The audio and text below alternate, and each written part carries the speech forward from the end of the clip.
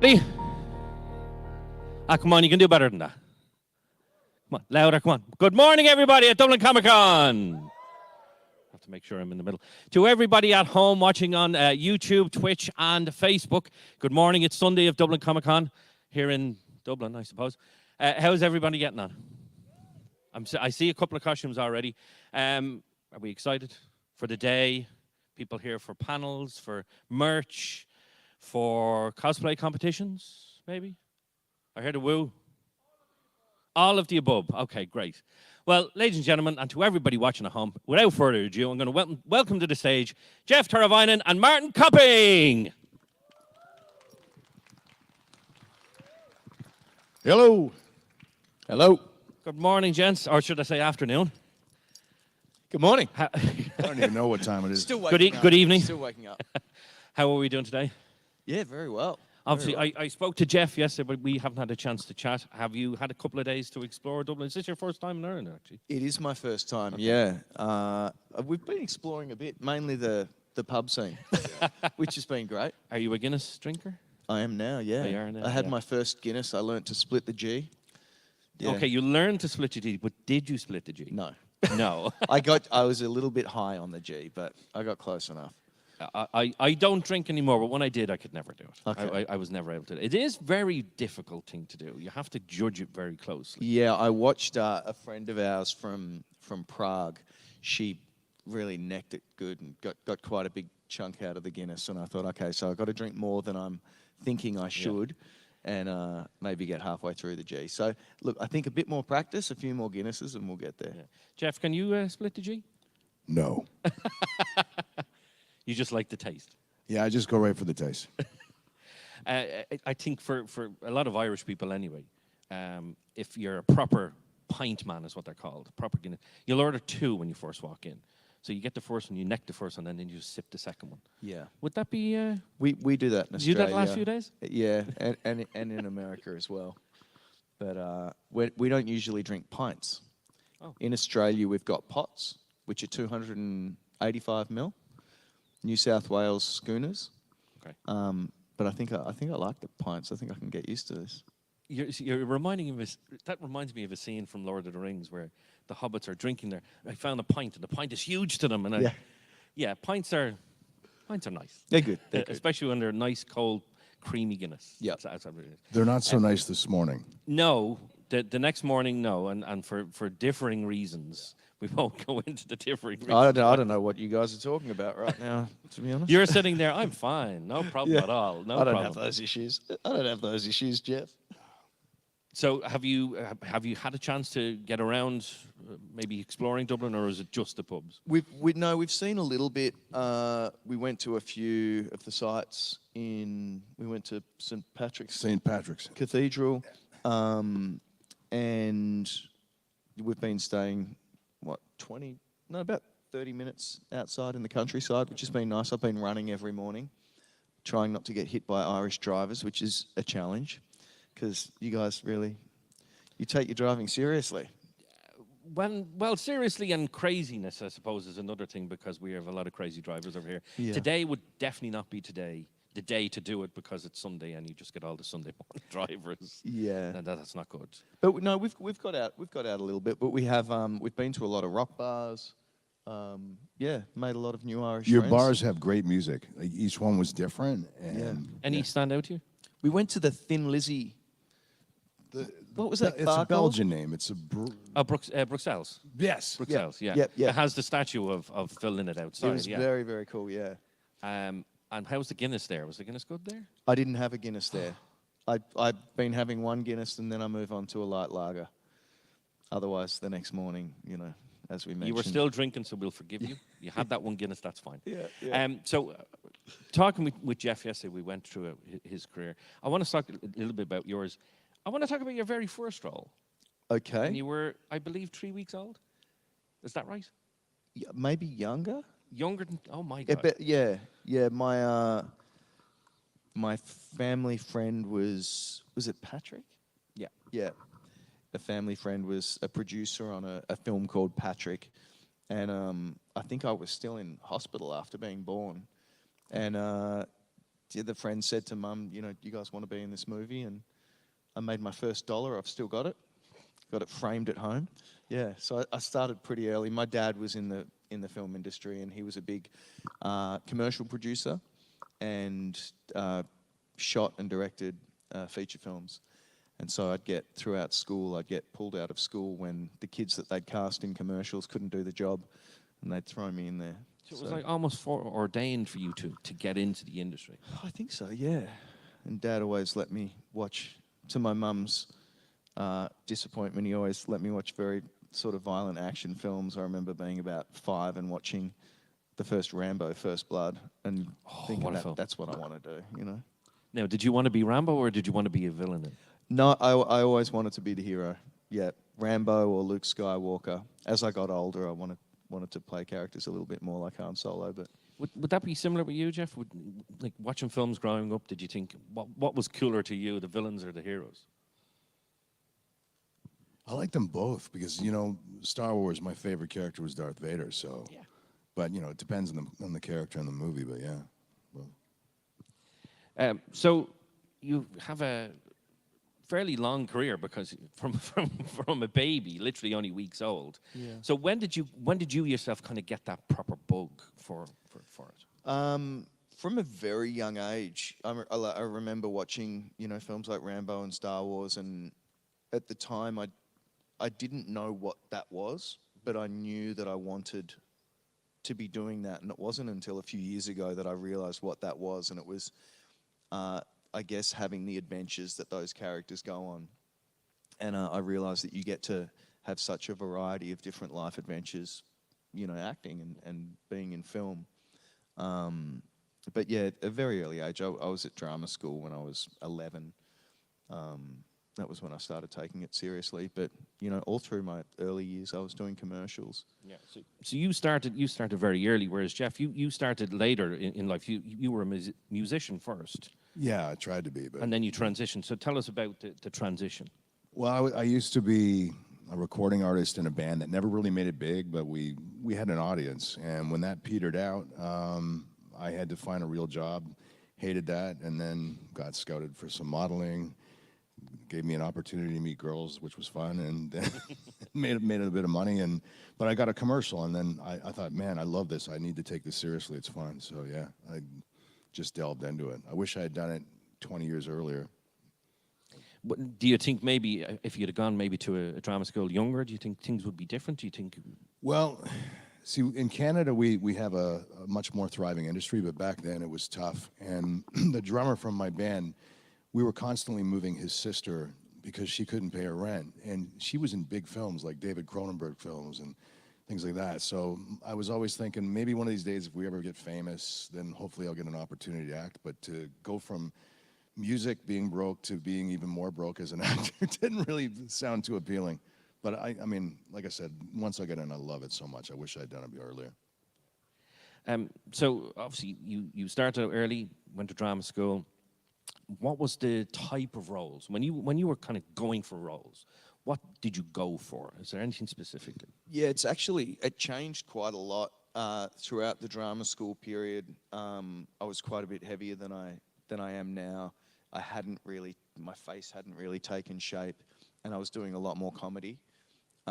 So I played bad guys in TV, drug addicts, street kids. There was always troublesome characters. And then as I got a little bit older, when I moved to America, I remember I had a meeting with the first manager that I worked with, and she said, "Oh, you know, like what sort of roles do you want to do?" And I'm like, I want to be an action star. And I was very skinny at the time, and she just laughed at me and said, "Yeah, good luck with that." And so I fired her. And about 6 months later, I booked my first action movie. And what was that one? That was called, in Australia, it was called Forbidden Ground. And in the US, they retitled it Battleground, and it was a Lionsgate release. And since then, I've just done a lot of military characters, which I love. How difficult is it for playing that type of character, like an action role? Do you have to do some of your own stunts? Do you have to know the action? Yeah, I have. I you know, basic martial arts and stuff when I was growing up, and always loved sort of playing with guns. And I go to the shooting range, and it's definitely helpful. Yeah, in my early films, I did do a lot of my own stunts. I hurt myself on a zombie movie, kicking a zombie, and had to have spinal surgery. And after that, I went, you know what, I gotta take this a little bit easier. So now I'm very selective with which stunts I'll do. I just want to be clear what you just said there. You kicked a zombie. Yeah. And you had to have spinal surgery. It was a low budget indie action film, and I had this I was out in the desert in Utah, and I had a zombie attacking me. And I crunched him in the chest and flew back into the car, and I didn't actually have any body armor on. Usually when you do fight scenes, you'll be somewhat protected. And yeah, I tweaked a disc in my back, and I was out of action for about a year. So now I'm a lot more careful than I used to be. And would you still want to do stunts? Like, do you like doing stunts? Yeah, Yeah. I'd love to. Have you done much of your own Have you done much stunt work? stunt work? I obviously the big stuff I'll leave to the pros, but yeah, I've done quite a bit, especially for fighting, like on Dark Matter and in 12 Monkeys. We had some good fight scenes that were terrifying. Like, not about even the latest cinematic for Sam Fisher for Rainbow Six Siege. When they showed me what I had to do, I wanted to burst into tears because I can't remember this. It's just too much. But if you have a good stunt coordinator, they'll take the time to go through it with you. But I don't know. I mean, I find the older that I get, the less I want to be doing the falling and that. I mean, I heard from other reasons, and I just don't want to add to that. So, Well, you have a similar story to Martin there. When you worked on Thanksgiving, you thought something was happening. You thought you were ill. yeah. Tell us about that. Well, yeah, I don't know if anybody had seen Thanksgiving. It's an Eli Roth movie that I did last year, but on the very first scene of the movie I was in with Patrick Dempsey, which I had just met, so I was nervous and just meeting Eli. And halfway through the scene, I started getting terrible pain in my chest and down my left arm, and it was like very bad. And I thought, I'm having a heart attack. But thank God it turned out to be a couple pinched nerves. But I had to shoot the entire movie in so much pain. It was nuts.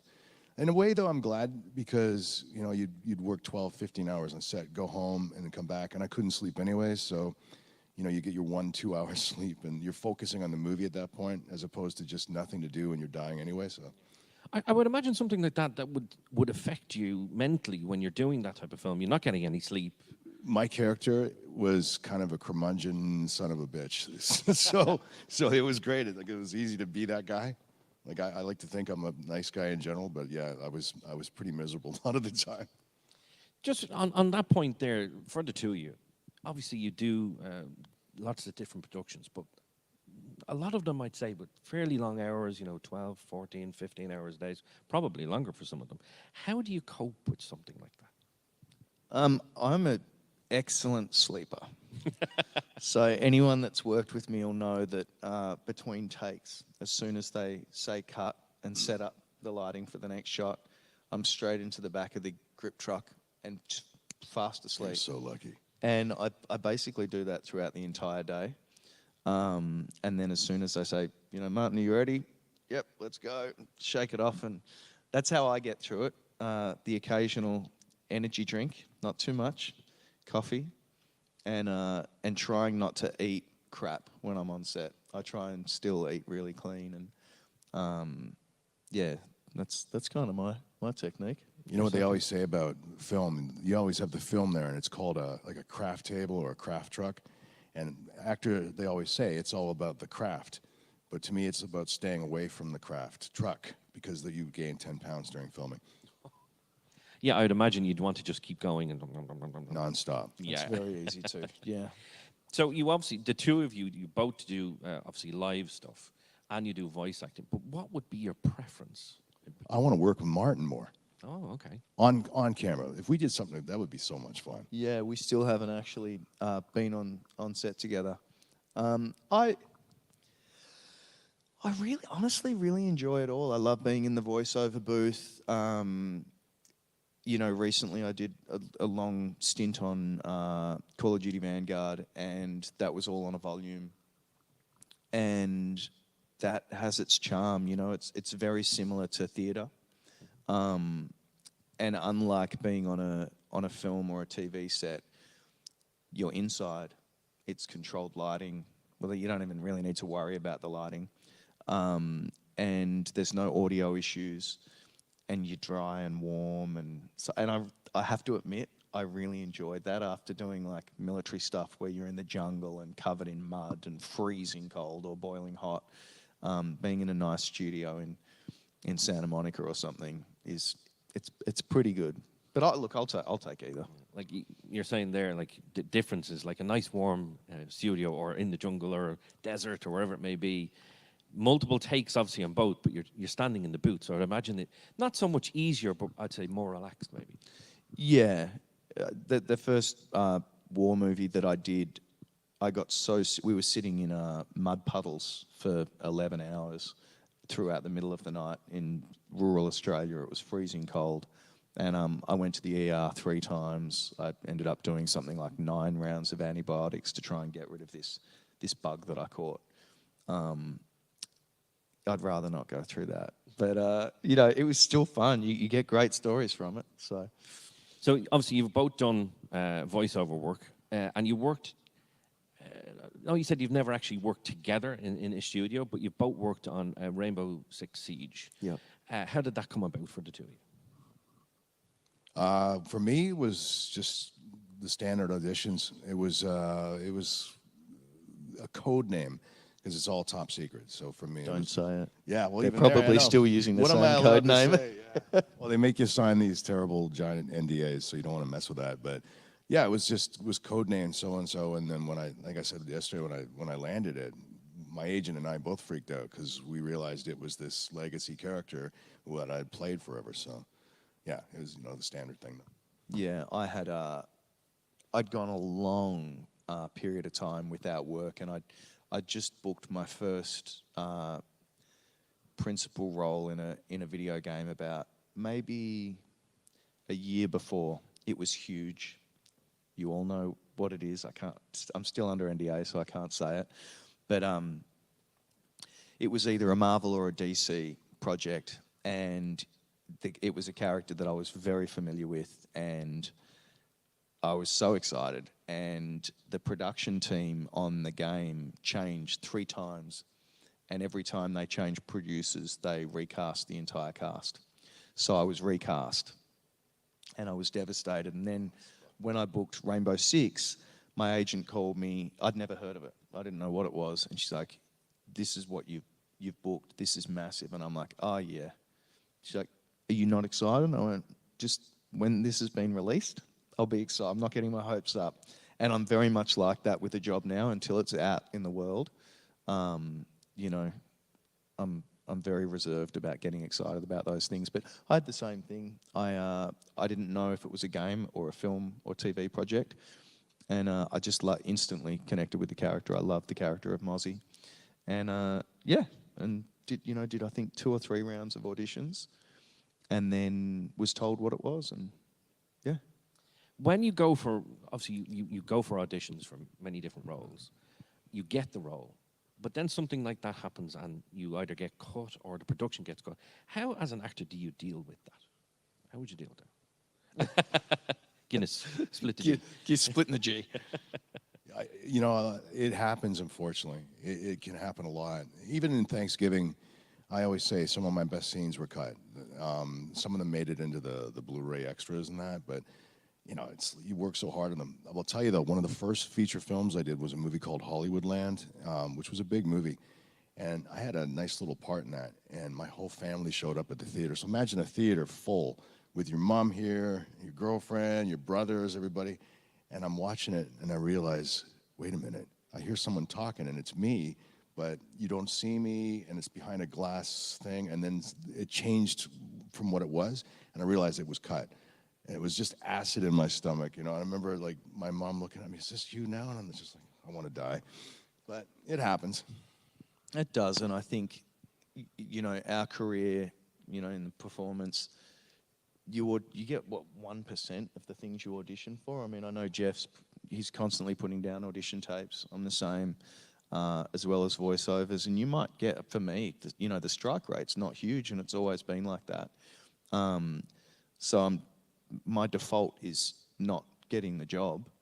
It is difficult though when you get it, and then it's you're either cut out or it's recast, or whatever it may be.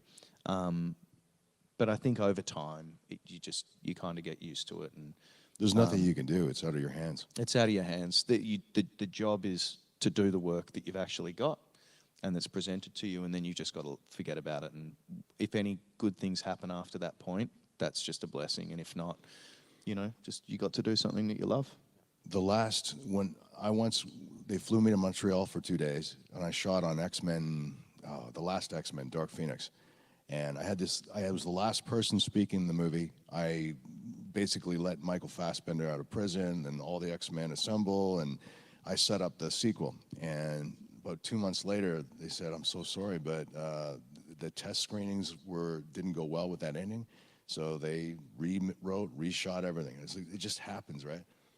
Rewrote, reshot, but didn't bring you back for it. No, my character was gone at that point. It was a completely different ending. So, Like such a big movie, again, very disheartening. It would be. yeah, you cry for a bit. You mentioned earlier on there was a game that you can't talk about, obviously NDAs. You get a lot of these NDAs in the industry that you're in. How difficult, though, is it? I'm not talking about even talking to people at Comic Cons or anything. How difficult is it not to talk to family and friends to tell them, I'm doing this. I can't tell you. No, I can't tell you. How difficult is that? I find more and more the further that you get along in the career, the less you do. I mean, Jeff was just telling me the other day that he'd read for some things, and he was being asked by a family member, did you get the role? He's like, don't ask, already forgotten about it. And I feel the same way. My default now is do the audition, forget about it. When I was early in my career, you'd be waiting for 2 weeks. Have I heard any calling your agent? They're like, we'll let you know if we hear anything. And it's it becomes so soul destroying. Yeah. And you start identifying with the wrong part of the process, which goes back to what I think is the healthiest way to be, which is your job is do the audition, you've done your job, leave. If another job comes out of that, which could be the actual job, fantastic. If not, you go in, you focus on that, and you forget about it, and then you just move on and wait for the next opportunity. I think when I didn't do that, you'd be sitting around twiddling your thumbs, getting anxious, and feeling the rejection. I was going to say, I use this program where you put this script in, and each one goes into this. And when you actually look at the page and there's like 50 auditions, you're thinking, I didn't book one of these. What the? It's soul sucking, but that's the business. It's there's a lot of people that want that job, and a lot of talented people, right? So when I do land something, you're the same way. It's like you really appreciate it. You feel like you've climbed a mountain. So obviously you were both in Rainbow Six Siege, Sam Fisher and Mosey. Was Mosey? Mozzie. Mozzie, sorry. Short for mosquito. Oh, okay, very good. Yeah. So you were both on that, but you didn't work together. So how did you actually meet? I think Dating app. Yeah, dating app. No, I think it was on. It was online. Instagram or something. I think we'd seen each other and knew that we're in the same game. I probably reached out to Jeff knowing me. And we just started chatting, and then He's such a good guy that, right away we hit it off. Yeah, we did. We ended up making, it was during COVID, I think. I think so, yeah. We made some TikTok videos together. I'd started posting, social media content on Instagram and TikTok, funny little, videos. And yeah, Jeff and I did a couple, and they got a great response, and we kind of became friends. And now we're flying around the world to amazing Comic Cons and wonderful places like Dublin. So yeah, I don't know how it happened, but it seems to be a good friendship. When it comes to, obviously, you live in I'm in Los Angeles. Yeah. And you're in Toronto. So it's quite a distance away. So I'm assuming that when you see, you're booked on the same Comic Con, you get excited over it. But do you get to see each other much outside of that? Not really, no. I've been meaning to go up to Canada, but yeah, doing conventions has been amazing. We've got an awesome agent, Joey at Innovative, who, when we all get together, we feel kind of like, well, I feel like we're in a rock band or something. Yeah. You know, we always have a great time. And In fairness, and I think people here will agree, you kind of look like rock stars. The hair, the look, the jackets. we got asked if we were bikers the Oh, other yeah. night, because there were 3 of us all in leather jackets. We didn't even realise we were all wearing the same stuff. I think now we're realising. It's our uniform now. Yeah, Now, okay, so you want to work together, maybe a band? Maybe? maybe. I can play guitar, he can sing. So My band days are over, I think.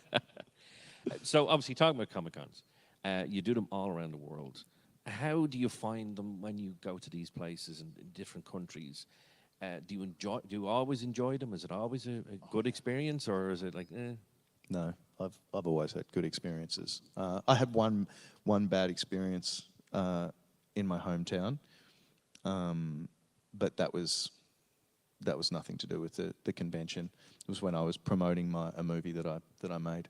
But otherwise, no, I have a ball. You know. Yeah, no, and it's so much fun when we hang out and stuff as well when we're not doing it. So we're doing things like this, right? But Yeah. I mean, yeah, you get to travel around. We did one recently in South Africa, which was such a treat as well. So a place I never even knew that they would know who I exist, but there they are. Yeah, and I feel like I'd never been to a Comic Con before I started doing appearances, and the thing that really has stood out and is always the same is everyone that's there has a passion for, be it, comics, movies, anime, video games. Everyone dresses up, everyone gets so into it, and they're always so supportive of each other and encouraging of everyone's cosplays. And it's just a really, really nice environment of like-minded people who are all there to celebrate, the pop culture that they just love. And that, rubs off on us. So it's just great, and you get to see different countries. I'd never been to Dublin before. I'd never been to South Africa when we went last year. Yeah. The people who organise it are great. People like yourself, we always have a great time. any Comic Cons you want to go to? Is there anything specifically? Oh, I'd like to go there. Well, there's not really any Comic Cons I don't want to go to. Yeah. I don't same think. way. Yeah. It's just enjoyable doing them. Yeah. One of the first ones we did together was San Diego, so that we started big, and yeah. That's you started with the biggest there. That is huge, San Diego. Something that I think a lot of people, me included, would like to go to. I'd like to be there. Even doing something like this there would be an absolute dream. To be able to talk to you guys there would be fantastic. Yeah. So you meet so many people around the world, and as you say, it is very inclusive. Like Comic Cons, everybody, it brings people together. I like to use that term, brings people together.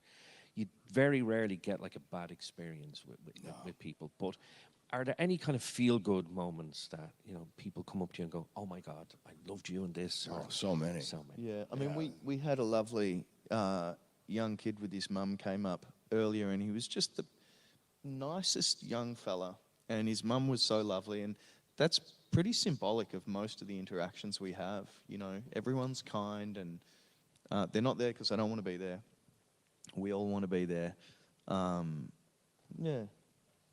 Yeah, it's a humbling experience at times. Like again, I remember being in South Africa. We had the line, and there was this young woman like trembling and crying in line. Like, I wanted to go give her a big hug, and it really humbles you. The fact that this person has done so much to want to meet you. So we take it pretty seriously as well. Like that, always try to give everybody as much time as we can. Yeah, and I think also in a career that can be very brutal. You can go a long time between jobs, and to have anybody actually appreciate what you do is a wonderful feeling, and it's still very surreal. It still, to me, feels very surreal. I used to do carpentry, and I always felt like the acting process of auditioning is like, I used to build decks when I was at drama school. You'd lay the foundations, you'd put the joists and the bearers on, and then you'd lay the deck, and you'd finish the whole thing off and sand it and put the nails in. And then just when you were about to stand back and look at it, you'd be moved away. And that's like the audition process. You put all this time into developing a character, learning your lines. You know, you put the tape down, get your lighting right, perform it. And just when you're like, am I going to get a job out of this? You're taken away and you never see it again. Yeah. And so to get to meet people who have actually seen the work that you've done and care about it it's such a wonderful experience that you get to share, you know, everything you put into it with other people who enjoy it. It's amazing. I was chatting to you before we came up, and you were actually gifted a little picture from a fan that came up to you. Yeah. Well, that was your character from Thanksgiving, is that From right? Thanksgiving, yeah. I love that stuff. Does that happen a lot? You kind of get stuff like that?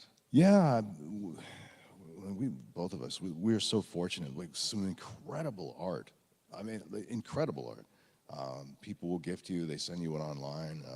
And again, that's such an honor that someone has taken the time to draw. If you look at my Instagram, there's one woman in England that I forget the name. Anyways, it'll come to me.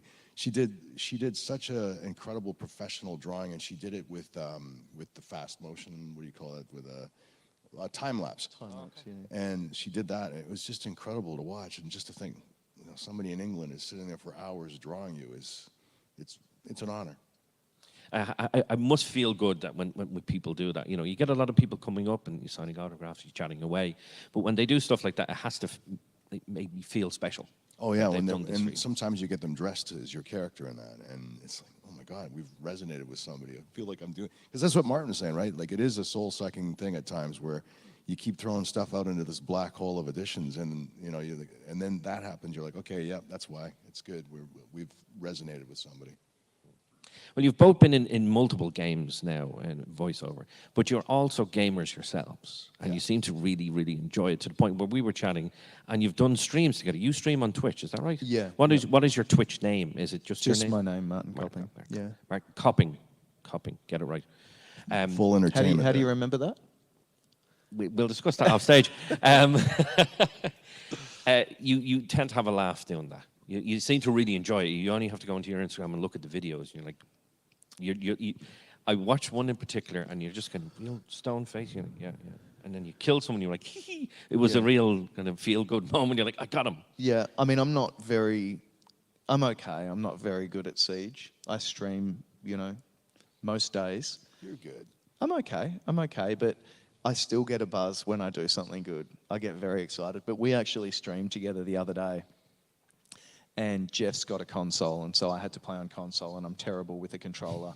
But just, you know, having us playing together, you know, it was all live, was a hoot. It was a very enjoyable experience. That was so much fun. Yeah. It was R-rated, but it was fun. It was R-rated, yeah. Do you think we could tempt Jeff to do some streaming himself? Oh, yeah, absolutely. Yeah. Yeah. And when you're doing streaming, you tend to, obviously you get a lot of people in your chat and whatnot. Has that always been a good experience? I know with people and things like that, it's not always good. No. It's a mixed bag. For the most part, it's really, really enjoyable. It's been a learning curve for me. I started doing it during COVID. I didn't even know what live streaming was, but I started doing it, and for the most part, I have an absolute ball. But you know, you sometimes get people that come into chat just to cause trouble, and that can be difficult to deal with at times. But look, on the overall, it's a great experience. I've got an incredibly supportive group of viewers that watch my streams who I'm incredibly grateful for. And it's been something that I look forward to every day to hang out. You know, you kind of get to know them. You don't know what they look like. They've got random Twitch names and random gamer tags. But you get to know people through the way they interact in chat and whether they team kill you or not in the games that you're playing. But I love it. I love it. Well, just before we wrap up, does anyone have a question for the guys here? Just wanted to make sure. Anybody? You do? All right. Yes, go ahead.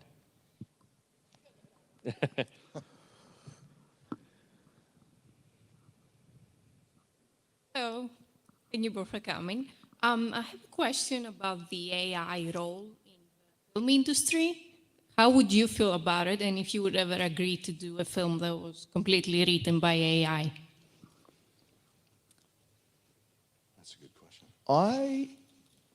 I'm not as frightened as a lot of people are about what's been happening with AI. I think because I feel like it's going to be what it's going to be, and I think the best thing that we can do is adapt. In video games, we're on strike at the moment. SAG-AFTRA, our union, is currently striking to regulate what can and can't be done with our likeness, which I think is a really important thing. I know a lot of people. I've done jobs where I've sort of signed away my likeness. I did on Call of Duty happily, but yeah, I think it's something that we do need to be aware of and careful of. But I've been really embracing it and learning as much as I can. I use ChatGPT quite a lot, not to do work for me, but more as a collaborative tool and a bit of a soundboard. And I've actually found it really helpful, but I don't think it can take away or replace the creativity of humans. I think we have something very, very special that at least I'm not yet to see it. Who knows when it evolves? But I'm just trying to roll with it and adapt. And yeah, but if it turns bad, I'll join the resistance, and I'll be John Connor in Terminator 207. How about you, Jess? I have a love-hate with it. Like basically what you said, I feel the same way, but I also see how fast it's growing and changing. And I do sometimes think, what are we going to be doing for a living in 5 years or less, the way it's going, I love playing it with. I love the photos and the movies that you can make. Some of them are so ridiculous that they're hilarious. I follow all these Instagram pages where it would be us up here, and then suddenly we start morphing into horses or something. It's funny to see, but it's like, where is this going? So I can see me working in another job in a few years, the way it could go at times. I worry about that, and also too, just taking one's likeness without your permission is pretty scary. That would be. And I work in voice so much too. So I narrate shows for like National Geographic, Discovery Channel, stuff like that. And I keep thinking, when am I going to be replaced? Because the AI is getting better and better. David Attenborough. There's so many David Attenborough AIs out there. I love his style and his voice. And sometimes I can't tell if it's real or not. So I keep thinking my job is going out the window. So it's an interesting time. Well, fingers crossed that doesn't happen, but thank you very much. Yeah, thank you. Yeah, go ahead, yeah. Come on up, yeah.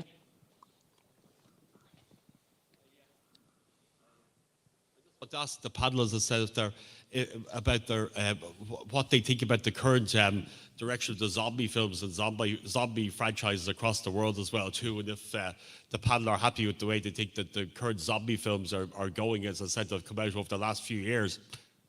Zombie Hunter. Well, you were in a Zombie Hunter, wasn't it? Yeah, I did. My first American feature was Zombie Hunter. That was the one that I hurt my back on. I feel like that the genre has been heavily exploited. They've really squeezed a lot out of it. I'm very excited for the next 28 years later. I think that's going to be, I'm almost positive that's going to be a really great film. But look, I think there's an interesting space within the genre. I think it really reflects what's happening with a lot of us with our phones and digital media. We're becoming like, you go anywhere and people are just locked in, almost like zombies. But yeah, I'm interested I think it'll evolve and morph, and I'm very interested to see where the genre goes. But I do think it's a little exhausted. I think vampires burnt out a few years ago, and I think zombies are hitting that point. But there'll always be zombie movies, and I'm sure I'll always love them. Yeah, I loved Walking Dead, especially for the first few seasons. I was in a zombie movie, but the smallest of roles. Anybody see or know George A. Romero? Yeah. Okay, so it was so cool. I landed this, again, a tiny role in a movie called Land of the Dead. And I was basically Dennis Hopper's guard.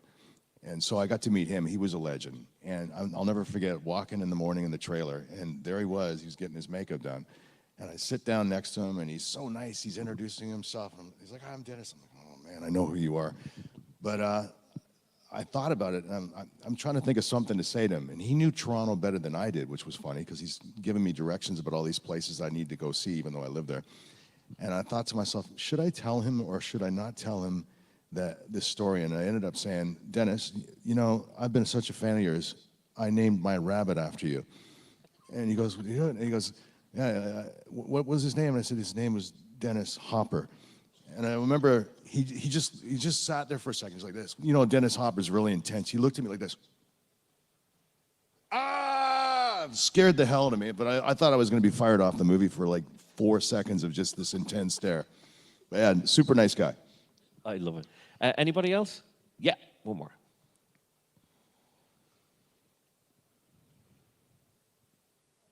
Who would you be? Oh, sorry. Who would you main on Siege?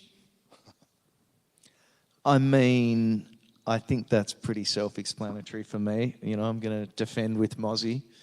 I need to actually start maining Sam Fisher on attack. I'm not very good with his cams, though. How about you, Jeff? Marty's a much better player on Siege. So when we played the other night, I wanted actually to do you, but then I thought, I need a guy with a shotgun because I can't seem to aim. So at least with a shotgun, I have a better chance of hitting somebody. So, yeah, anybody with a shotgun right now. Thank you very much. Thanks for the question. Thank you. Anybody else? No. That's fine. I'm going to finish off. I asked you yesterday, but I'm going to ask you again today. I'm going to ask you today. What advice, because there's a lot of people who would be actors or want to get into acting or voice acting, what advice would you give them for getting into the industry? You go first. Oh, no, this is your moment.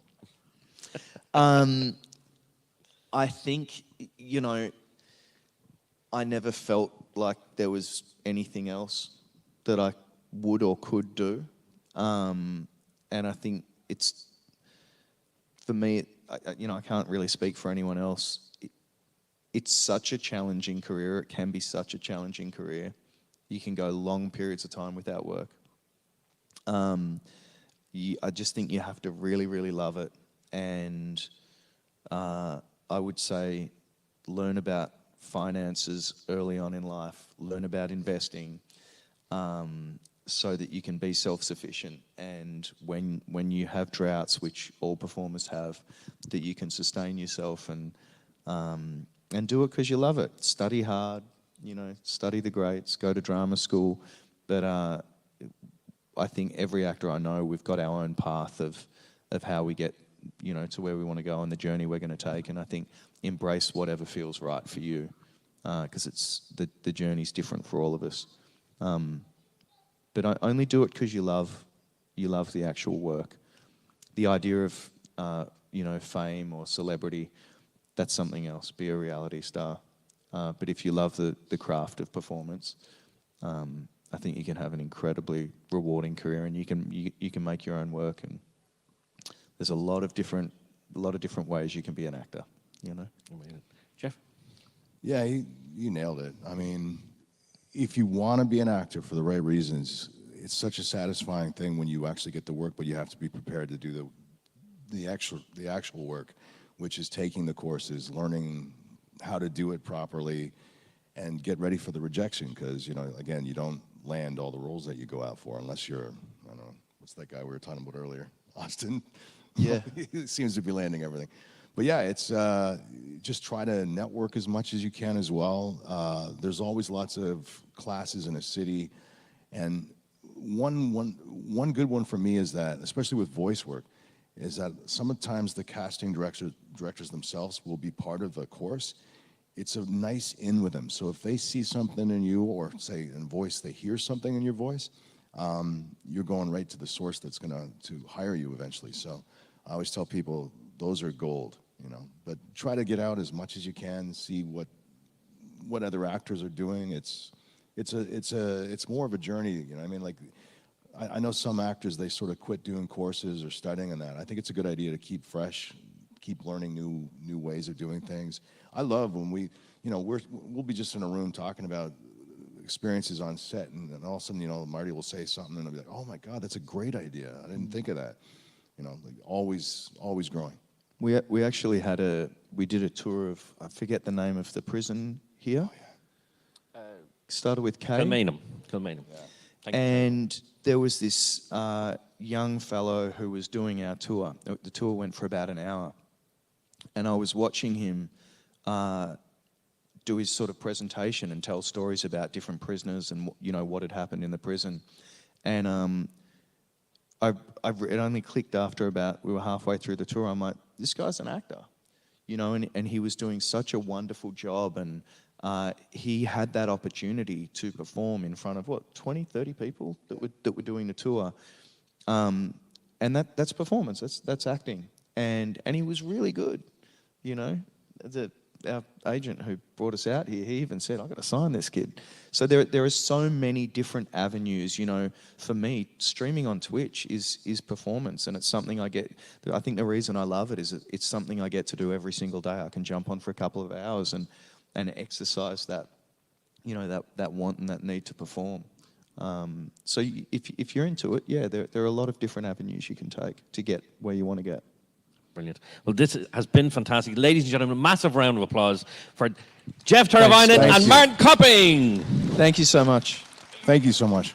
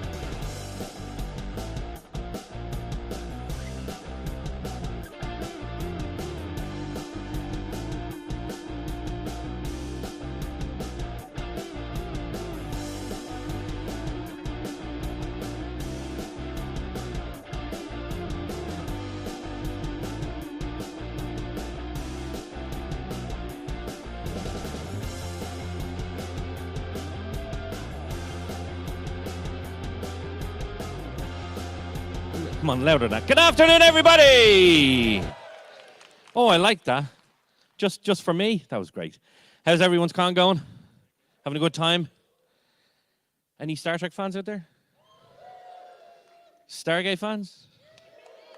Orville fans? Space fans? Gremlin fans? I heard the Gremlin fans. Jerry fans? I love that. There'll be none of that. There'll be none of that. To everyone here in attendance at Dublin Comic Con and for everybody at home, please welcome to the stage. Oh, this is just a big treat for me. Robert Picardo!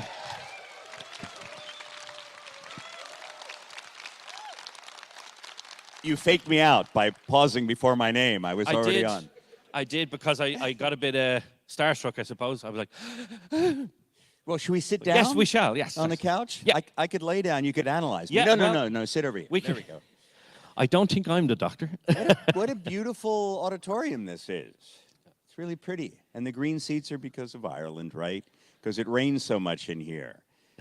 The seats are green. I'm sorry, it was a lame joke, but it's a Sunday, guys. I'm warming up. Nice to see you. Who's had a pint of Guinness today?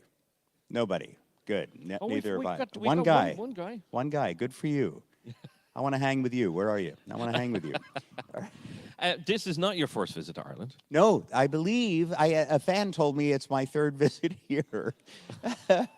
But actually, I think it's my fourth. I think I came in the late 90s. I came and did a signing at Forbidden Planet. So I think I did, and then I came again in, I think like 2008. And then I came in something called Arcade Con in 2014, and now I'm back for this. And this is the biggest convention I've ever done here. And you guys have the distinction of being the last convention I'll do before I start shooting on Starfleet Academy. I don't think they heard about that. Oh, yeah. No, I don't think they heard about that. So have you done a bit of exploring while you're here? Yes, well, I got here Thursday and was pretty tired, but I went immediately on Friday from the sacred to the profane. I went from St. Patrick's Church to the Jameson Distillery tour. St. Patrick's, walked through Temple Bar and Grafton area, went to the Brazen Head for lunch, which for being the oldest pub apparently in Dublin, had great food, I thought. You'd think the oldest pub would just rest on their laurels, but they had really good food. And then, as I said, the Jameson Distillery and, other walking around. We were lucky it didn't rain so much that day. Yesterday, there was a 0% probability of rain in Dublin. And I believed them. So I got stuck in the rain yesterday and spent the day here, and then went over to the Ferryman, the pub right across the street, which is really nice. Very, so I've been in, I think, about 6 pubs since I got here, which was not bad for 3 days, right? Are you a Guinness drinker? Do you like Guinness? I hate to say it. It's not my favorite, guys. I had one Guinness, but I prefer, is it called, I had an ale that it looks like it's Smiddix. Smiddix. Smiddix, but it's written Smithwick's. Smithwick's, but Yeah, you but call it Smiddix. Smiddix. I like that more than Guinness is beautiful, and the head is creamy and gorgeous looking, but it always tastes. We're used to more carbonation in my lesser developed beer drinking country, so it always tastes undercarbonated to me. But that's my own ignorance, folks. Guinness is great. It's just I haven't caught up with how great it is yet, but I'm going to work on it. Are you going to do a bit of exploring around the country after? Yes, we're going to be driven on the wild Atlantic way. I'm afraid to drive in this country because, the whole road changing thing. My brain is just too impermeable to new information for me to be driving in this country. So we'll be toured around for about 3 days. Then I'm going to visit a friend in Galway and fly home. I think I fly home on I think I fly home on the 1st, and I start shooting on the 3rd in Toronto for Starfleet Academy, which I'm very excited about.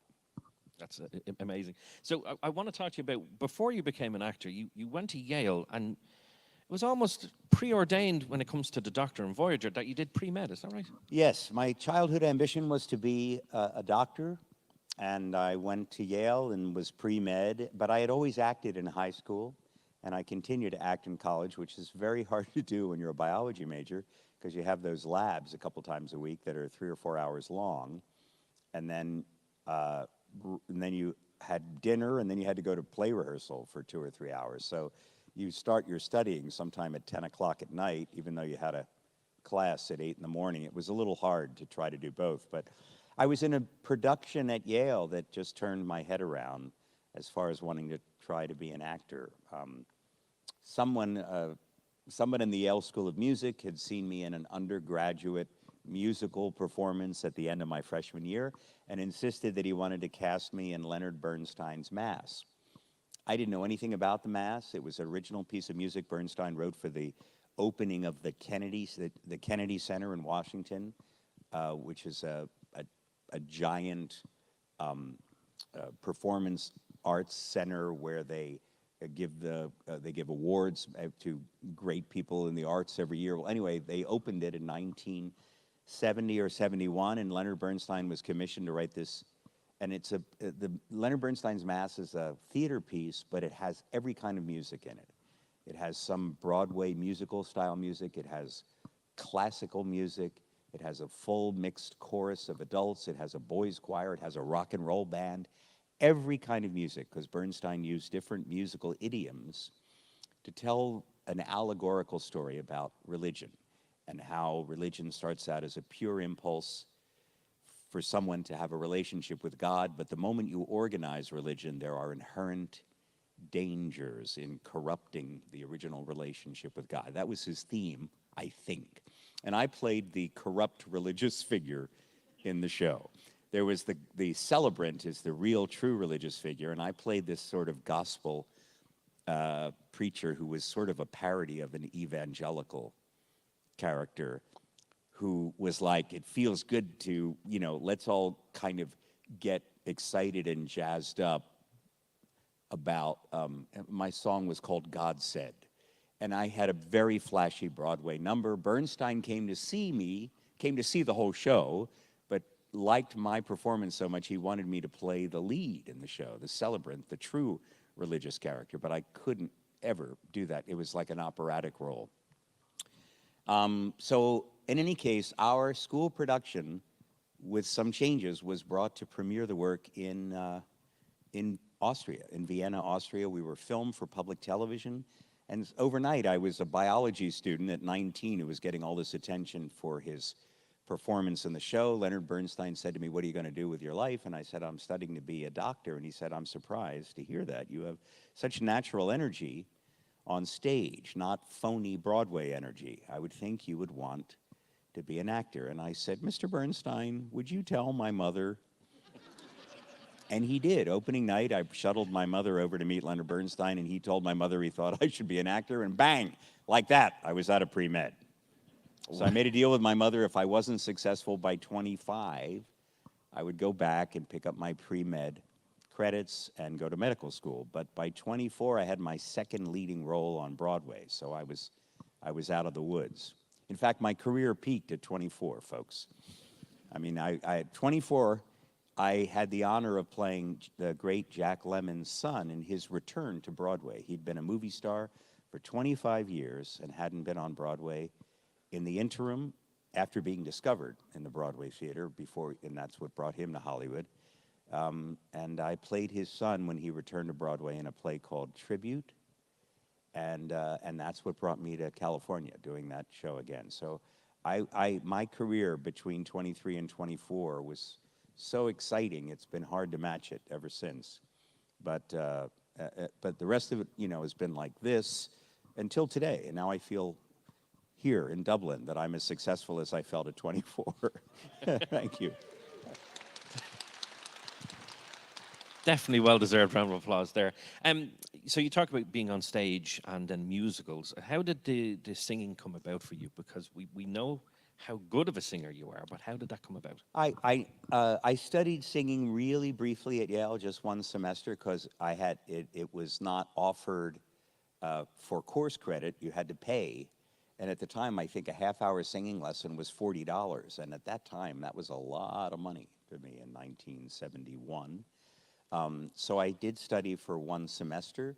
I sang in the Mass. I couldn't hit the B flat, which is a pretty high note for a guy who's basically a baritone. I couldn't hit it.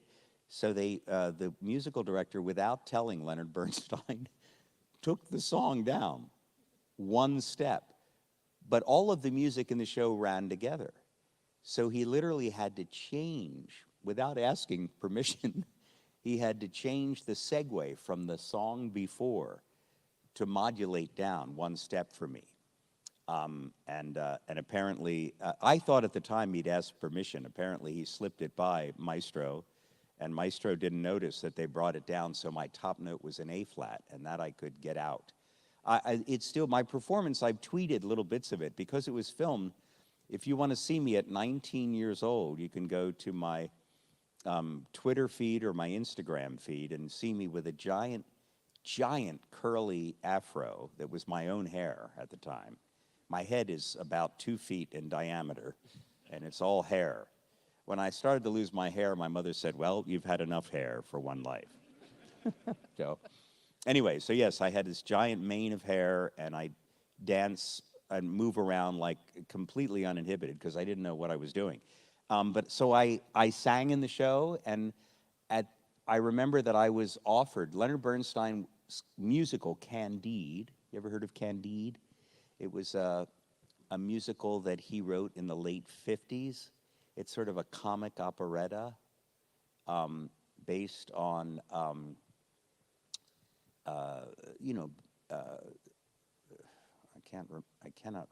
mean, it's based on the book. I mean,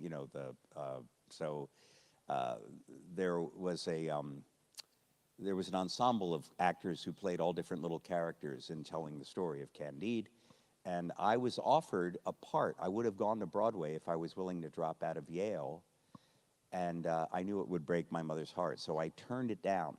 And I'm glad I did, because if I'd left Yale before I graduated and gone to Broadway and been in a musical, I was not a good dancer, so I really wasn't good enough to make it. I would have been in a Broadway show in the chorus, but not a good enough dancer to really have a career working my way up in musical theater. So I thought, well, I'll be in a musical someday, and I wasn't in a musical for 25 years later. After turning down that opportunity, my first 2 Broadway shows were straight plays. I mean, they were both had a lot of comedy in them, but no singing. And so I wasn't in a musical until after Star Trek got me singing again.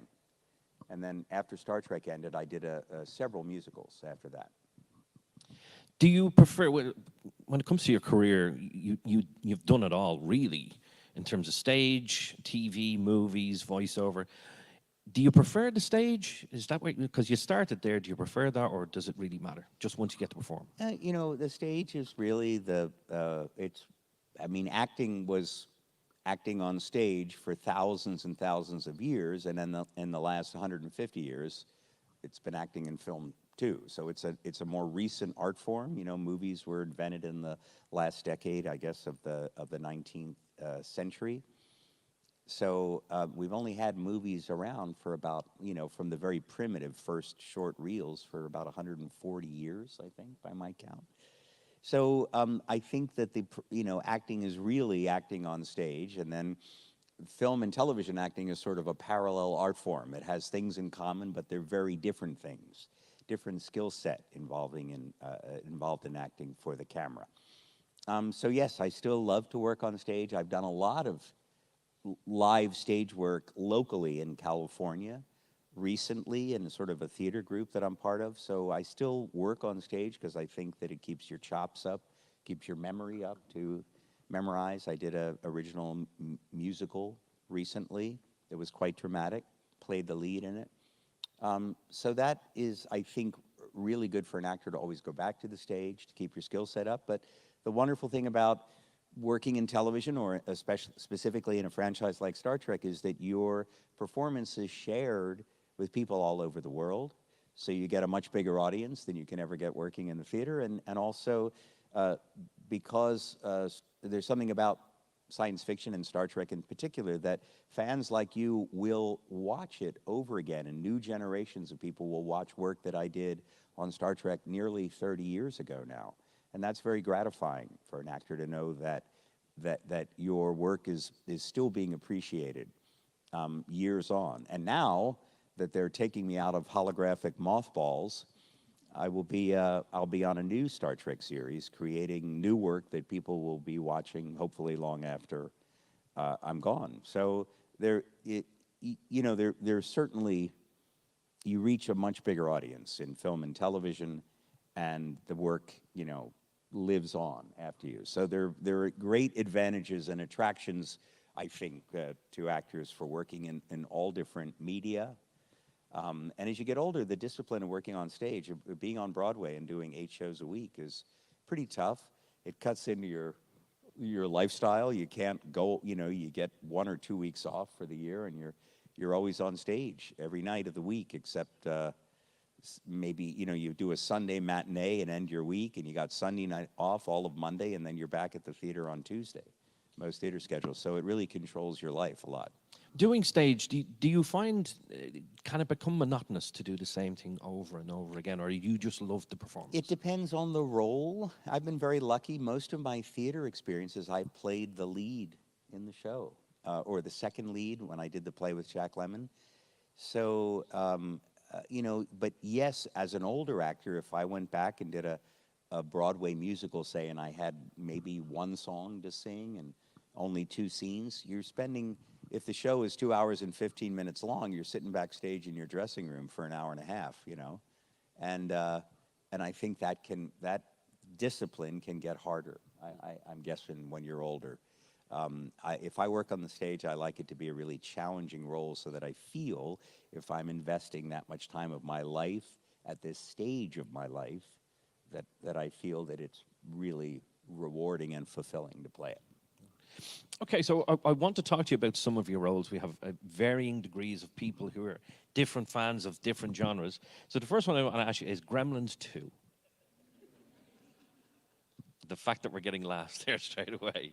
How was Gremlins 2 for you? Well, the relationship between me and the female gremlin didn't work out. We couldn't decide on how to raise the children.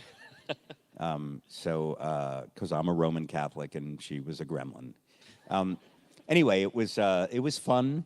I love Joe Dante from the first time I worked with him in The Howling, which was, I played a maniac werewolf killer. But during camera breaks, Joe would see me cutting up, singing, making jokes. So he realized then, by the way, Joe had seen me on Broadway in the play with Jack Lemmon. And my character in the play with Jack Lemmon had a big scene where I yelled at my father, Jack Lemmon. I was angry at him.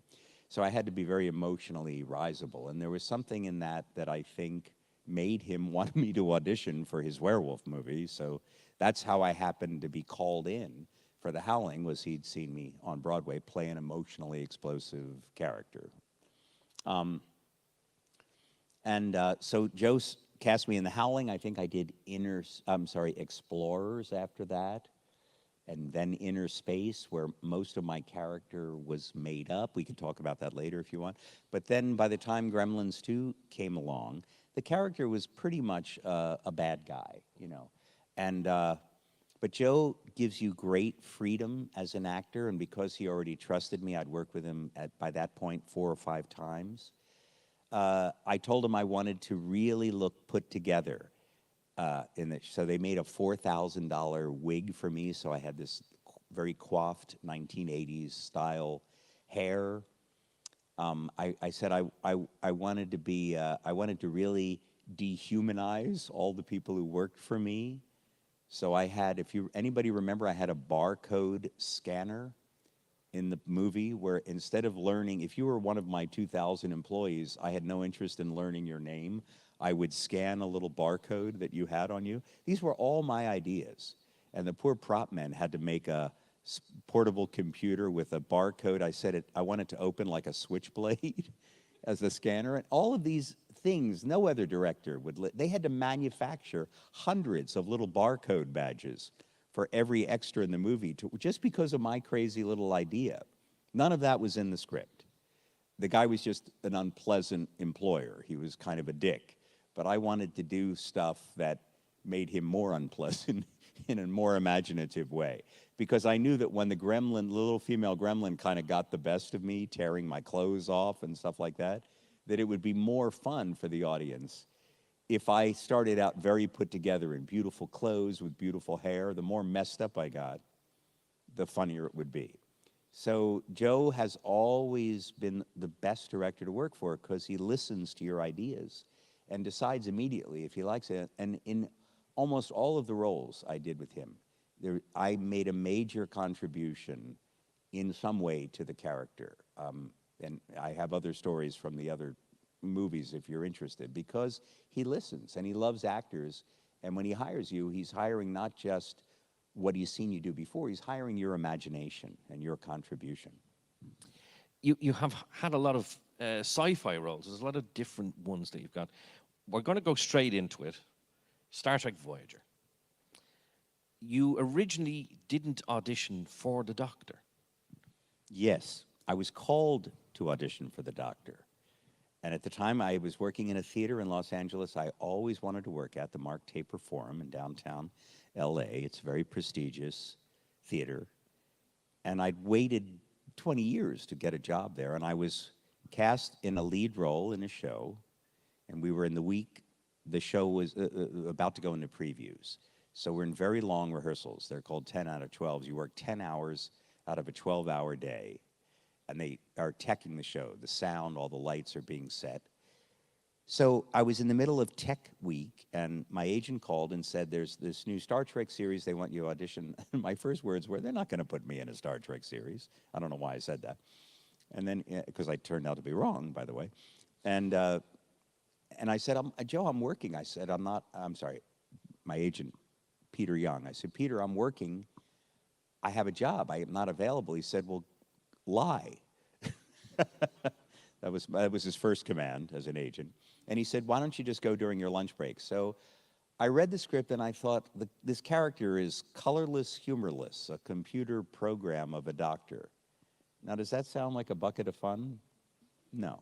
So, but I read the script at the advice of a friend of mine. I was all set to cancel the audition, and a friend of mine who was auditioning for another role said, oh, the script is great. You've got to read it. There's also this funny character called Neelix, who's an alien. So I read the script, and I thought, Neelix looks like fun. And I'm thinking, you know, it's Star Trek. I don't know much about it, but I know that Leonard Nimoy had little pointy ears, so maybe it won't be much of a makeup.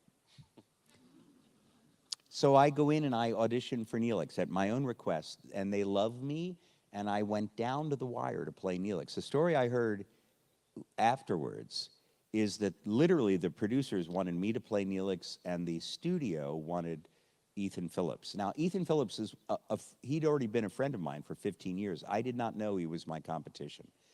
I went in, I read, I almost got it. My agent called, I tested for it. And I said to my agent, I don't know how big the makeup is going to be. Can you ask them? And they said, ask them how long I'll be in the makeup chair every day. And my agent said, I asked them, they're going to get back to me. And they called back and they said, more than 15 minutes. And they're right, 3.5 hours is more than 15 minutes. But I was a little dicey about the makeup. I was a little concerned because I'd done some heavy makeup roles before, and I'm a little claustrophobic at that time. Now I'm worse. But I tested anyway. I didn't get it. And thank God I didn't get it, because I would have spent about, I computed it, about 5,500 hours sitting in the makeup chair. But here's the really impressive thing to me. The producers came back after that, after I tested, after I almost got another role, and said, would he consider reading for the original role? We were interested in him, the Doctor. because I think they said to my agent, there's something about his voice. And my agent asked me, I said, look, I don't get it, but I'll try. And I went in, I'm the only actor in Voyager who read only one time for the role that he got. Even Kate read 3 or 4 times, I think. I read once, because they'd already seen me 2 or 3 times for another character.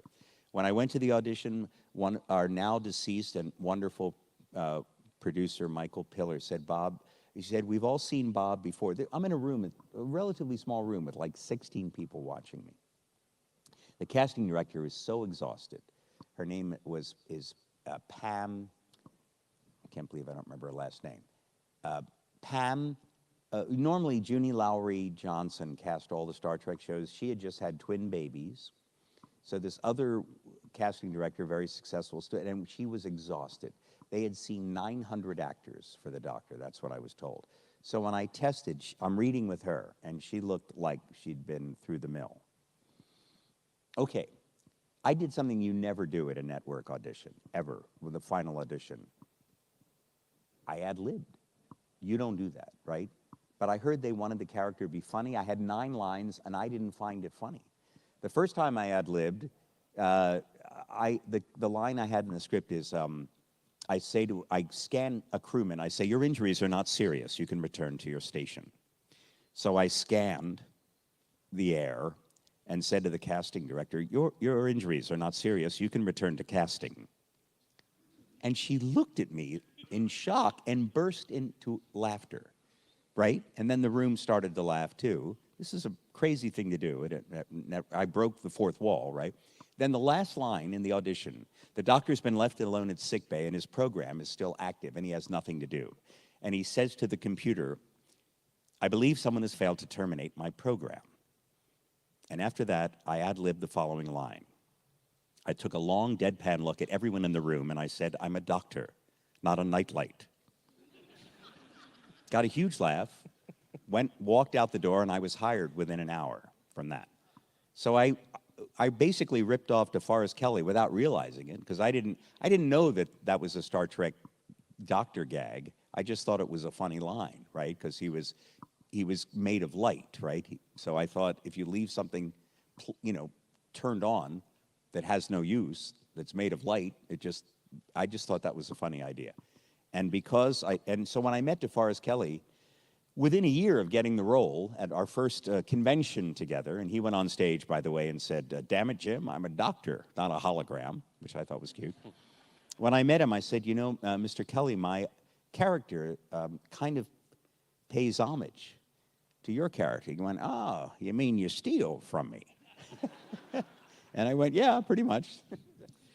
When it comes to the Doctor and Zimmerman as well, you're in multiple shows. So you were Deep Space Nine, Voyager, you were in Prodigy, and now Starfleet Academy. The Doctor has some serious legs on him. He tends to be there, and he's one of those characters that you really want to see. So is it exciting for you to be coming back? You did Prodigy, obviously, and that was fantastic. But now live action again. Is it exciting to come back to that? Yes, of course it is. I mean, it's scary. I hope that that you guys will still embrace the character 30 years on.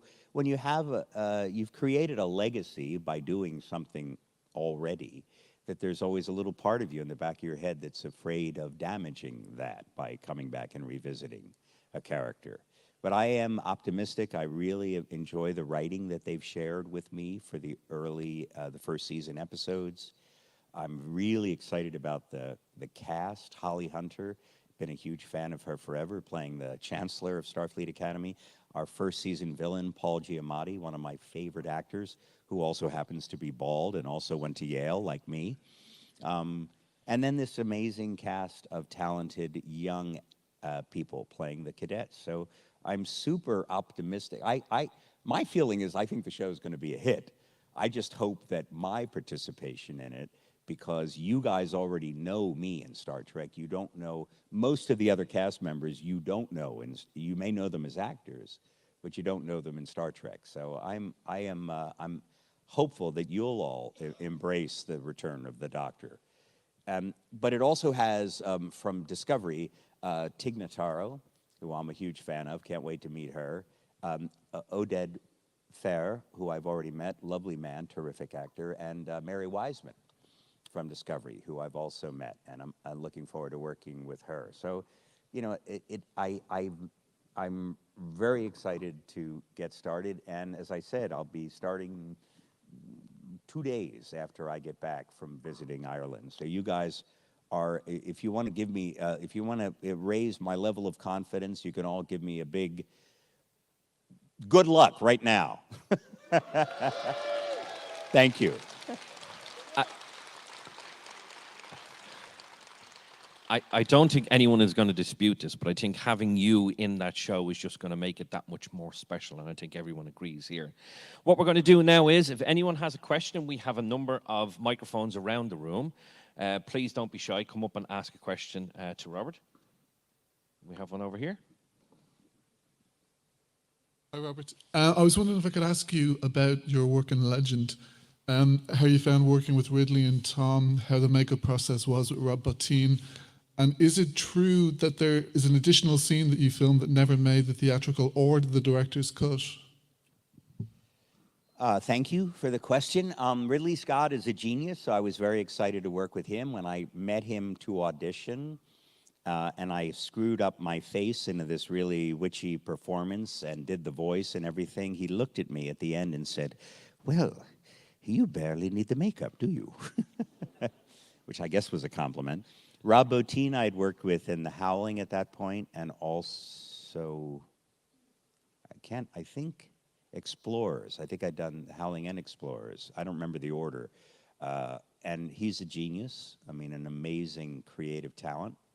And Tom Cruise, who was only 19, I think at the time, was really super hard worker, very gracious to me. The scene itself in the American release was cut down considerably from the director's cut, but no, there is no additional scene. It was shorter in the American version. The original run of the film was something like 2 hours and 20 minutes. And I think the studio, frankly, didn't know what to do with a fantasy movie for adults. In other words, my personal theory is if Legend had been made after the Lord of the Rings trilogy and all that, it would have been a bigger hit out of the gate. I think that in the late 80s, nobody thought of a fantasy film that was not for children. I mean, it was way too dark for kids. I thought they didn't know how to market it. They cut it way down to 88 minutes. They took out a gorgeous Jerry Goldsmith score and replaced it with Tangerine Dream. And I love John Anderson. I love his voice. But still, they gave it a techno-pop score when it had this lush, gorgeous orchestral. So I would say that the studio kind of screwed the movie release up in the same way I'm sure Mr. Scott would agree they did when they hacked up Blade Runner. You know, he told me this whole story about how the studio took Blade Runner away from him. They called in all of the most famous directors of the day, Francis Ford Coppola, George Lucas, Steven Spielberg, to look at the movie and say, how do we fix this movie? And Ridley Scott didn't have the clout at that time. So that they he'd already had experience with studios kind of messing with his finished product. Now he is so widely acclaimed and has Final Cut and has for years that the studio can't mess with him that way. So in any case, it was a grueling thing to do. The makeup was hard. I think they could easily have killed me. No, I'm serious. They didn't know what they were doing. I was on a hydraulic, a little tiny, I think less than a meter square, a little trap door. I'm in 3 feet of water. Under the steel floor, there's another 16 feet of water. They had bolted. They had what they called a butt pad for me. So they had a pole that was welded to my little 3 foot by 3 foot trap door.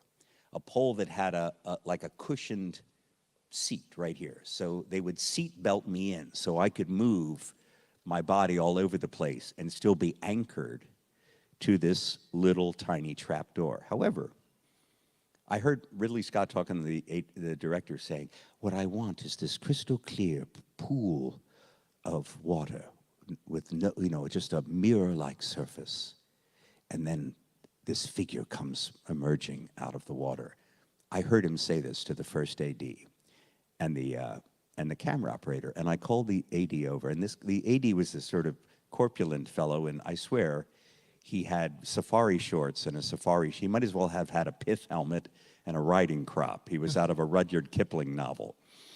And I said, I overheard you talking to Mr. Scott. I said, if you lower the trap and wait for the water to start rippling once you've lowered me down, I don't have a breathing apparatus. You're going to have to hold me underwater for a minute or two or three. I said, I'm in a rubber outfit here that takes on water like a sponge. If you lower me below the stage floor, which is 3 feet down, and then these push me up, and I'm on this thing, and my body recoils from the water, if the steel plates of my trap door, I said, you could shear my arm off, or if I go backwards, you could decapitate me. And he said, yes, yes, I suppose you're right. Well, we'd better rehearse this then. And I said, you know what? I'm not going to do this. And that's why I'm here today. I mean, literally, we're going to work it out as they go along. It's like, have you guys thought this through? When I realized they didn't know what they were doing, I said, I'm sorry, I'm not doing it. I'm not going under the water. And instead, they had a giant bubbling, thing, a bubbler in front of me, and I came up from that, and it worked fine, and they didn't kill me or maim me. And we're all very thankful for that. Thank you very much for your question. Yourself here. So, I believe that, this is your first time in Ireland. I have to ask, do you plan on exploring more of Dublin, and do you plan on exploring other counties, such as, say, County Kildare and County Wicklow, et cetera, et cetera? You may have come in a little late. I've been here 3 times before, but for brief periods of time, and really only in Dublin. So this time, I will be exploring the wild Atlantic Way and the Dingle Peninsula, and a lot of, I can't remember the names, all the cute names of all the towns that I'm supposed to go to in 3 days. Then I'm going to go to Galway, but I'm not going to get to see everything. I only have 6 days. There is a lot to see. I know. For 6 days, Yeah. that's a lot to see. Is there anything specific you were looking forward to? Well, I have a friend in Galway. I'm looking forward to seeing her and her husband, and I just hear that part that the Atlantic coast is gorgeous. I'm hoping to see the cliffs of Moher. Is that right? The cliffs of Moher. Moher. Did I get that right? I think I got that right. But on all the names with the cute names, Dingle and Killarney, and I'm not going to kiss the Blarney Stone, I don't think, because no one's asked me, but I might.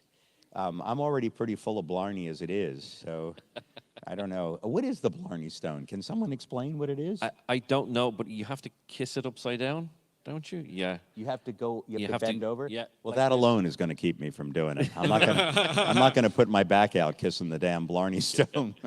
Thank you very much for your question. Yourself down there. Hello. You talked about all the contributions you made to your characters, but which character is closer to the person, Robert Picardo? Well, there are.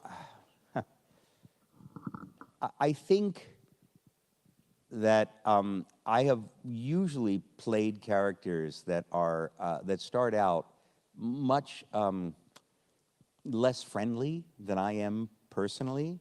I think if I have a special skill as an actor, it's to play a character that makes a bad first impression, that you don't like at first, and then as you start to understand why he is the way he is, you grow to like him. That, to me, is the key to playing either a villain or just a character that is interesting. You want the audience to root for that character, to be happier or to be more successful at what they're doing in different ways. When I was on the Wonder Years playing the little boy's gym teacher, I had he was a really uptight, nerdy, paranoid character, but you still liked him for some reason. And I think that's because you're letting the audience in on a secret, why they behave the way they do. For example, the doctor's character never smiled at first, right? He was a first generation of a new technology. He had these supposed emotional subroutines so that he could interact with patients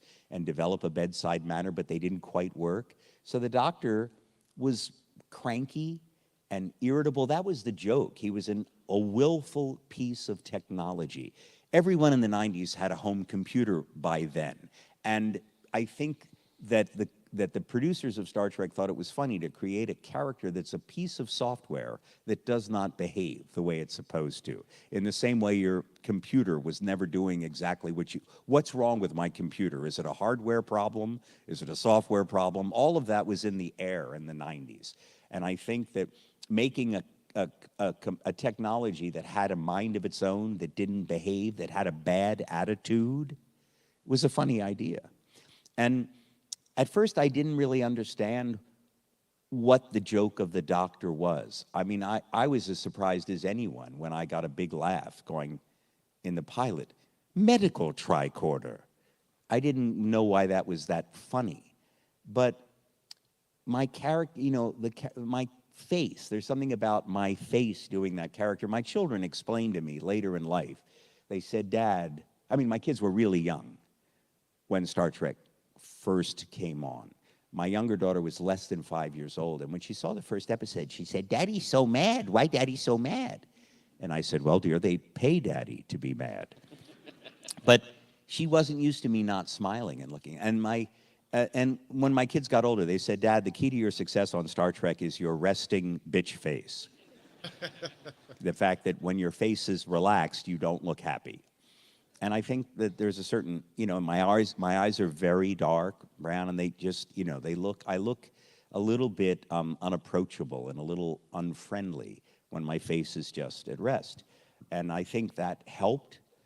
But the real key, what I started to understand was I faked my way through the pilot. I didn't get what the character was about. But in the very first episode, after the pilot, there's a scene where the Kess character has told Captain Janeway she wants to create a hydroponics bay because we're going to try to maximize our energy conservation on the ship. So what if we grew, instead of replicating vegetables, we actually grew them? So she comes to sick bay and she needs soil samples. And the doctor proceeds to explain how he is the most incredible compendium of everything humanity knows about medicine in the 24th century. He's got the combined experiences of 24 Starfleet officers. He's got the combined information of 4,000 medical textbooks and this and that. And then he said, but yes, let me get your dirt. So you finally understood that he was the star in baseball, which I know is not a big sport here, but he was like the star relief pitcher who was brought in to pitch batting practice. He was the guy, you know, he's the smartest thing going in medicine, and now every trivial science and medical demand on the day-to-day basis on the ship was going to be his problem because the real doctor, the organic doctor, was killed in the pilot. So he had a bad attitude. And then it was compounded by the fact that the crew didn't seem to respect him and treated him like a walking tricorder. And most importantly, any member of the crew could turn him on or off like a light switch, and that pissed him off, that he had no moment-to-moment control over his existence, his virtual existence, that anyone could leave him running with nothing to do, or anyone could turn him off in the middle of something. So I finally understood that he had a chip on his shoulders because he was not getting the respect that he felt he deserved.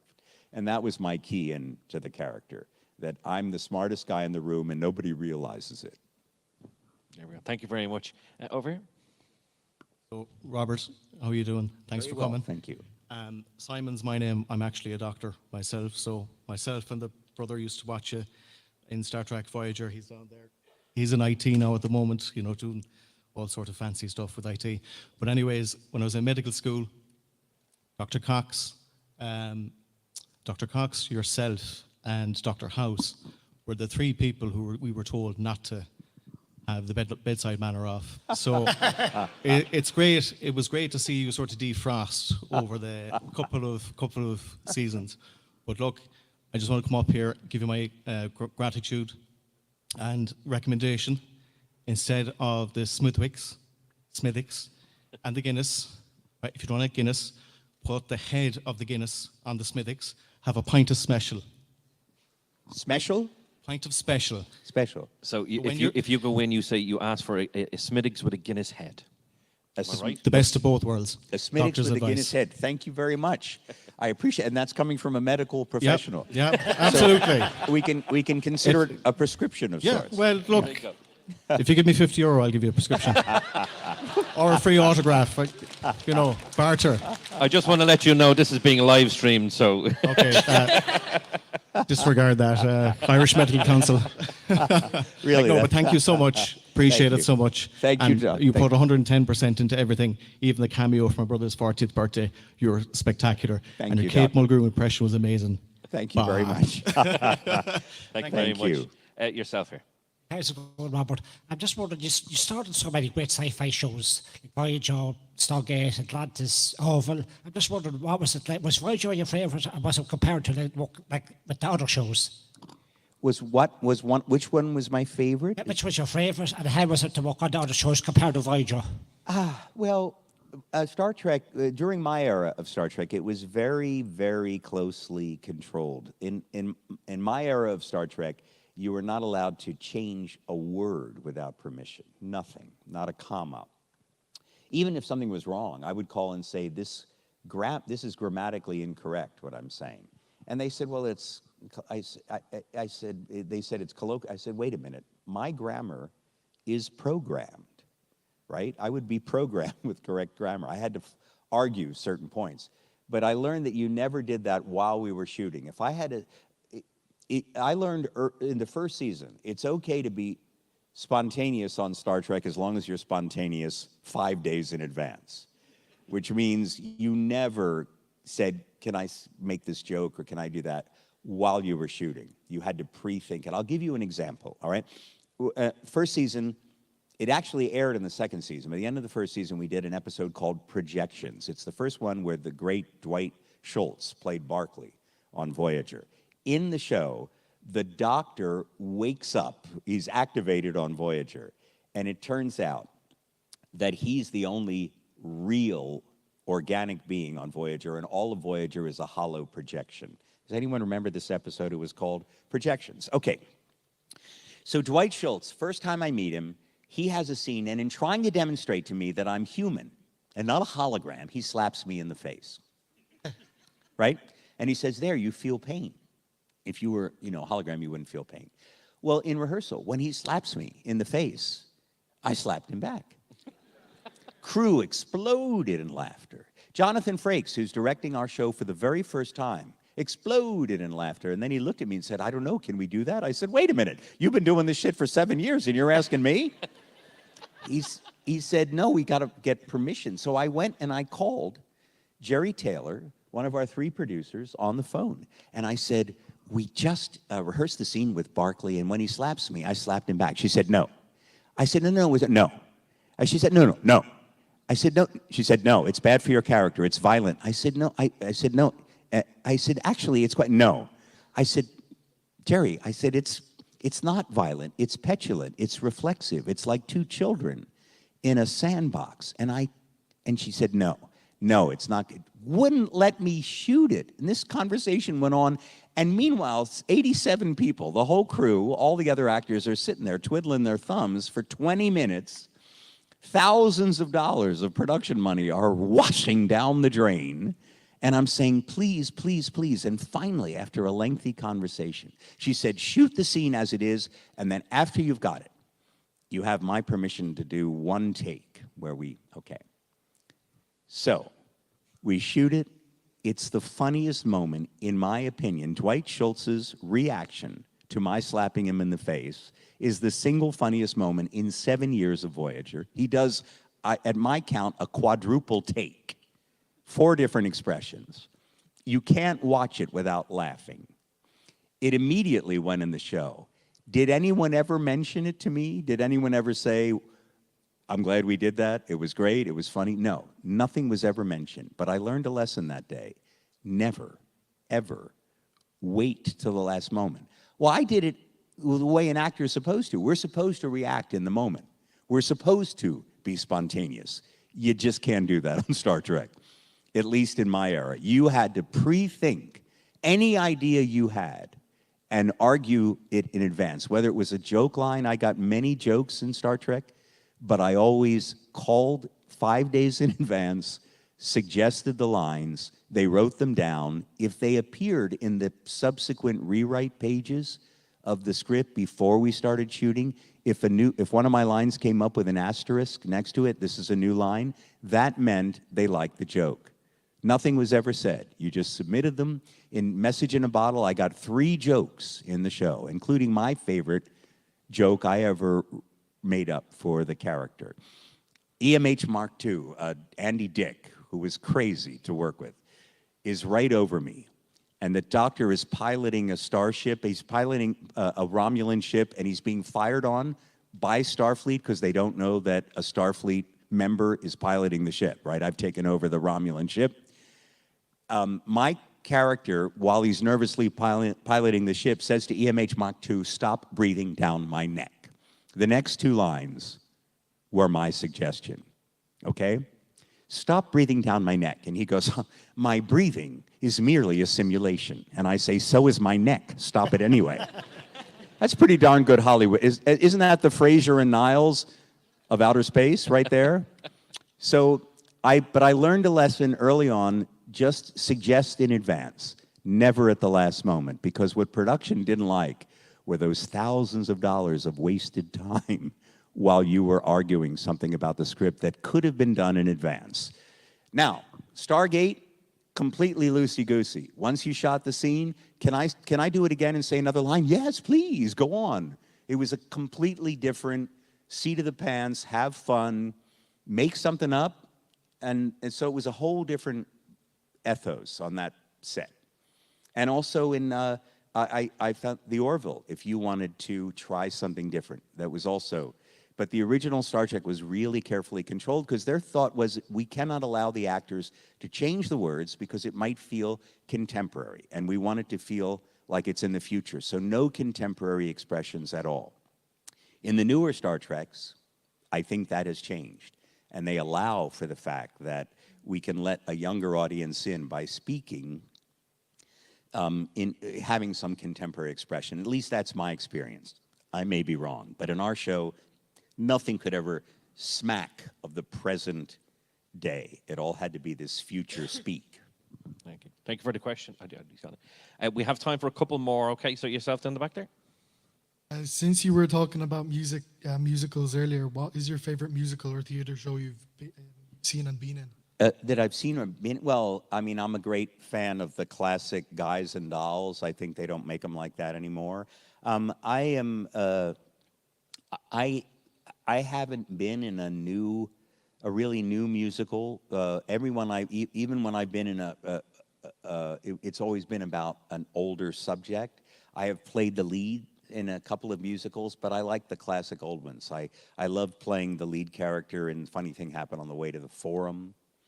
But I haven't done a really new musical, but I admire people like Anthony Rapp, who was on Discovery, who, of course, created the role in the one based on La Boheme. I'm sorry, Rent. And he's a great cabaret performer. He can stand up and sing songs from that show and other Broadway shows, and he's what I call a modern Broadway talent. I'm sort of old school musical theater. So I can't really answer your question, but I would say if I could watch a musical tonight, I would watch Guys and Dolls, either the movie or a great production of it. Thank you very much. I think we've time for 2 more. Just yourself. Thanks very much, Robert. We love having you here. You come from the Italian-American family, and I think your father's family usually came from Campania initially. just want to say, how high would be your standard of the Italian language? Do you ever regret having the chance to play or perform in the Italian language if your standard of Italian was high enough? My German, I speak pretty good German from having studied it. I was not able, there was no opportunity for me to speak, to learn Italian growing up in my school. By the time I got to college, I didn't want to, it was too much pressure at Yale to start first year in a language course. So I deeply regret I never learned to speak Italian. Even though all four of my grandparents were born in Italy, my parents' generation were of the we must assimilate, so no Italian was spoken in the house. So even my parents, who were first generation born, barely spoke Italian. They understood it, but didn't speak it. So I really regret that I don't speak Italian. But if you saw the movie Confess Fletch, I play an Italian in it, just with heavily, with a heavy Italian accent. So I do a good Italian accent because it's in my ear, but I don't speak very well. Thank you very much. I get your question out. What's going to have to be a quick one because I'm getting the signal. Yes, I got to go after this. Very quick thing. I was going to ask how Star Trek. Did you have any great fun playing the Leprechaun? Recording an album with. Your mic is cutting in and out, so I didn't hear the question. I was just wondering if you had any great fun playing the Leprechaun in that episode of Supernatural. Yes. And would you consider recording an album, considering how great you sing? I have made a couple of CDs in the past, vanity CDs. I love being on Supernatural because it was fun to play a leprechaun. And as I said, Stargate was a looser set to work on than Star Trek, but I loved both experiences. And I think that's it for me.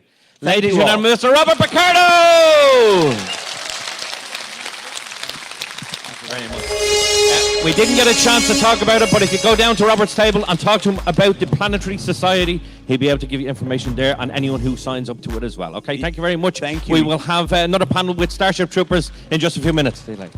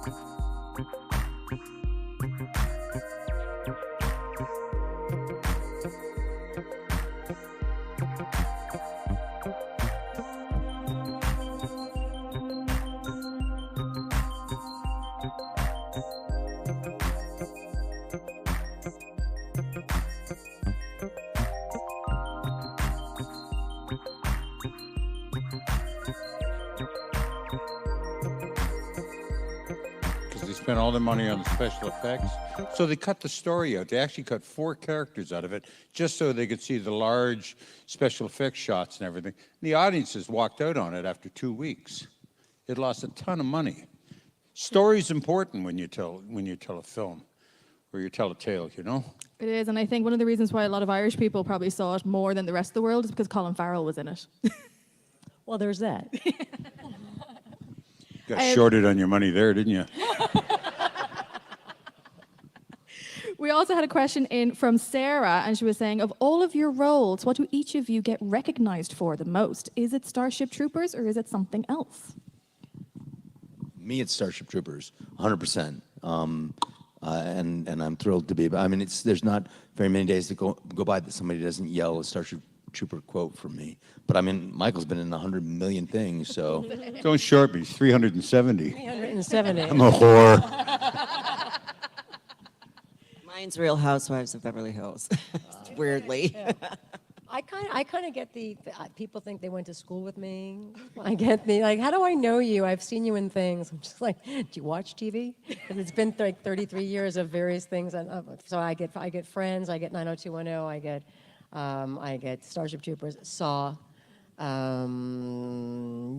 I'll say that. Those are probably the big ones. When I was younger and lighter and had a little more hair, I'd get pulled over all the time by the police. And I remember when I was on a wedding and going to a wedding in Los Angeles, I was in a hurry. I was the master of ceremonies, and I'm in a full tux, and I was in an old 55 Bel Air Sport Coupe of mine that I'd rebuilt. And the CHIPS, the California Highway Patrol, pulled me over on the coastal highway, get out of the car, gunpoint, face down in the gravel, right? Fucking foot in my armpit, and they take my ID, and he goes, "Oh, it's you. Can we have your autograph?" And I said, "Why the fuck did you stop me?" He said, "Well, we looked at you, and I couldn't remember who you were, but I just knew it was bad." literally, that has been a statement I've got over a dozen times over the years by being stopped by police officers. They don't know the name, but they think they've seen it on a rap sheet or on a wanted sheet somewhere. So I'm very, very, very precise when being stopped by police. It's like, hi, it's me. I'm not like the villains that I play on TV and film. Big pardon? I was like, you're not like the villains that you portray on film and TV. I'm a gardener and a golfer, for Christ's sake. And actually, Denise, you just touched on like the Real Housewives, because I know Bravo have started doing like their own like conventions and things like that. Have you been to any of those yet? I went to the very first BravoCon. It was insane, insane. Which is crazier, a Comic Con or a Bravo Con? They're very different, but it's at the end of the day, I think it's very humbling being at one of these, and it's wonderful to see fans. So those fans think they really, really know us because they see part of our personal life too. But it's, coming here and seeing all of you, it's just very humbling meeting everyone. Oh, well, we're all really happy to have you guys here, aren't we? And we're happy You gotta that get you out guys more are here, often. because if you didn't come here, there'd be no reason for us to be here. So thank you for coming to see us. We touched on a few different topics yesterday, so hopefully if anybody was at home watching yesterday on the live stream, but we spoke about there was like it was a tough shoot in ways, and there was a few like on-set injuries and things like that, but I was also kind of hearing like, because like the costumes were quite warm and you were filming in like heat, was there people who were like getting like heat stroke and things like that? Yeah, Jake. Jake did? Yeah. Wow. Well, he's so fair. Oh, very fair. He's a fair-haired maiden, he's... Jake got a little bit of the heat stroke. But did anybody else? Wait a second, this is being live streamed? I didn't know that either. I'm sorry. Fuck, I've been telling lies up Everybody and in down. live. You mean somebody can check this, whether I'm telling the truth? Sorry, Colin. It's okay. We've had like technical difficulties for some bits, so it's fine. I don't remember too many other people. We had a lot of extras that fainted too. We did have some extras that fainted. It was hot. Because It we was had hot. 1,400 extras and stuff like that. So we had a lot of people going around, and we were, What are we talking about? the weather and wearing the uniform Like- and Starship Troopers. God, those uniforms were made out of Rubber. no rubber, but the actual uniforms were made out of what's the bulletproof shit? Kevlar. Kevlar. There was a big section of the uniforms were made out of Kevlar. At the end of the day, they would tip them up and pour the water out of them. Well, yeah, because they were also lined with nylon, so it didn't and breathe. they had things growing in them near the end of the It production. was nice when we were in Helsinki, though, because it was cold back then, so it kept us warmer. But Yeah, when 'cause we went... started, what was the, we started Yeah, in April? In Wyoming. Yeah, and it was like winter. there was ice in the toilets in our dressing rooms in the mornings. You'd have to break the ice, and by the time we finished, it was like 115, Yeah. 120. We went out to the Badlands. When we were there, it was like 104. When I did the pit where it bites my lower extremities off, do it, Rico. I don't remember shooting that scene. I literally don't. I'd been in the pit, I think, for about an hour and a half. It was so long. And it was all microfilaments that Paul wanted because it would reflect the Vermiculite. light. Huh? It was Vermiculite. Vermiculite, yeah. And I don't remember shooting the scene. I don't remember shooting the end of the scene. I You do. were you were wonderful. I know in it. you do. You were got a- always wonderful. You got a concussion. No, did. but what the Yeah, thing but- was, is when I ended up in the hospital that night. They put an IV in me.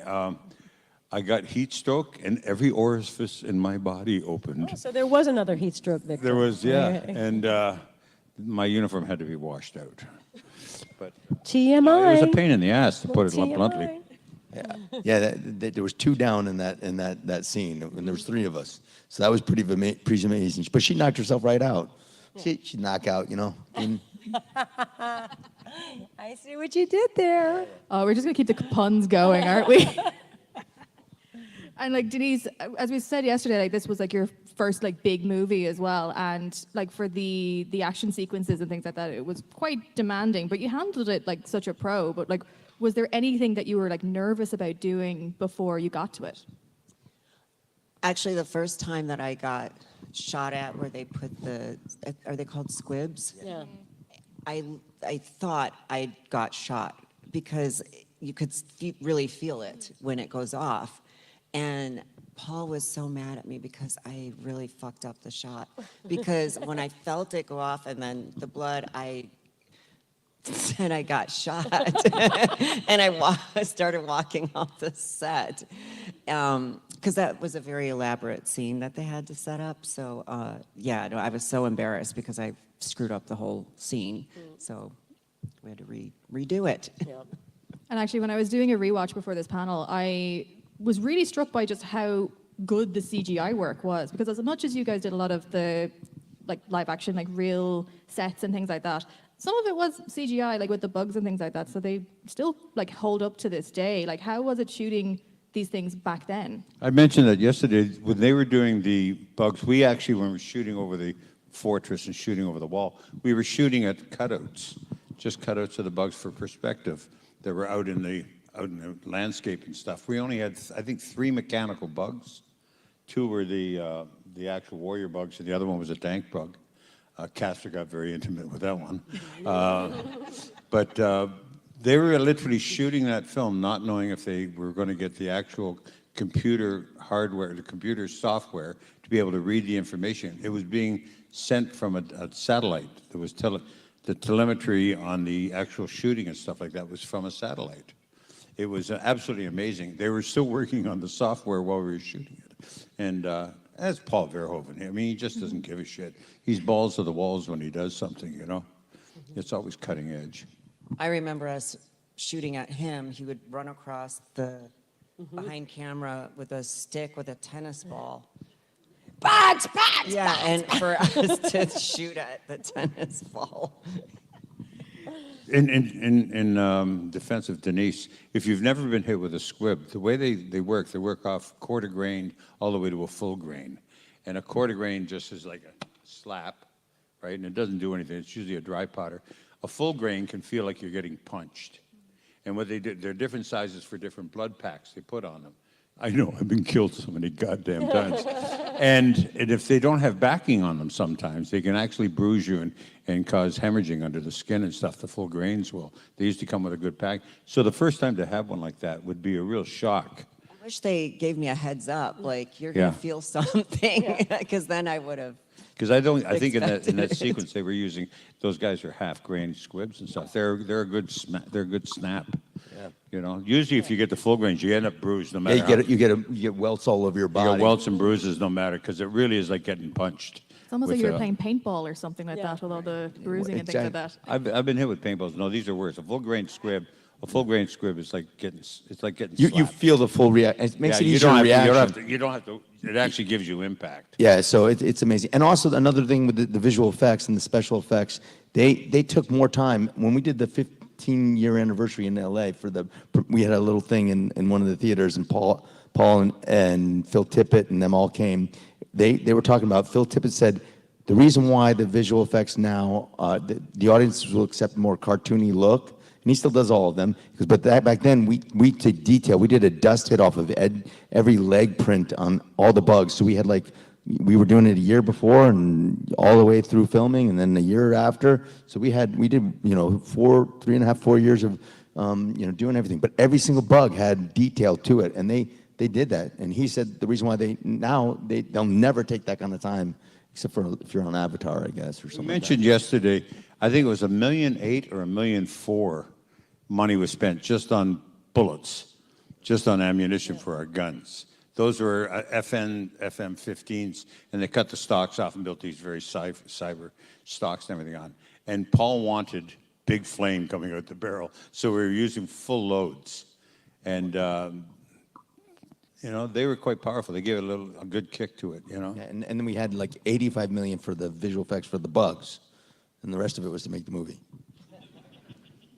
And we said yesterday as well, like it really was a film ahead of its time. And actually, Denise, one of your films, I think, was also ahead of its time, which is Drop Dead Gorgeous. Anybody else here fans of Drop Dead Gorgeous? Woohoo! Thank you. I don't think we can make that, though, today. We'd get into a lot of trouble. I would say so. But for me, it was a unique concept because we didn't really see many of those like mockumentary styles at that time. How was it actually like making that movie? Oh, we had so much fun. And to play Kirstie Alley's daughter and Ellen Barkin and Kirsten Dunst. We shot in Minnesota, which was so much fun. We had a great time. It was fun.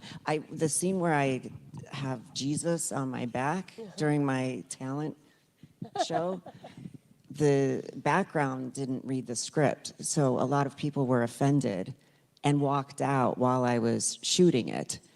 And of course, then I got really insecure. I'm like, oh my God, they're leaving while I'm shooting this scene. I don't remember Christ being on your back. Yeah, Christ was on my back. I did a dance with him because it was to a song, You're Just Too Good to Be True, and I was singing it to Jesus. And then I walk off the stage with him on my back. So some people got a little offended. It's an iconic moment, I would say. Casper, before I forget to ask you, actually, last time you were here was for KCON, and during your panel, you kind of teased that you had just shot like this really, really big budget movie, and then you just suddenly kept commenting on the guy in the front row who was wearing a Green Lantern t-shirt. So I must admit, all of us thought that you were going to be appearing as Green Lantern in the Justice League movie because of that.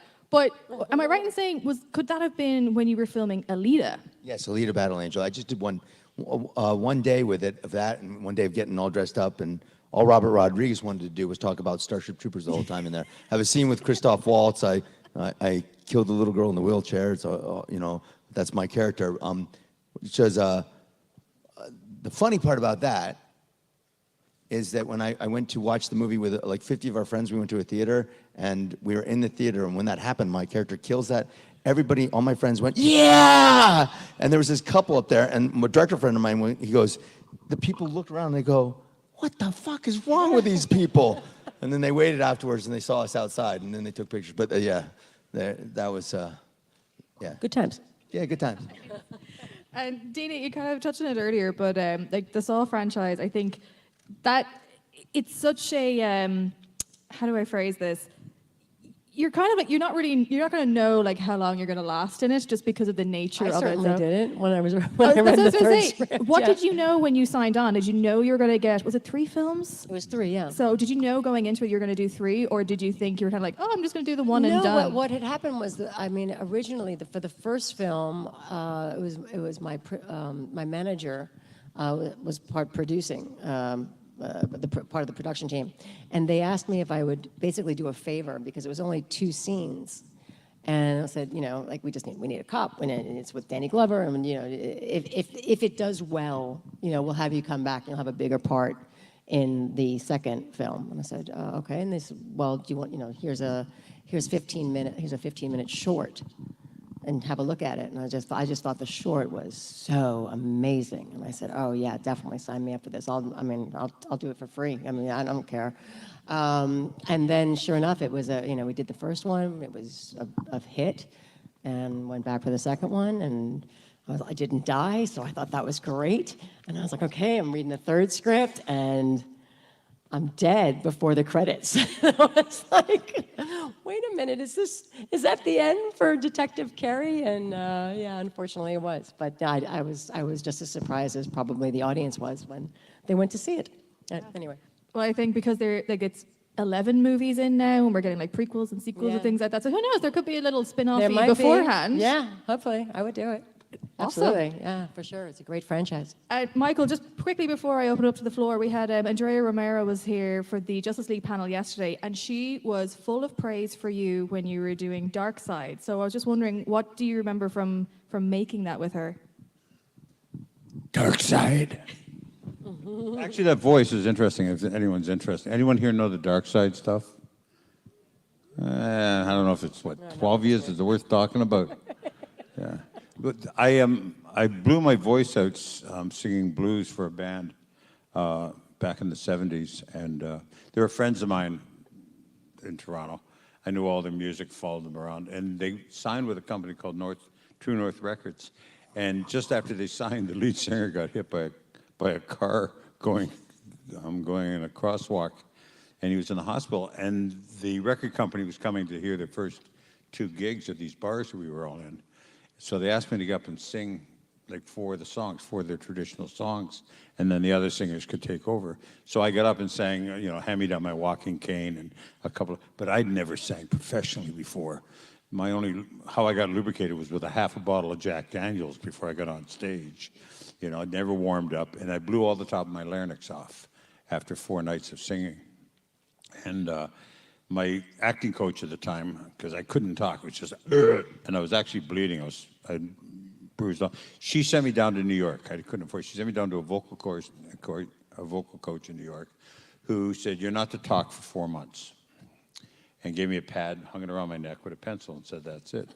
She says, "Because if they start operating on your larynx, you're going to lose it." Does anyone know who Jack Hawkins is, the actor? He had, well, you're all too young to remember. There's a couple of you old farts out there. He had the same operation, and he lost his whole vocal cords and everything like that. A long story short, I learned after about 4 or 5 months of not talking, I got a job to play this character in Space Hunter called Overdog. And it was a lot of money. And I flew down to New York, and I wrote in my little pad, "They're paying me this amount of money to play this character. I need to learn how to talk."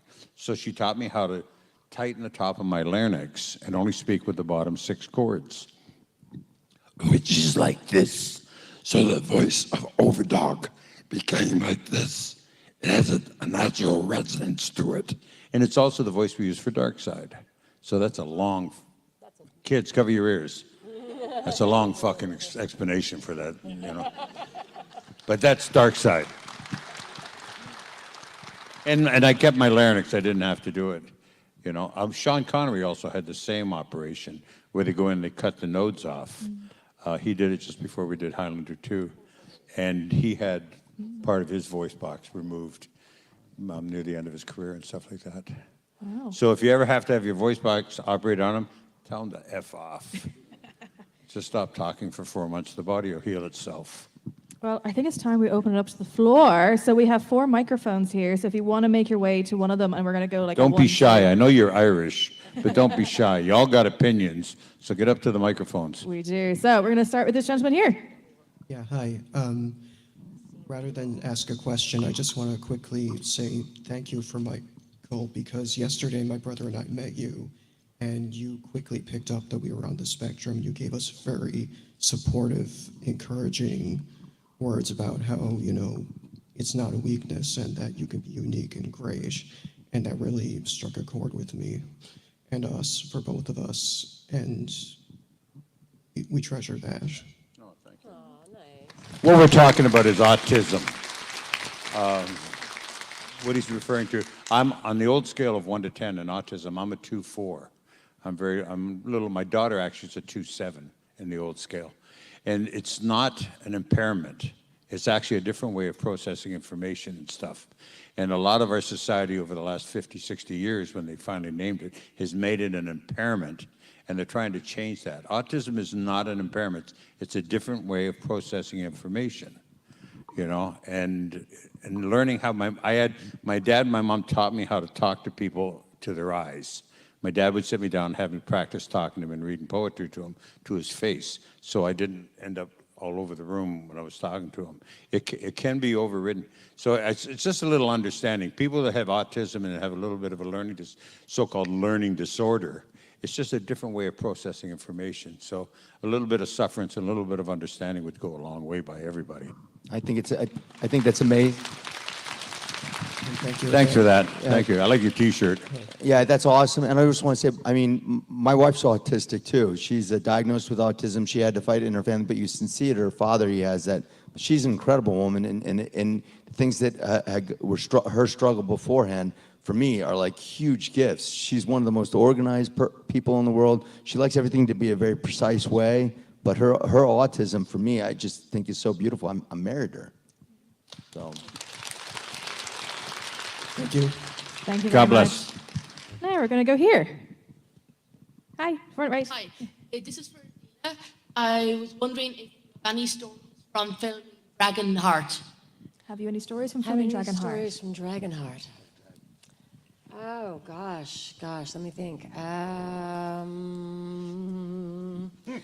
Gosh, I don't usually get questions about Dragonheart. That's so, okay, so let's see, let me see. I finished shooting Johnny Mnemonic, I was shooting Johnny Mnemonic, flew down to audition for Dragonheart, and I found out that it was going to be a 5-month shoot, and we were going to go through like 3 different seasons. So I was like, what am I taking? I'm going to Bratislava. I didn't even know where Bratislava was. We had our training for like, I'd say a month of training. It was really hot, summertime. Dennis was awesome to work with. I learned a lot from him. Unfortunately, we didn't get to work with Sean Connery. He was the voice of the dragon, as you know, but he was, I think he did his lines from the golf course in Bahamas or something like that. He literally phoned it in. So unfortunately, when I was doing my scene with Draco, the first time when I'm like, well, you're not like a dragon at all. He's like, well, how many dragons do you know? Do you know the scene I'm talking about? Yeah. Okay, so there was nothing to, just like Starship Troopers, there was just tennis balls to look at. And he said, okay, so the eyes are 8 feet apart. So when you're talking, I'm literally talking, like you could tell me right now that the dragon was right here, but there's nothing there. But here's a tennis ball, and you know, you're gonna talk to him over here, and you're gonna hear Sean Connery's voice coming out of this large mass that is not there. So that was my training actually for Starship Troopers, right? Because then I had to shoot bugs that weren't there, which went against all of the acting technique that I learned so many years prior, because for me, it was Meisner, and you're supposed to put your focus on the person that you're working opposite to give a realistic response to whatever it is that they're saying. When you have dragons and bugs that are not there, everything just kind of went out the window. But anyway, so it was just trying to do this scene with a dragon, and it was actually not Sean Connery's voice at the time. It was just somebody reading his lines, and so it's just a very technical thing. But it was a great experience. It was a wonderful cast: David Thewlis and Julie Christie. It was Brian. Yeah, it was a wonderful experience. Unfortunately, it was my second movie, and I wish I could go back and do it now, having done, 100 things. We always want to go back and try to do it again, better. Thank you. Thank you. If I knew then what I know now, kind of a thing. Yeah. So we're going to go down to the back here.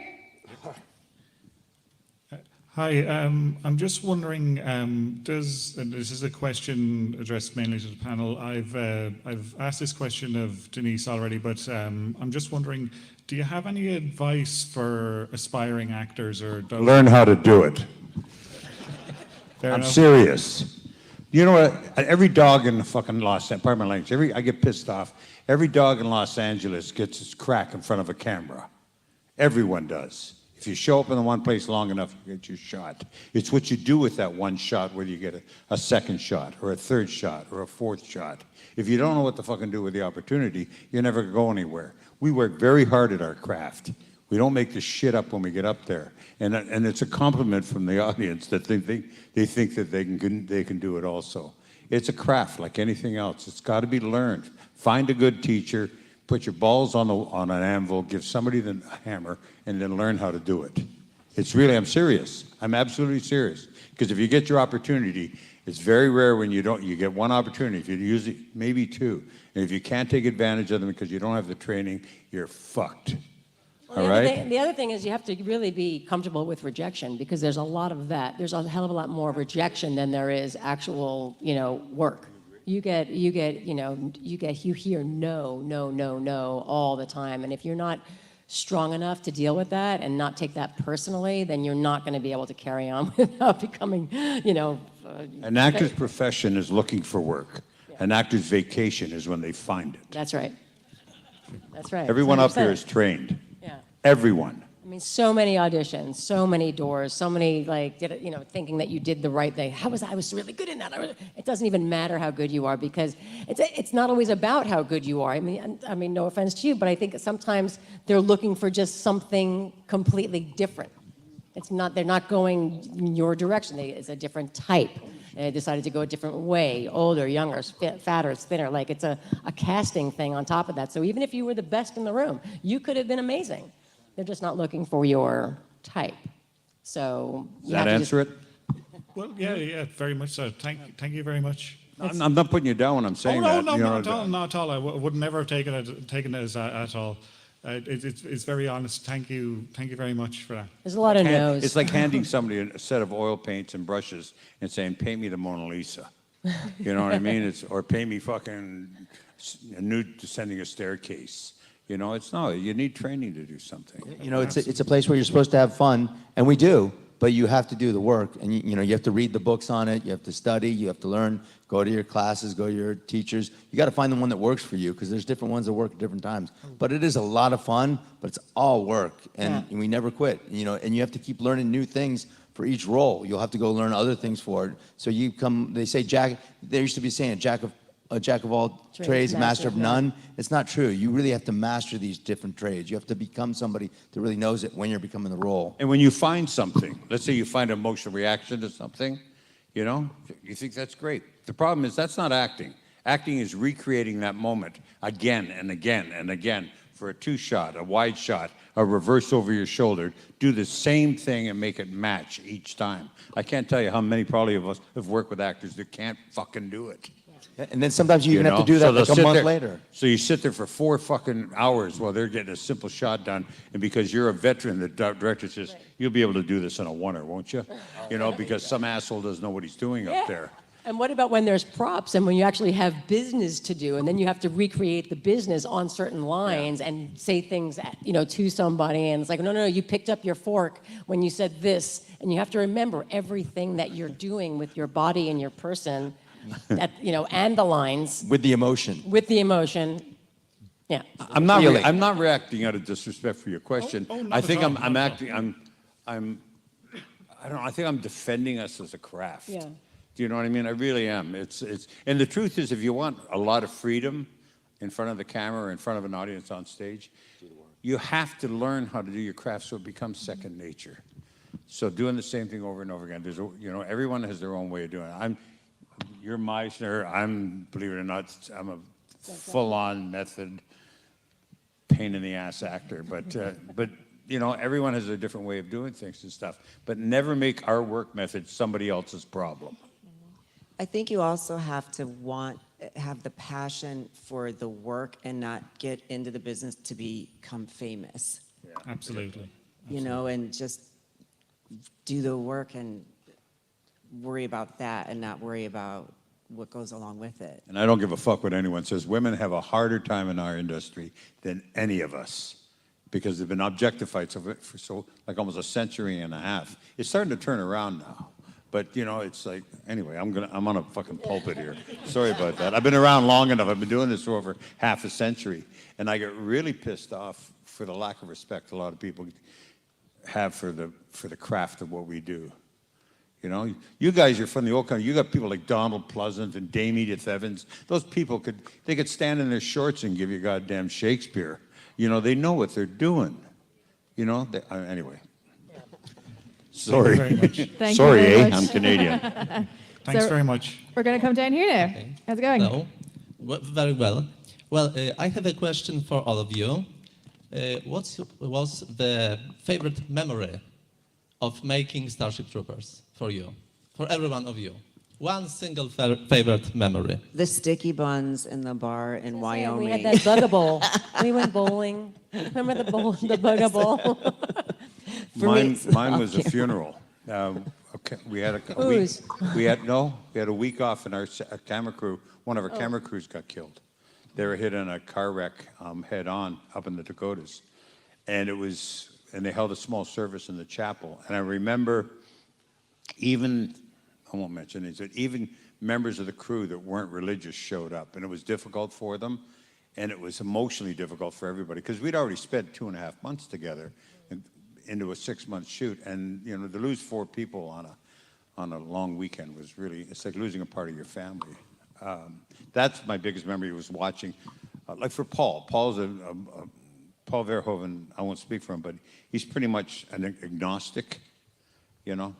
I'm sure he believes there's a God, but he's not it.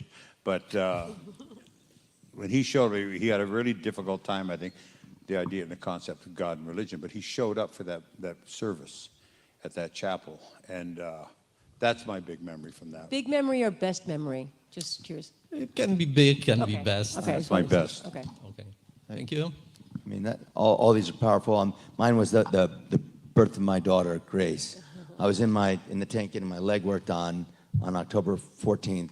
They let me off October 15th. She was born, and when I was in the tank, and then back in the tank the next day, but I kind of felt like I had been in utero with her at the time. But she, that was just, and then the next day Harrison Ford walked on the set because Vic Armstrong was directing it and the second unit that day, and he had been Harrison Ford's stunt double on the Indiana Jones. So I get to meet my daughter and Harrison Ford in the same week. Pretty cool. Awesome. Thank you very much. We're coming over here now. Mine is actually kind of on the opposite side of that. What did you find hardest filming the movie? Shitting my pants in the heat. You want an honest answer? There you go. That would be pretty terrible, all right? I can't top that one.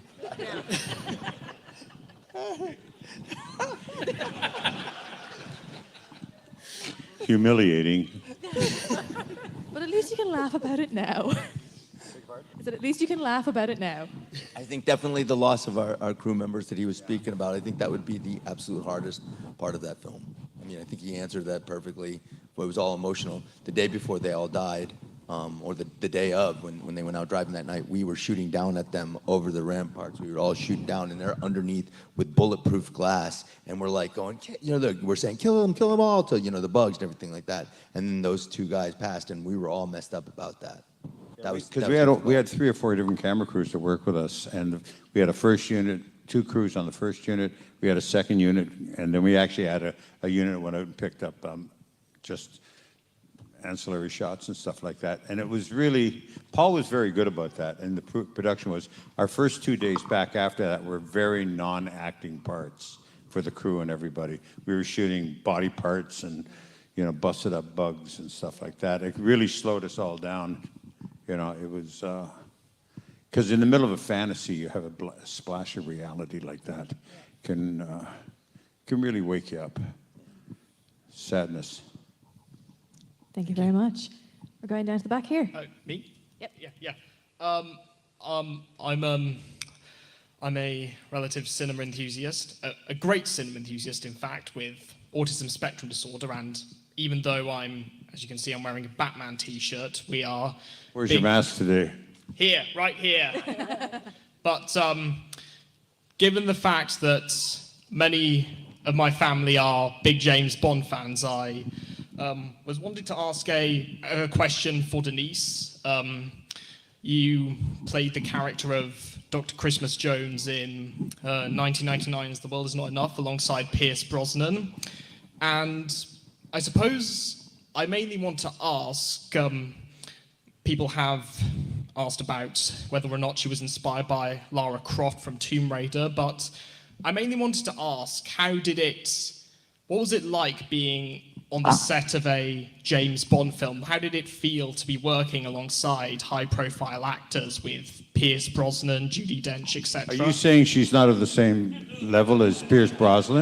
No, I'm not saying that. I know you got autism, but you're a bit rude there. I'm not saying that at all. I'm not saying that at all. I'm just mainly asking in the most politest way possible. Good. What was it like working with Pierce Brosnan and Judi Dench and all these other different actors who have been part of this franchise for so my many? first day of work and very first scene was with Judi Dench, and I was terrified walking onto the set. And it's a very, on Starship Troopers, there was just such a camaraderie with all of us. That movie, it was the 18th film, and they were a very well-oiled machine. Vic Armstrong was also on it, thank God, because I had a familiar face. And it was just very daunting for me to step into that. And there was a perception of being a Bond girl, too. But it was exciting, but terrifying to also, my very first scene was with her. And even though I only had a couple lines for my first scene, sometimes 2 lines is harder to do than a whole scene. Yeah. So it was it was, I was so scared I was going to get fired. Was she a dame then? Dame? Yeah. Yeah, she'd just been made dame, I Yeah. think, before that.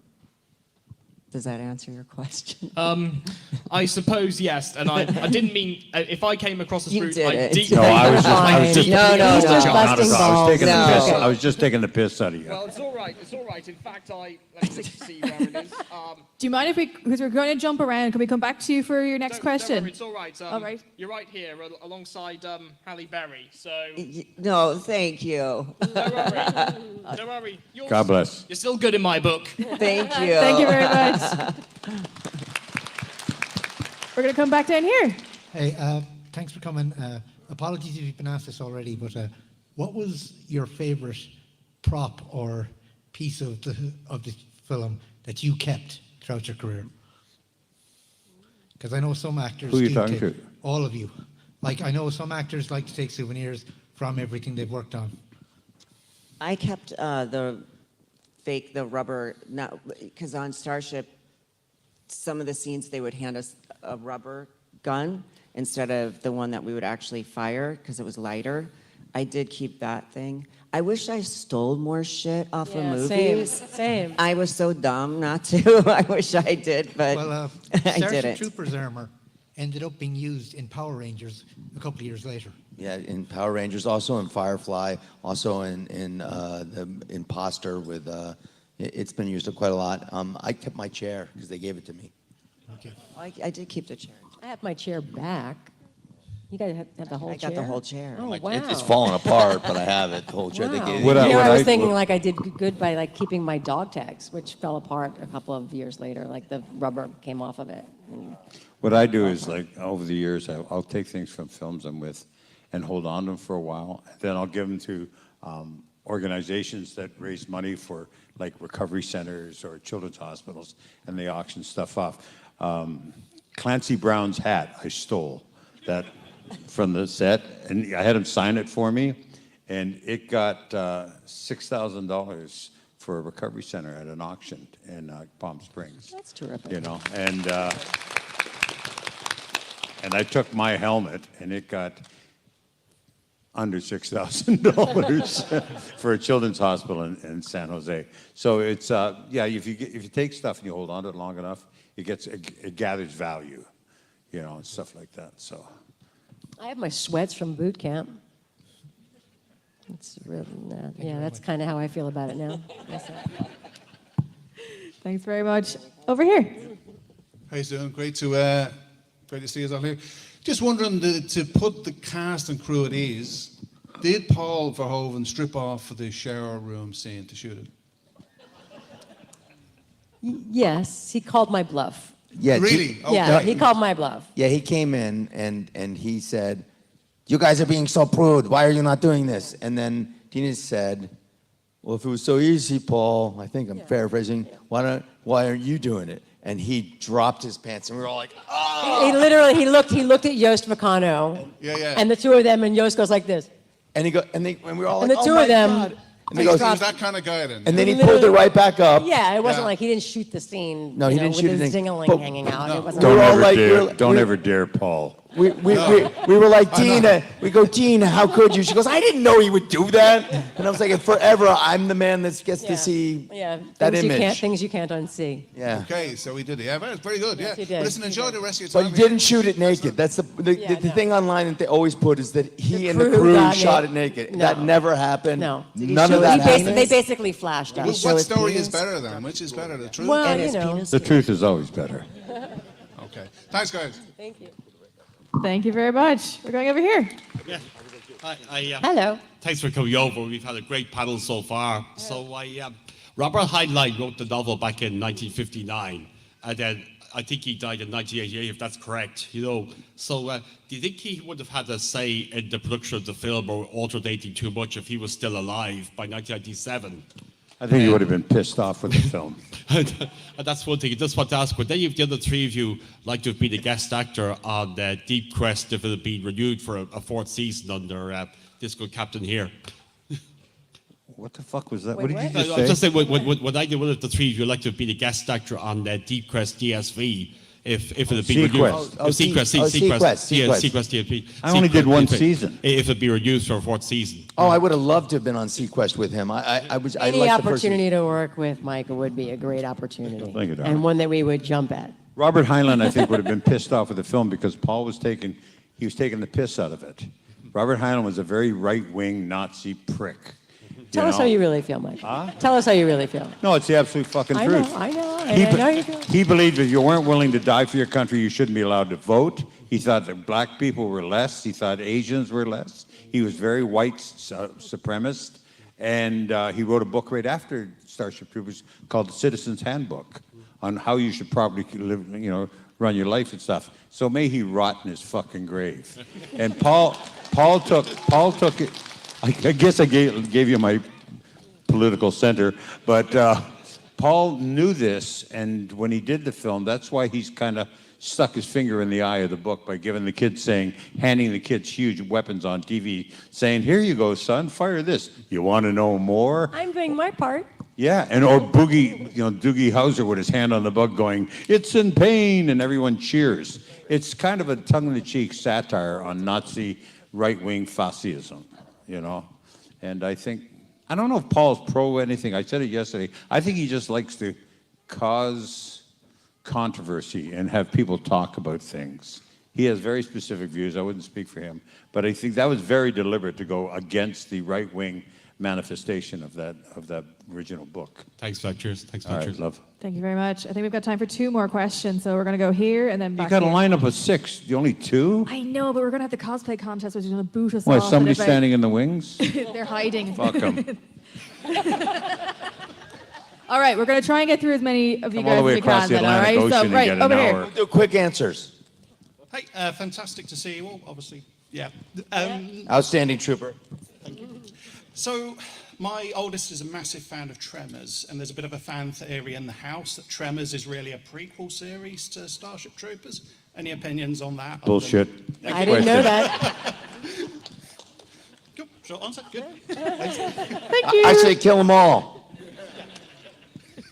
Quick, next question. Over here. Thanks. This is a question for Denise. You're welcome. I just Okay, watched back up here. I just rewatched The World Is Not Enough last night, and I was watching the submarine scene, and I said, "My God, they must have been filming this for 2 weeks, completely wet." How much fun was that as an actor doing, and how long did it actually take to film all the submarine elements? That one was not fun to do. Those scenes. Vic Armstrong, thank God, was there. What I did not know doing them was when we went into the tank, there was so much chlorine in there.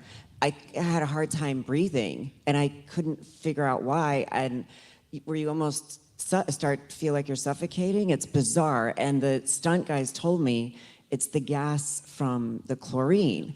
So I said, "Can we please take the chlorine out of this water?" Because I had such a hard time being in it because we were dropped down quite far, and they said we couldn't because of the bacteria and all that, whatever. But those were actually really hard scenes for me to shoot.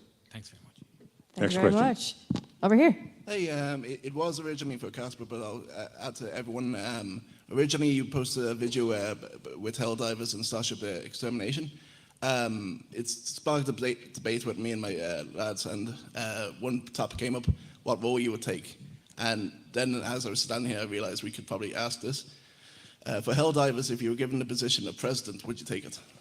So, with Helldivers, I think is a great tribute to Starship Troopers, and I did post something. I reposted something because the creator had said he was a big fan of Starship Troopers, and I said, well, obviously, I can see all the connections.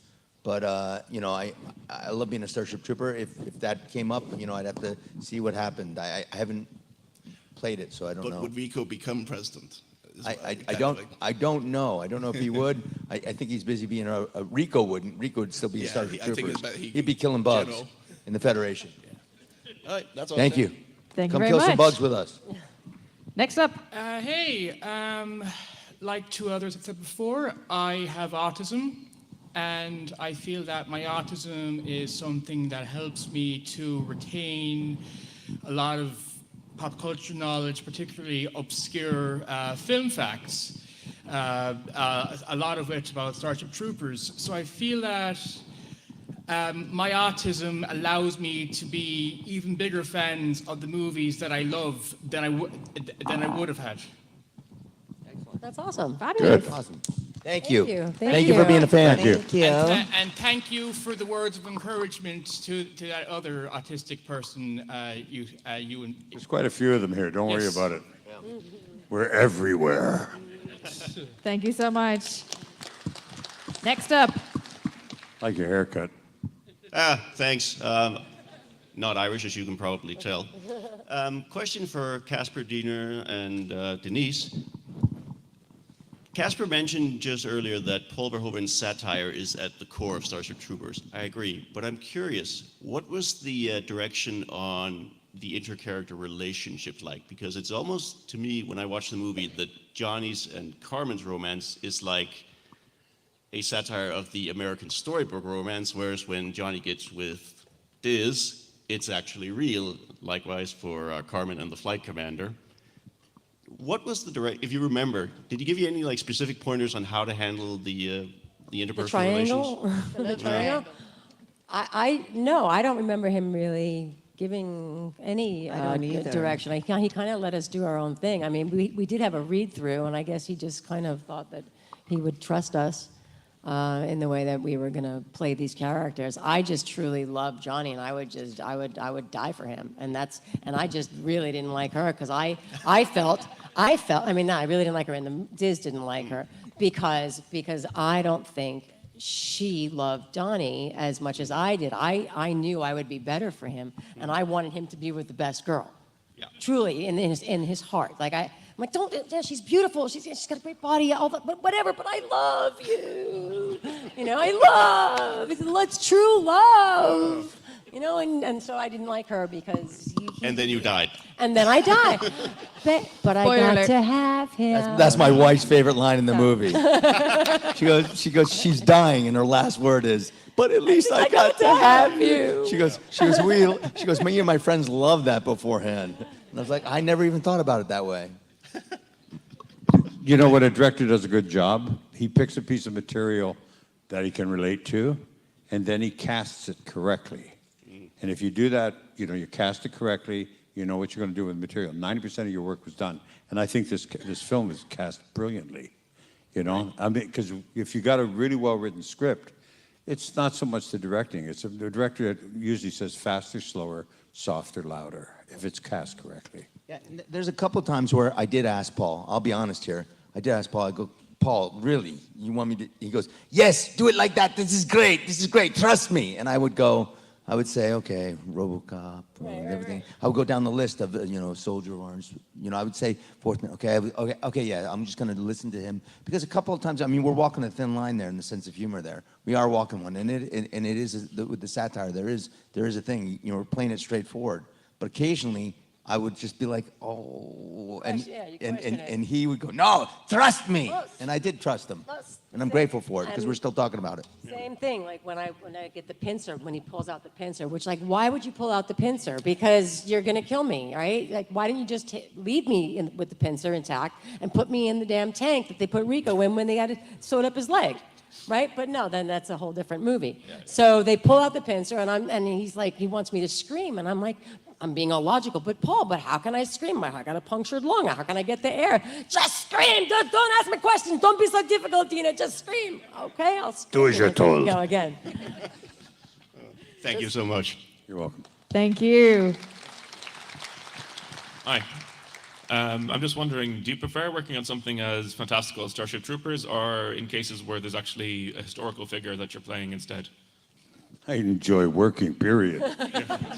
You know that any given time in the SAG Union, Screen Actors Guild, 93% of us are out of work. You know? Yeah. 93%. It's like, thanks so for to the have job. a job is a big deal. Yeah, thanks for the job. Appreciate it. Right. I'm here. Yeah. Awesome. Thank you very much. Thank you, everybody. Yeah, Thank you. I could listen to your stories all day, but ladies and gentlemen, the cast of Starship Troopers! Thank you. Stay tuned for the cosplay masquerade. Yeah, come see us at our tables. We're going to be taking off I tomorrow. didn't mean to but shit thank on you. your last question there, you know? Historical. Yeah, historical is always fun. I love literary characters too.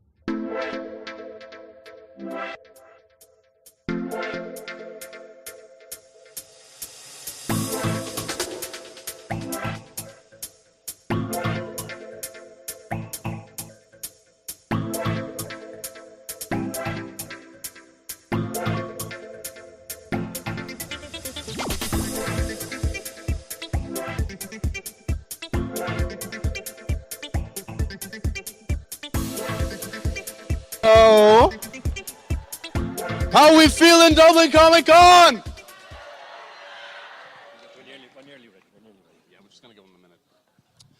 Now, lads, I don't know what that was. I said, how we feeling, and a couple people went, You're feeling super? Like, he's feeling super, so we're doing good, but I need everybody to be feeling super. So, how we feeling, Dublin Comic Con? You're feeling it. You're feeling it. I see it. Just this section. Make some noise! I don't mean to be mean. There were at least 3 adults who I'm looking right at who did not even move their mouths. Yet, don't put your hand up like we're having a little joke, sir. This section, make some noise. Middle section. This section. They definitely won. We need to get you energized. We need to get you in the spirit. So, when I say cause, you're going to say play. I say cause, you say? Cause! Cause! What? Don't change up my script, man. I'll get scared. I'll get stage fright. When I say Masca, you say raid. Masca! Masca! This convention is sponsored by Raid Shadow Legends. No, it's not. Who was here yesterday? Who was only here today? Wow, okay. Who said that? That was a lot. I respect it. Who has friends and or family that are going to be on stage today? Y'all need to sound more excited for them. I said, who has friends and or family that's going to be up on stage? What I love is clearly parents who they're like, I'm just tired, and now they just go, yeah. That's me in my soul every day. But not here, because here we're gonna have some fun. Who here is in cosplay? Who here has never cosplayed before? What are you doing? Go get a costume. Wait till the end of this. Go down to the traders, get a costume, get something fun, make it a little funky. All right. The way that this masquerade is going to work is going to be very simple. There's going to be 2 MCs, myself and Jerry. Jerry is getting mic'd up. There are going to be 3 categories in the masquerade: under 16s, over 16s, and groups. All right? One by one, they're going to come up on stage. They're going to hit a little pose over here. They're going to move to the center. They're going to hit another pose.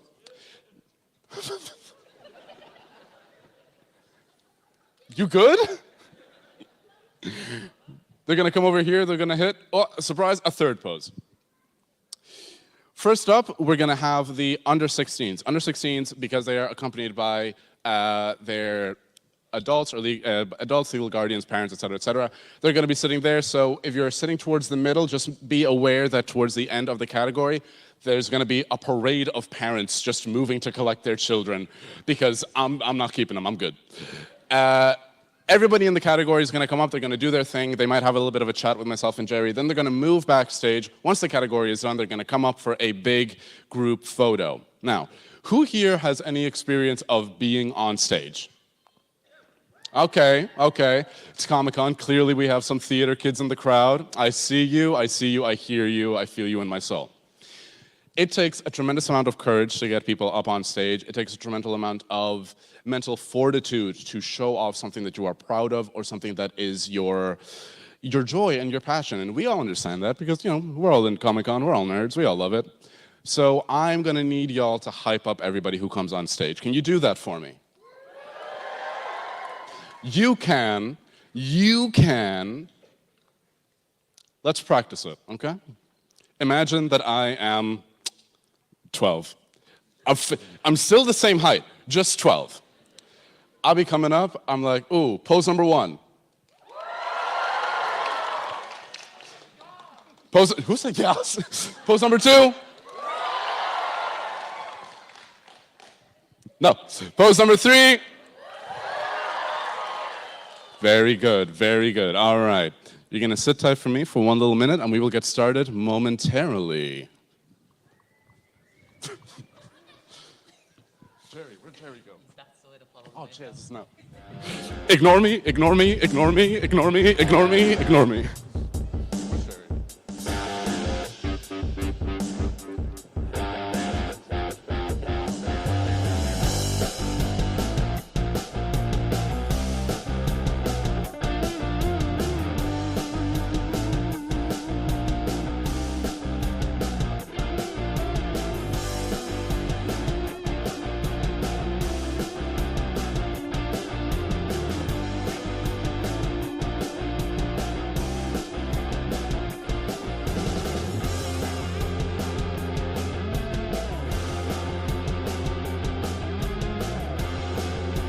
Who knows that man?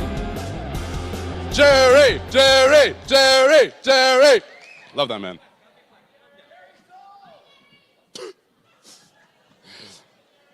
I love that man.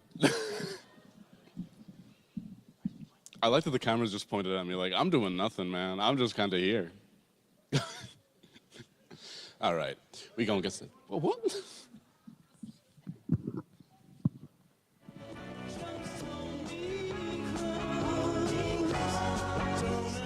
Is it work? Oh, Jesus. Okay, sorry. I can hear you. Sorry, everybody. How is everybody? Okay.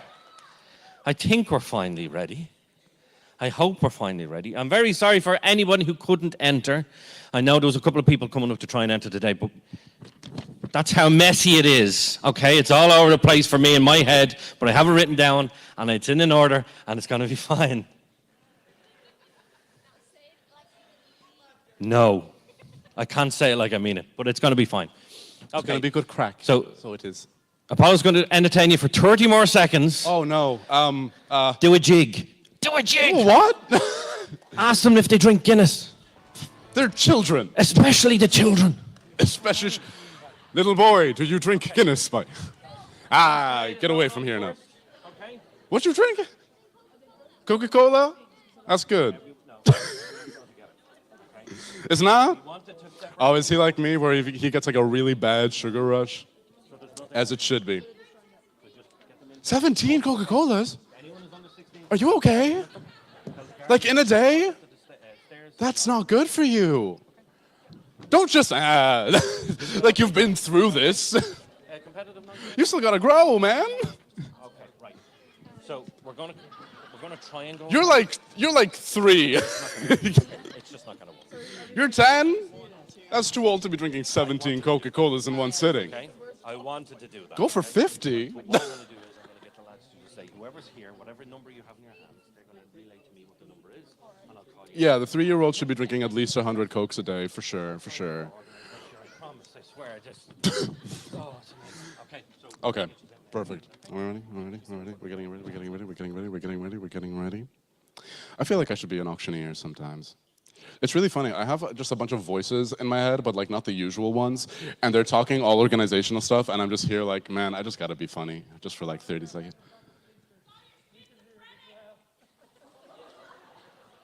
What? Who's out here diagnosing me? Someone's gonna throw the DSM-5 on stage at me. It's a big book, but it'll be grand. Do I have a knock-knock joke? Tell a knock-knock joke? Yeah, tell a knock-knock joke. You tell it. I don't know any. I don't know any.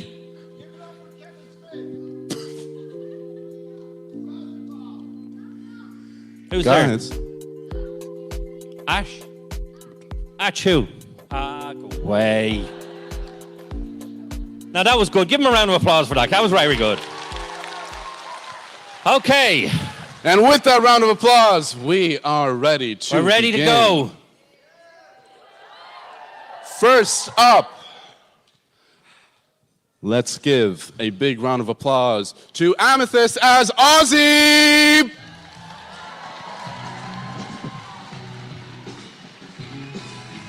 Get up there, kid. Woo! Massive round of applause. Come on.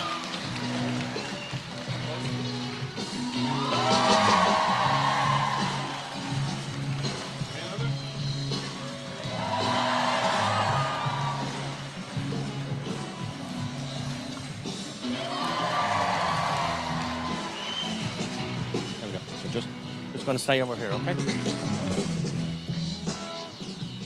Okay, Apollo, who's next? So bedazzled, so bedazzled. Who is next? Who is next? Next up, we have J Bar as Jareth. Make some noise!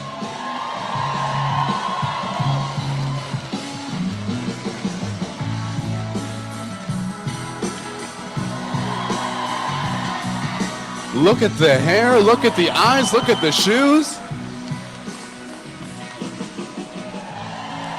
Now, before you go, I do gotta ask, how much wig styling went into that? I bought this off Amazon. I don't know why it came like this. It came perfect. It really did come perfect. All right, what's your favorite part of the cosplay? The rhinestones on the corset I glued on myself. It took 4 hours, I think. That's so many rhinestones. Y'all don't see it. Let's give them a bit better look at the rhinestones. Let's make some noise for that. One more time. Every time I hear the word rhinestone, I want to sing that song. Which what? I'm not going to. This a rhinestone No, song? I'm not singing. No. Sing, sing, sing, sing, sing, sing, sing. And up next we have... we have Leon and Sam as soldier and FTF member.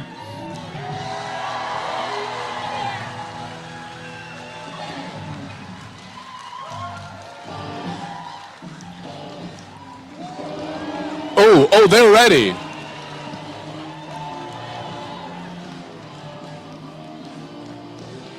You don't point it at yourself. Shoot as many of them as you can, but don't point it at yourself. There you go. Ah, now he's done. All right. Incredible, lads. So much tactical gear. Are you wearing the SCP badge right next to a Cork badge? Yeah. Pretty. Let's make some noise for Cork! All right, lads. Next up, we have Ava Lilly as Ghostbuster Venkman.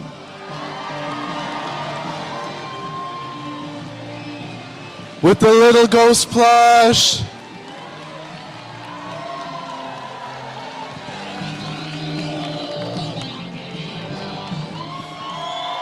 Look at the ghost! And look at the machinery! Ah.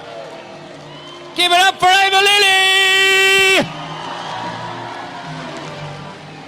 64. Good job.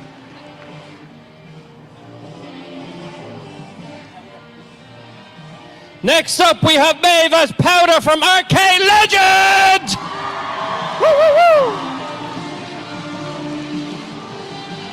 And just like last year, I don't think I got any of that name right, but it's absolutely okay.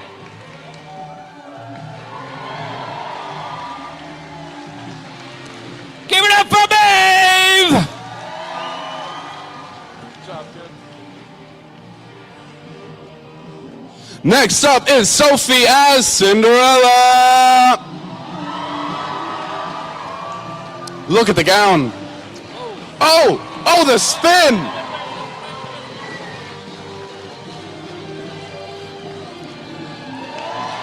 Wow.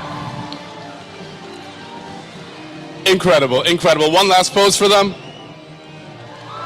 Give it up for Sophie! Give it up. Pretty sure I saw trainers. Those are not getting lost here. Clara? Okay, I'm going to try and say this name. Okay, it's Clara as Princess Mononoke. I think. I'm so sorry. Mononoke. There you go. Sorry.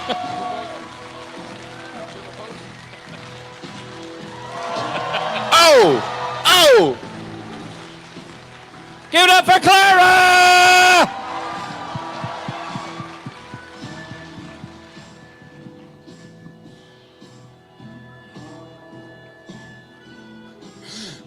Next up, we have Keola Rose! Oh my God. It's Gojo!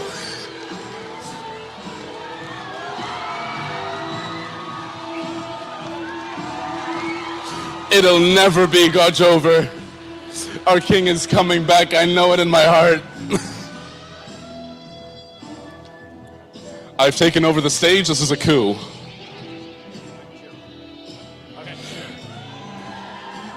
Next up, we have Sean as Tanjiro Kamado!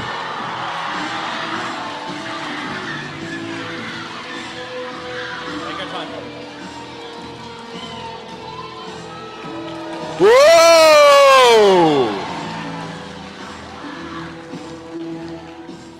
Tanjiro, do you see any demons out in the crowd?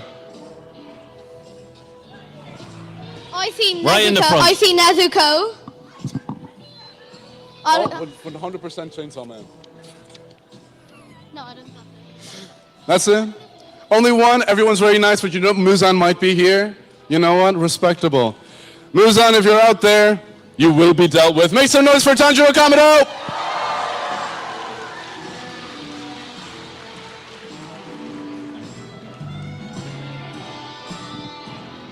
Sophie. He has this, he has this. He's getting the info, he's getting the info.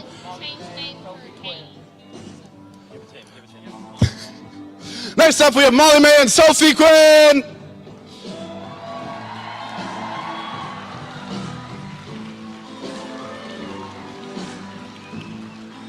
Oh, the jacket is coming off. The power move. Whoa!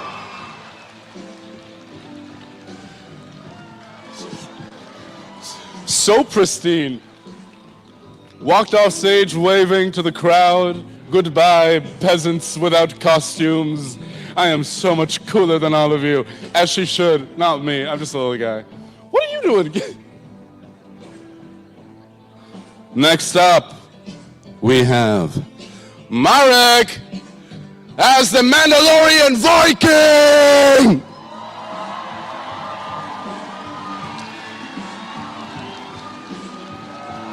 This is the way to raid villages.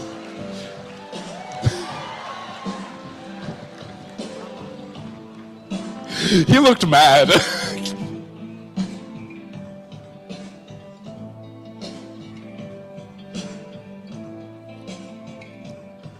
Are you trying to rock, paper, scissors? Protogen!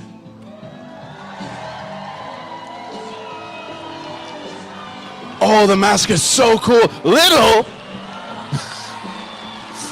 It's the full little fit!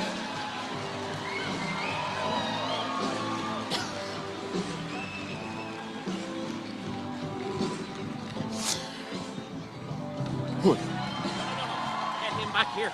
Oh, Jesus. No, don't leave us, no! All right.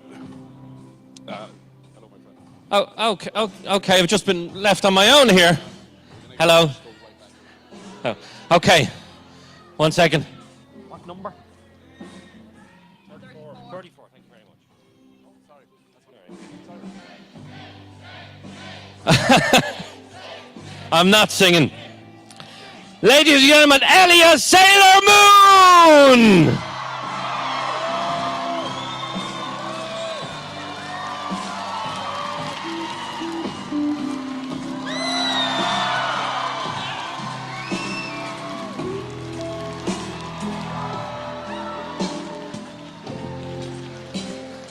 That's what you call a performer.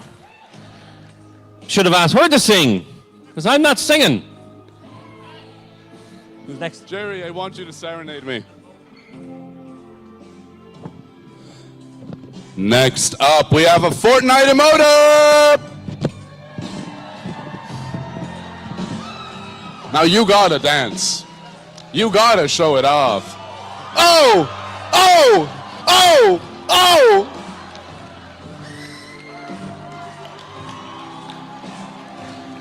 Get it? Hey! Hey! Hey!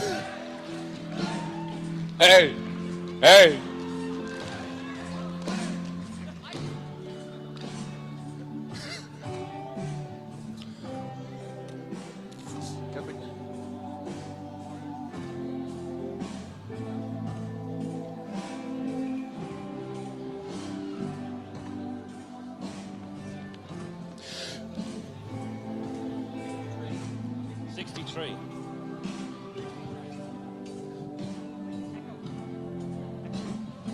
Ladies and gentlemen, please welcome Echo!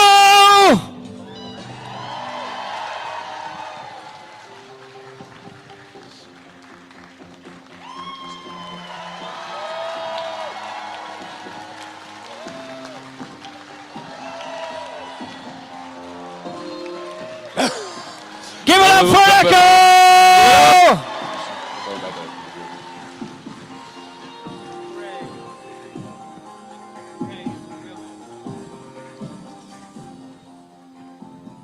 Jerry, tell me who's next. Jerry? No. Next up, we have Gray. Give it up as Misa Amane from Death Note. She's got the book. She's got the book. Promise not to write me in it, please. One number.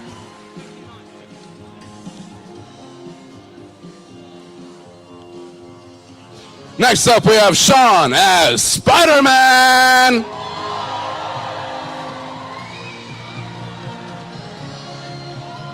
Oh, the knees.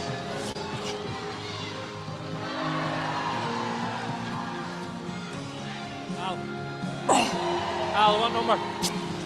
If I tried doing that, my knees would break. Give her one big round of applause. Ladies and gentlemen, give it up for Kira as Hot Guy!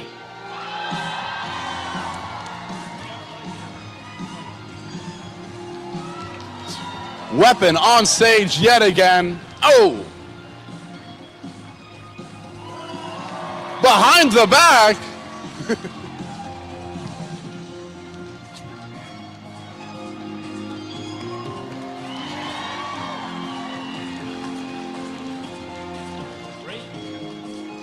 Number 3. Next up. Give it up for Alicia as Vaxildan. I think I got it right.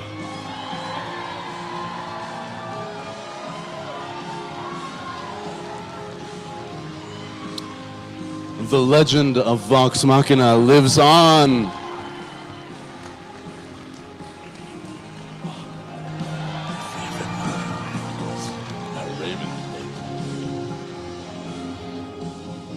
Next up is Luana as Willow Park.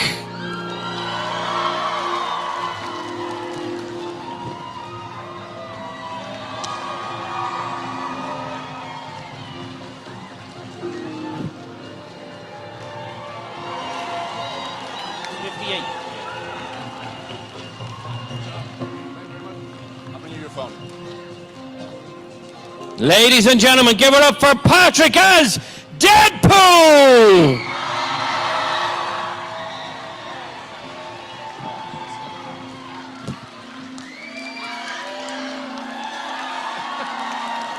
Make some noise if you enjoyed the movie. 57, Lawrence.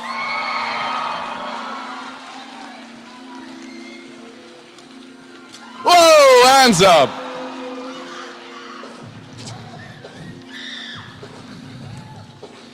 I think we'll have to get Deadpool back out to do a dance. No, there's a particular dance in that film. Can you do a bit of the dance, Deadpool? No. Oh. Your dancing is as good as my singing, I believe. Okay, that's fine. No problem. Next up, we have Lawrence as Ghost.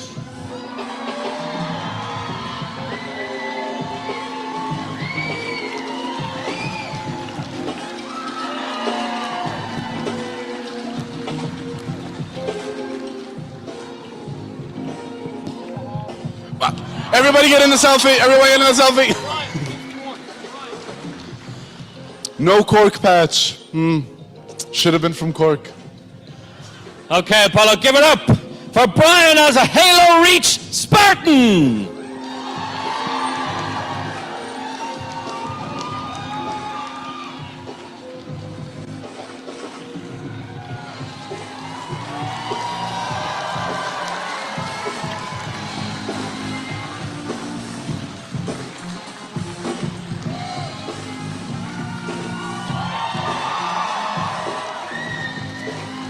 That weapon is half of me. What is this? I'm scared.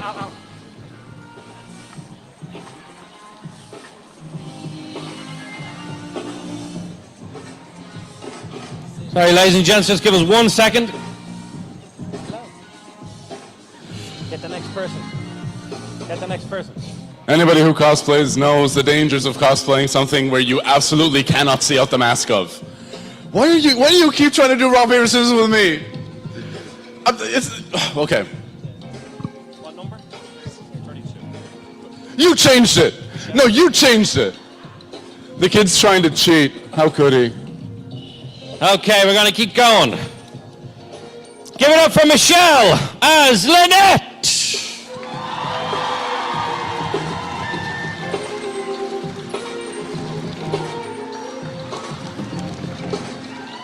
The absolute detail is so cool. Oh, the little bow. Number. One more pose. Oh, props are being pulled out. Whoa! Perfect. Okay. Absolutely incredible. Even dropped a rose, but that's just for me. If you want to come back this way, or do you decide to just stay on the stage? Yeah. Okay, ladies and gentlemen, give it up for the Bumble Brigade!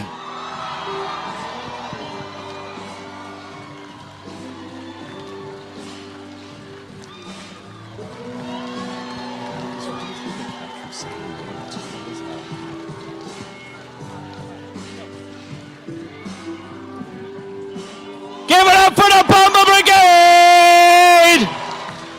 23, yeah? 23. Oh, you're walking straight. Okay. We're going to keep moving on. My God. Give it up for Michael as Dr. Hank McCoy, Dr. Len McCoy hybrid. Beast. What would happen if you put the X-Men in Star Trek? Ah, I need someone to write that, actually. I really do. What? What? I don't know. I can't hear you.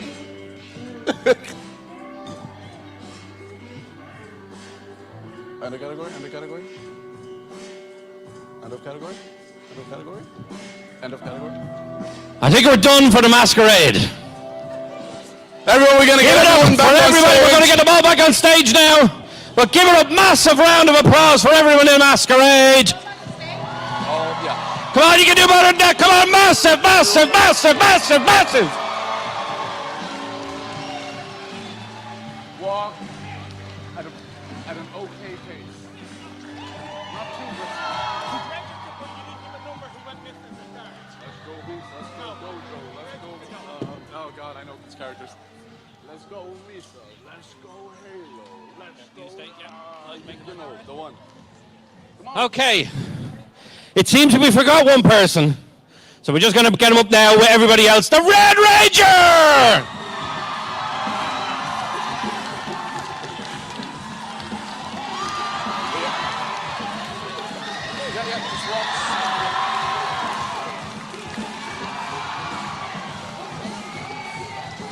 Is it the real one? Deadpool.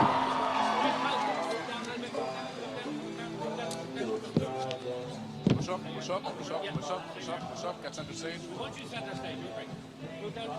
Okay. Ladies and gentlemen, give it a massive round of applause for our masquerade! We're going to give you a couple of seconds to take photos of everyone on stage. Everyone give their best pose to the loving crowd here at Dublin Comic Con. One more time for the masquerade!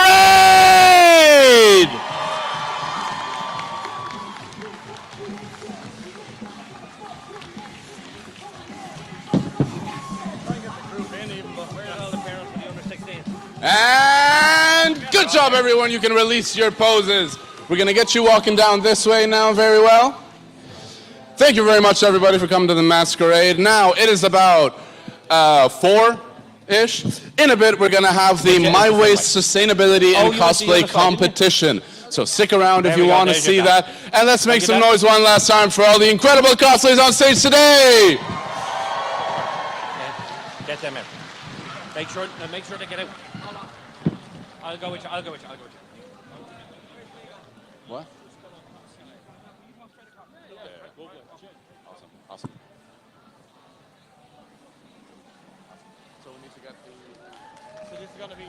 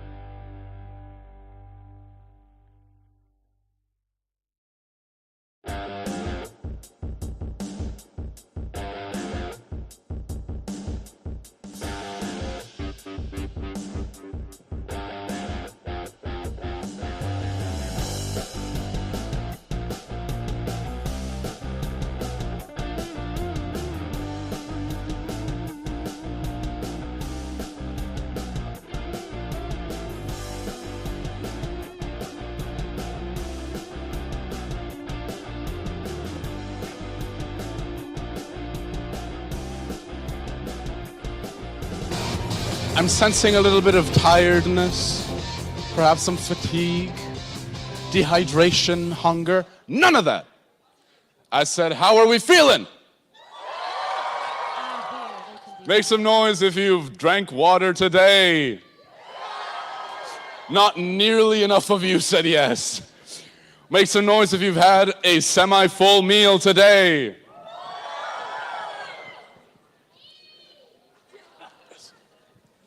Dang, yo. I want what he had.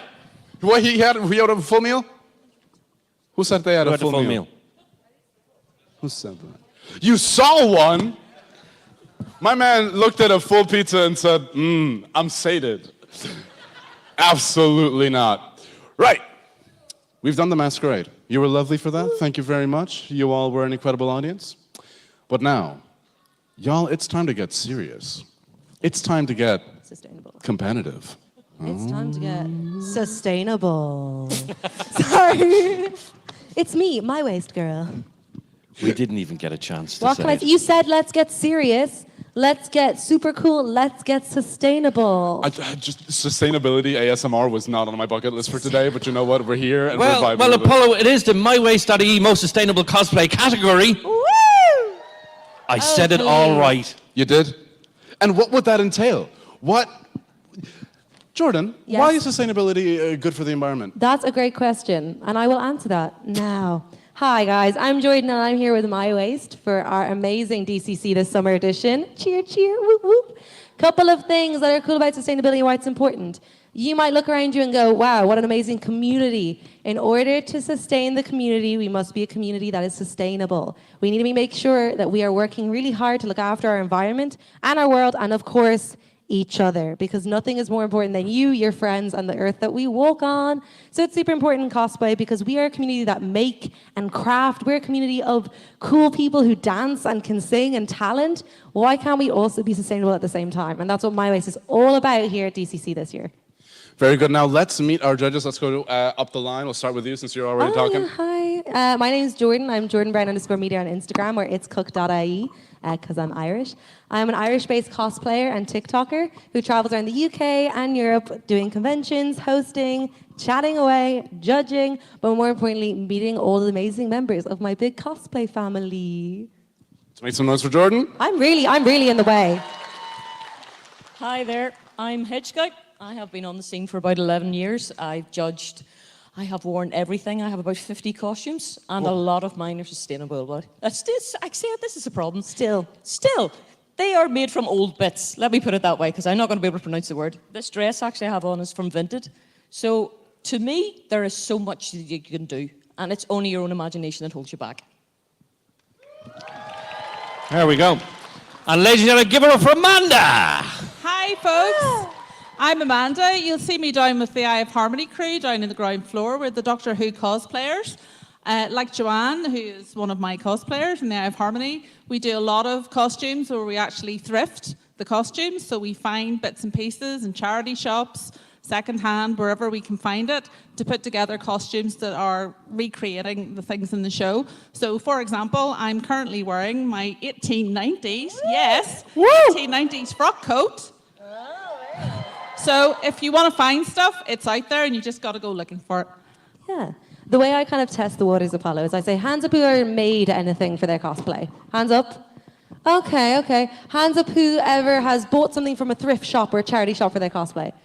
Okay. Hands up whoever's just used something that they have in their closet for their cosplay. Okay, that's more. Okay, and who's ever stolen stuff from a family member or friend for a cosplay? Okay, so you've all at least put your hand up once, which means you are already being sustainable. See how easy it is? Oh my gosh. We just don't talk about it enough. So we're already being sustainable, right? So this contest is all about showcasing a little bit of that, so we know that we're not the only ones. Speaking of the competition, should we get started? Absolutely, Apollo. Well, before we get started, can I swap with her? Because she's much better at this. Do you want to? She's much... I'll take your job. Oh, I thought you said swap me. I was about to get sad. No. Don't worry, I will chat No, to we you as need go you. along. Now, I'm not going to start this competition until I hear the noise in this room get over a certain threshold. So, are we ready to get started? Sorry, I don't have my glasses on. I couldn't hear that. Are we ready to get started? Come on! First up, we have Francesca as Mia Queen from Arrow. Make some noise! Oh my gosh.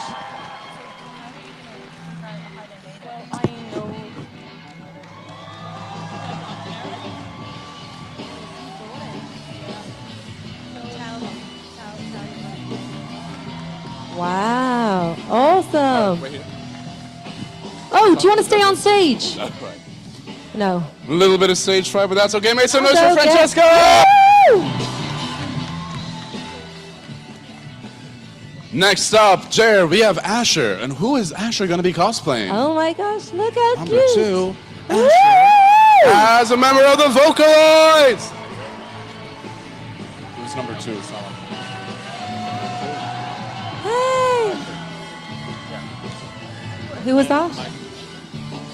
What? Very good. Now, Asher, what did you?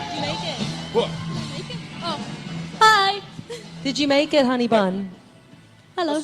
Oh yeah, okay. I forgot to mention that this is probably my fault. I talk about myself too much. Well, we'd love all of our little contestants. Can you see me? Can I get a little wave? Hello. We'd love you to chat to us. I don't know if you noticed we're really chatty. So we might stop you and hand you a mic. If you're not comfortable, please let Apollo know while you're on your way on stage that you don't want to talk to us, because we are super chatty. So shall we chat? Okay, judges, what do you think? What questions would you like to ask? I think this is amazing. Can I say your headphones look. I did. Can you chat us through how you did that? So basically, I bought a pair of headphones from Penny's, and I glued. These are made out of cardboard, and this is made out of like wire and tinfoil, and I covered them with Mod Podge and stuff to seal them, and then I just painted them. So. And what is your favorite thing about sustainability and cosplay? Like, what's your favorite little thing that you love? Really like the creativity, like how you don't have to be perfect at it. You just have to give it a go. Yeah, you just have to give it a go. Really. I love it. Very good. Thank you. Ladies and gentlemen, give it one more time for Asher! Number two. Next up, we have Leon as Fizzaroli. Make some noise!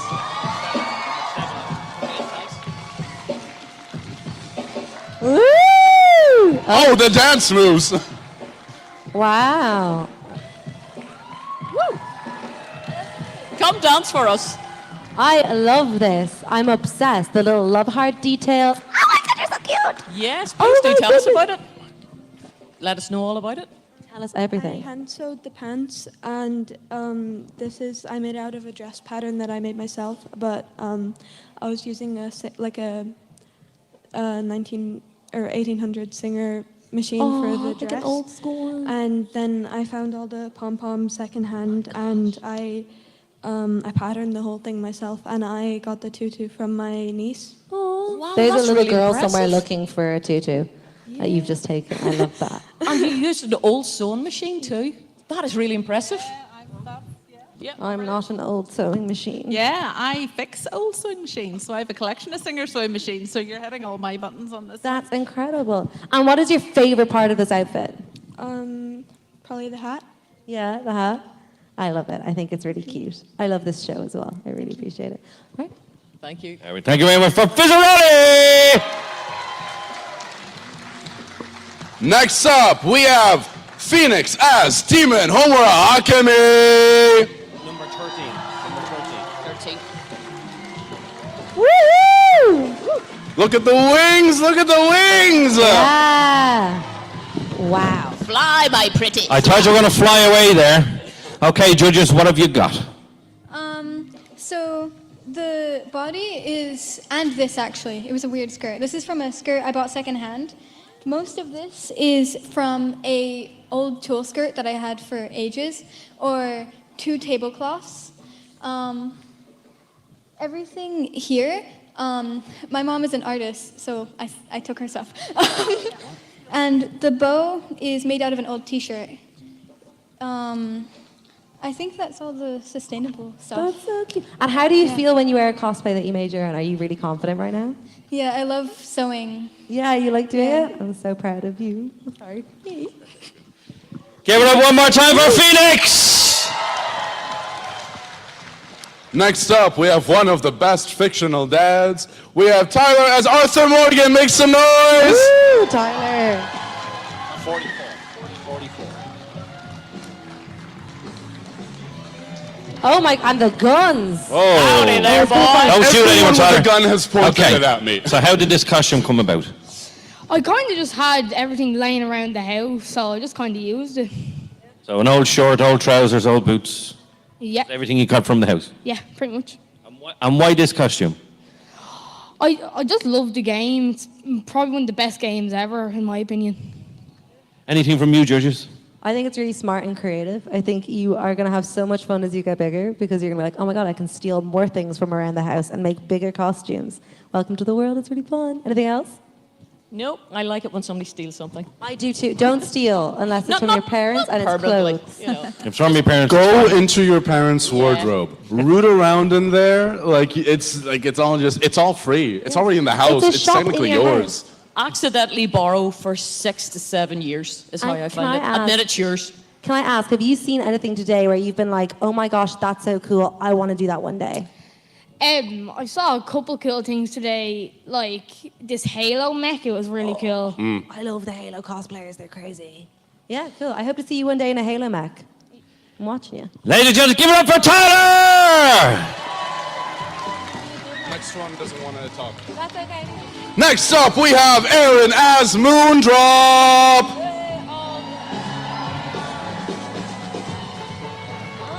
Number 60. Oh. Now, is that a mask I see? Oh, the curtsy, the detailing, the there we go. mask! I can see we got some cardboard used. I can see that we made things. This is very, very cool. Okay, very, very do you wanna- crafty. No, it's okay. No, that's fine. That is so Give it up cool. for Aaron, ladies and gentlemen! Next up, we have Sinead and Sarv as Bee and Puppy Can. Make some noise!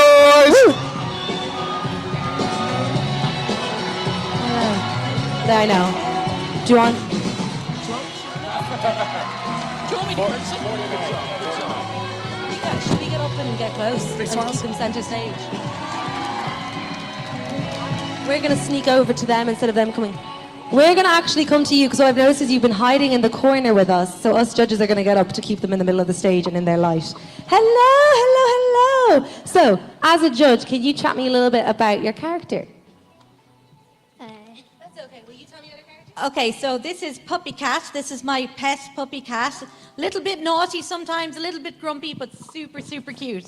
So me. So adorable. I really like your little cat and I will steal her if I could. Can you tell me a little bit how your outfits are sustainable? Okay, so almost everything here is at least a decade old. The petticoats in particular, all of them, I just piled on top of them, and they're petticoats I've had for years. The wig is at least 12 years old at this point. Everything gets recycled, and everything is made from recycled parts. I never throw anything away, and I always find another use for it. So, yeah. It's So cool. That's awesome. No, you're happy? I'm happy enough, but I want to look at the little kitty cat. Oh, so aren't you cute? Did you feel special wearing this today? Yeah. Can I hear meow? Meow. What about a proper Catwoman? Meow, meow. Next one. Ladies and gentlemen, give it up for Bea Puppy Cat! I just thought we'd stand up because they keep coming over to the corner and I thought we'd help peek them in the light. She's trying to take my job.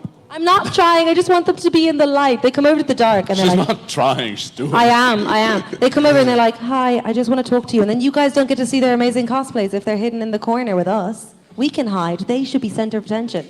Speaking of amazing cosplays, next up we have Ayla Stray as Pomni from the Amazing Digital Circus. This one is number 18.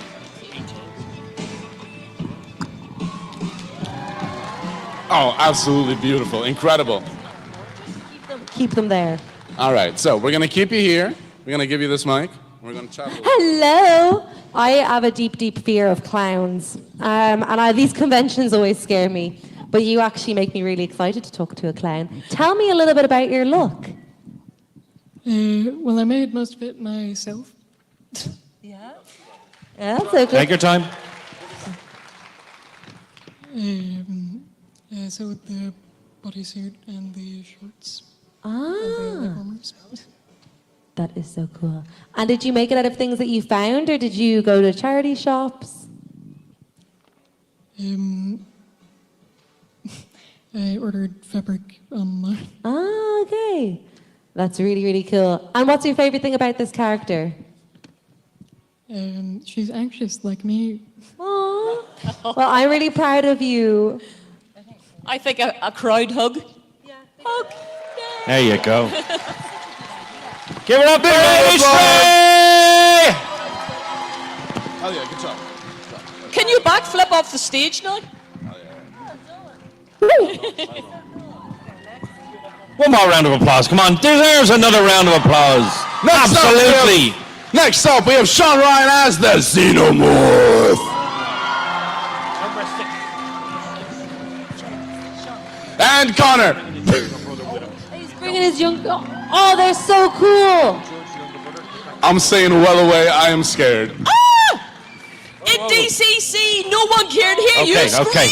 Okay. That's really scary. Calm down, Xenomorph. Okay. Come on over here. God. Come on over here. Come on over here. Into your light. And you come over here as well. Come on. I recognise that predator from last year. Okay. You guys can are so can Sean scary. can the Xenomorph talk? Yes, you can. Okay. Okay. Sean, talk us through how you made the costume.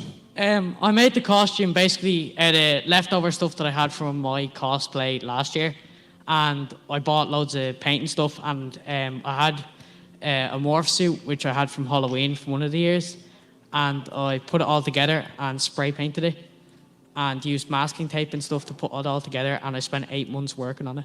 Oh my Wow. God. Wow. It How- is so what incredible. materials? Cardboard, just things lying around? Cardboard, EVA foam floor mats, masking tape, hot glue, PVA glue, and paper mache. The whole head's made from cardboard and paper mache. And this was all stuff you had around the house? Most of it, yes. I only had to buy paint and glue sticks. Judges, what do you think here? Any questions for Ryan? Do I have to ask? Because I also cosplay Ripley, both Ripleys. Do you see your pipes that are coming out of your costume? What are they? That's from a dishwasher. It's a replacement tube that my dad had in the shed. Oh, I love you. And whenever you were making each part then, did it have to be, was it something, did you prototype it to start off with? Did you make one and then a second one once you were happier with I it? basically used one as a template and then traced it and then made it again for it to replicate the other side. Excellent. Can I ask, because I'm really curious, this is incredible for someone your age, I'm obsessed. What is something that you're excited to see as you grow up in our community when it comes to sustainability? What's something that gets you really excited? I hope that people can kind of like buy stuff, like find stuff around their house or go to charity shops to get stuff to make costumes. I hope more people get into it because it's good to come out and talk about your costume on stage or just to be out here and just enjoy it basically. Yeah, and it's amazing because you put your brother with you, and it's like you're almost showing. It's what I mean. Passing things on in our community is super important, especially with sustainability. This is awesome. And what's the next one you're planning on doing then? The next costume I'm gonna do, I don't know yet. I'm still planning that. Yeah, I'm still planning that. I'm gonna go for something big, I think. But you've learned lots of really good skills doing Yeah, this one, obviously. Yeah. I do art in school and engineering and stuff. So Brilliant. yeah, That explains it. Yeah, I have to say as well, Amanda asked you what's your next costume. I bet you have about 3 or 4 on that list. Yeah, definitely. Who hasn't got 3 or 4 costumes at least on their lists? Yeah. Yeah. Ladies and gentlemen, give it up for Xenomorph and the Predator! Next up, he wants to be the very best, like no one ever was. Give it up for Steven as Ash Ketchum!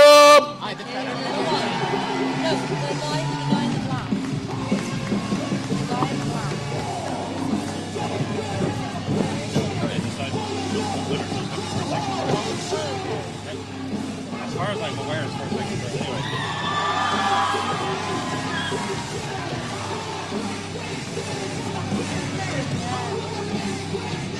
Do you want to chat to us? Okay, so talk us through what you did to make your costume. I took apart 2 T-shirts to sew this actually. I cut off the armbands, the orange shirt here, and sew it in to this blue T-shirt, and cut off the holes here to sew this again. so you can actually go to church. I cut the collar off a white T-shirt to sew it here, and the arm too as well. I sewed this in arm in this part arm here. I cut off their shirt. So it's all sewed here. I cut ribbons here to sew here, and the ribbons are here to sew here. It's very So it's all through old T-shirts and things like that you made it? First ever time sewing. And did you hand sew? Is this all hand sewn? Yes. First time chancing without knowing how to sew. How did you find that? Very cool, yeah. Yeah. And did you ask anyone about tips and tricks? Did you look up things online? No. No, you just went in blind? You used the force.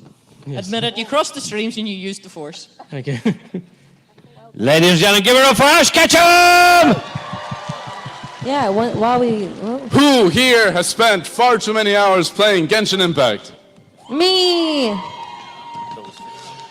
Small bass, but very loud and very dedicated. We love to see that. Next up, we have Siobhan Arlecchino! Wow. Oh, the strut. The strut. Oh, pose number 1. Oh, killer. I love a good presentation. Strut for me. Oh, lovely. Look at that wig. These Wow. boots. These talk- boots are incredible. Talk us through your costume. Okay, so most of it I made myself. It's the first costume I properly made myself. Took about 3 months. I first started with the bow because that was the easiest. And then I went and made the shirt and jacket. The shorts I didn't make, but I altered from shorts I already owned. The gloves, I added the nails and design on them. And the shoes, they were originally actually my friends who was getting rid of their shoes and asked, hey, did you want them? So I used them as a base and then made boot covers over them. And I made the socks out of spare fabric I had from the shirt. You can't see these shoes as well as we do. They are incredible. Like, I went, ooh, the shoes. They fell apart yesterday. I had to re-sew them. Oh my gosh. It's so hard to make footwear. Footwear and gloves are two of the most complicated things that you can make. So well done. And if they only fell apart yesterday, to get any time out of them, I once made a pair of boots and they fell apart. But on that instantly. about boots, I have these boots that I got in a charity shop and I have worn them for the last 3 years. So sometimes if you can't make something, don't worry about it. Charity shops are a great place to go to find sustainable clothing that actually do last you a long, long time. I also, I found that using a base shoe for it was a lot more helpful as well than just making a shoe from scratch because I do not have the tools or the abilities. I'm not a clog person. I also made the sword out of EVA foam, which my granddad has a little workshop and he hasn't used it in a while, so it's got an opportunity to be used again, and the Dremel hadn't been used in 20 years, so got a bit of a lease of life again. Fantastic. Did you find that you learned a lot about glues as well? Glues and sandpaper and power tools? I learned a lot. I learned different sewing and then glue and contact cement and to not be lazy and use glue in a high stress point, otherwise it will fall apart, and just sew it because the extra effort will make it more durable. Yeah. You definitely have learned a lesson there. That sounds fake. What do you mean I can't just glue everything together? But that's the other thing about sustainability is sometimes putting that little bit of effort in and taking that time to sew things and put in that little bit of work means that you get longevity. So even if you're putting in a little bit more work, a little bit more expensive materials and things that you are buying, as long as they're doing it, like you said, with that little bit of attention and work, they last a lot longer. Yep. You glued that tie on, didn't you? Admit it. You got up this morning, you glued the tie on. You were like, let me glue a tie on my This face. is glued onto my full chest. We rip it off later. It's like a wax. Thank you. Awesome. Give it up for Siobhan! Next up, straight off of Has Been Hotel, we have Lucy as Lucifer Morningstar. Woo! Oh my gosh! Oh no! Don't worry, I know. 27. National 24 District 28. I also like her. Woo! Hello, Lucifer. Oh my gosh. Do you know what? Would you be my dad? I love this. They can leave their numbers behind. Hello. Hey there.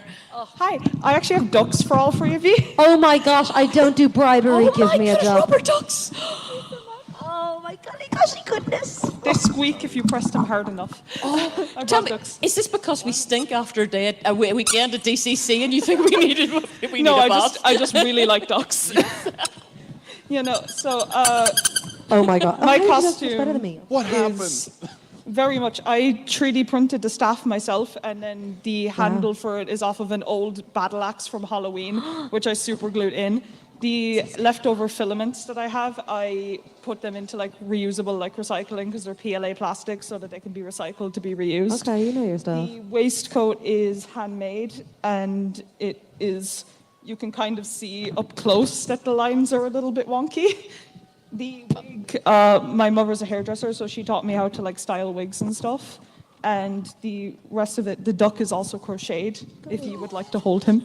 Oh my gosh. So you're saying that you learned off your mum. Do you think that's something that you would like to continue doing, is like learning from other cosplayers or friends? Yeah, no, I have from the few cons I've been to. Like I've learned a lot of like other stuff from other people, Yeah. like great cosplayers and stuff. And would you do me a favor and pass on one little tip? Because now that you've learned from someone else, we can pass on that knowledge that's also being sustainable. Will you give us a little tip of something for literally anyone in the audience who wants to start making Literally, something? if you're going to be making a cosplay, do not do con crunching, because everything that can go wrong will go wrong.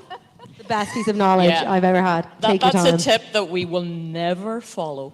Can I give you a tip actually when it comes to wigs? Yeah. Wigs are actually made of shredded plastic. So whenever you heat them up, say with a hairdryer, if you hit them initially with really strong hairspray, the one in the yellow tin, got to be. Oh, if you hit it brilliant. with that, and then you actually blast it with a hairdryer into the direction that you want, either with a brush, whatever it is that you're using, and then you pin it into shape, leave it for a while, let it cool down, and it sets into that shape. Because I style a lot of wigs. Yeah, I hate styling wigs. That is incredible, because my version of that is I wear my wigs in the shower. And that is insane. Yes, you look at me like I'm weird. I look weird as well. Yeah. Because it's plastic. In the hot water, it will melt and reset into what it was naturally. So I come out of the shower with weird hair colors because I wash my wigs in the shower.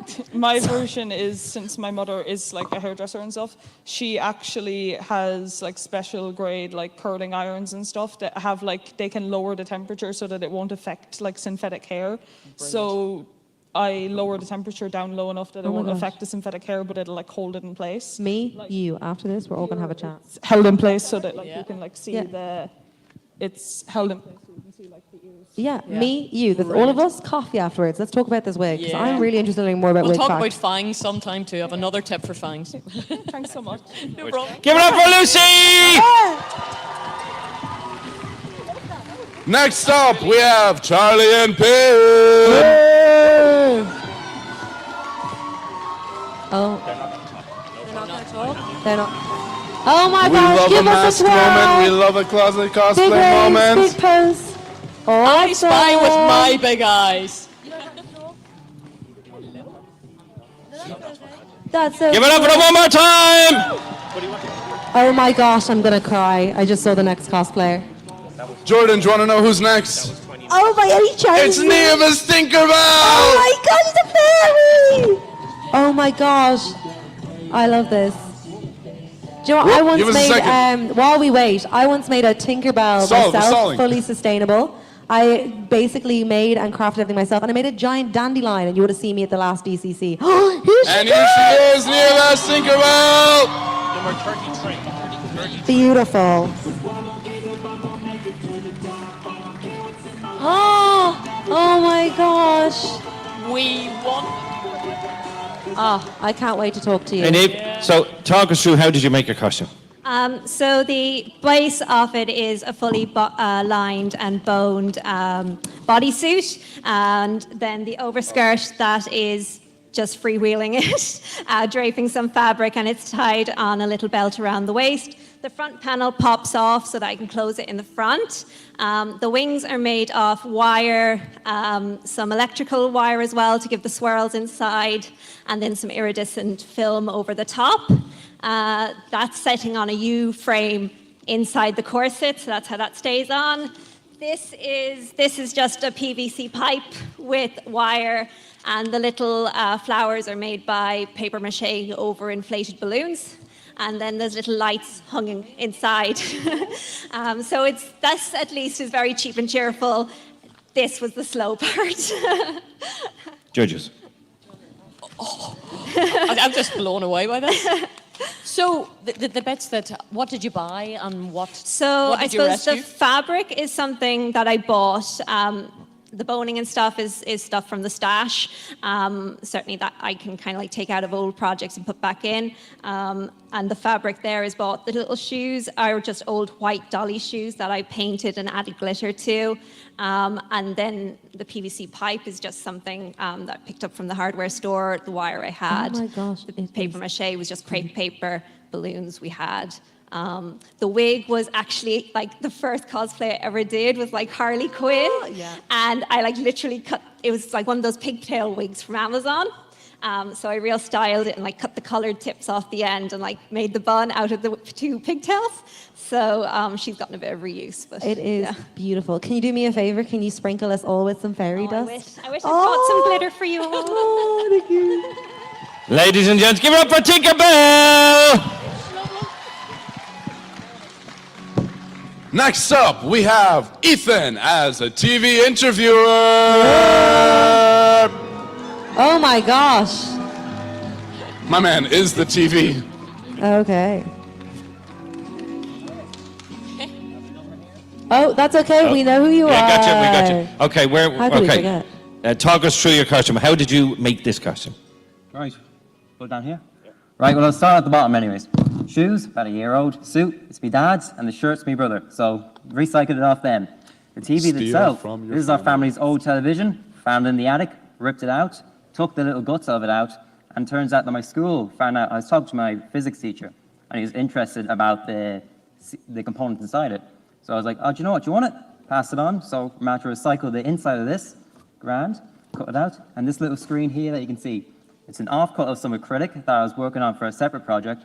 Printed this little screen on and see out of it perfectly, amazing. And then the little antenna here, just so happened to be in a scrapyard, found another TV just like it, ripped the antenna out of that one, slapped it in, and there you go. Looks well, I'm quite happy with it. It's Wow, there we go. Judges. Oh, can I ask you a question? What has been the coolest learning experience about making the sustainable cosplay? Learning experience, I'd say trying to make it all on time, that's all. You'll have to find the right bits, not bits that I bought new, some old bits off the bin. Other than that, hasn't been too bad. I love that. One man's waste is another man's treasure. There we go. Ladies and gentlemen, TV interviewer! I love that. That's so clever. Yeah. Do you ever feel like with sustainability, you panic that you're not being sustainable enough, and then you realize that just even the bare minimum is still doing something? Yeah. How do you find sustainability in your cosplays? I find it a very difficult word to say. That's so fair. Oh, do you want us to keep stalling? Am I good to say? Oh, I was just stalling because you You were just disappeared. okay. Thank you, Queen. Next up, we have Elliot as Link. Woo!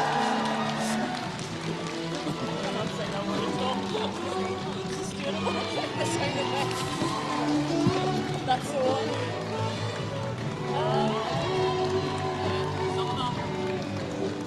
I love this.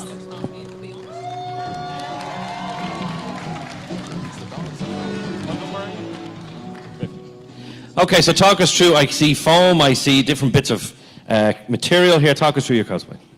Right, so I started with a sleeve from a morph suit, and I got some scraps of EVA foam from a previous project, and heated them and bent them to the arm, painted them, got some fake acrylic nails. They're fun. Then the tunic is made with some old like curtains, and the green part is an old throw. It's roughly sewn together, very badly sewn together. No, it's amazing. So how did you do the tattoos? Oh, that's just acrylic paint. Yeah. Did you find it difficult to sort of get in round, or did I somebody? had to try help and- her. Yeah, She's over there somewhere. What about the belt? What's your belt made from? Oh, It the looks very belt. interesting. Yeah. So I carved these out of wood, and Sorry, I got you the- carved them? Yeah, carved them. You hand carved them? Yeah, and same with the sword. It's Okay. made from a leftover pallet wood. Wait, you made the sword yourself? Yeah. Oh wow! Let's see this. You're underselling yourself by not telling us this. That's amazing. I forgot about it. Nice. And can I ask you what made you pick Link? Not gonna lie, it's because I've got long blonde hair. That's actually And it's so- really light, so it gets hot in the con. It's really big. Very breathable. I love, do you know what I think is cool about Link? I could be so wrong. Is that he's kind of sustainable. Like when he wants to change the color of his outfits, he just dunks himself in paint. Yeah, some of you will get that reference. I hope. If it's your own hair, it's sustainable. It is as well. I recently converted to doing blonde characters because I'm actually a blonde. Would you believe I'm not naturally green? And it's been a crazy experience, you know. But I love this. I think. Can I ask? Are you super proud of yourself? Yeah, I'm pretty happy with it. Would you recommend other people to try build sustainable cosplays? Absolutely. Perfect.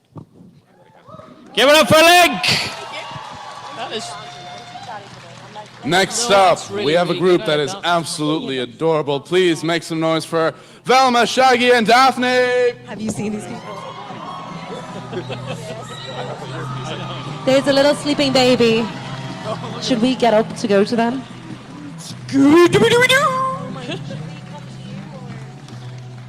Can I see the baby? Come and see the baby. I'm so sorry. I love it. Oh my gosh. Oh, the poor lights. Hi, Papa.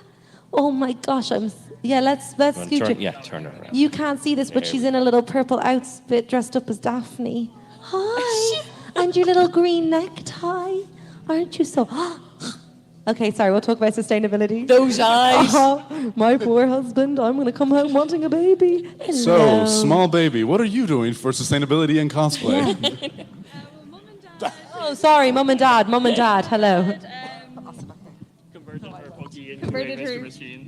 Yeah. Do you want to see the baby? Secondhand thrifted, so Very there's sustainability there. This is a teddy, which was Aoife's when she was growing up, so this is about 20 years old. Oh. Yeah. I need to take that home. Everything we already had costume-wise. We wanted it to be quite simple this year. We normally go bigger, but obviously with her, we have to be mindful of what we're wearing. And I suppose... and all the rest of it's just kind of wardrobe stuff. Like, so everything came from what we already had. Of course, you're now parents. Of course, unless this is someone else's baby. No, still. she's ours. What is something you look forward to and that you think that you're excited to pass on to your little one about sustainability and cosplay? So I suppose what we were sustainable for is to keep the world good for her. So I suppose in any way we can, we will be trying to, yeah, exactly. And hopefully now she will cosplay as much as Mum and Dad, or she's going to have a miserable time. She opened her eyes straight away and looked so happy to be here. It's adorable. But I think that's a really important thing as well, is, treating the new generation and protecting our planet for the new generation. Yes, exactly. It's going to be really hard for future cosplayers to cosplay if they don't have somewhere to do that. Do you know, I do think it's going above and beyond but having a baby. I mean, I don't expect anybody else in the room to reach this level of perfection. Yeah, no, it's But amazing. look at you. You're just lying there. You're not And doing maybe if anything you for see your her around the mum and convention dad. and ask if it's okay, you probably haven't can go and given a visit the bye. baby. Oh, I'm getting a dirty look here. I'm getting a dirty look. Everybody's a critic. Oh no, we'll let you go. Oh, before you have a little cry. Oh no, she saw me. Quick run. Thank you so much. Give it up for the Mystery Machine. Okay, we have just a couple more, and then the judges will deliberate. Next up, full vibe change. We have Jonathan as Knight Titus. What's that? Oh my gosh. last one was 16. This one is 47.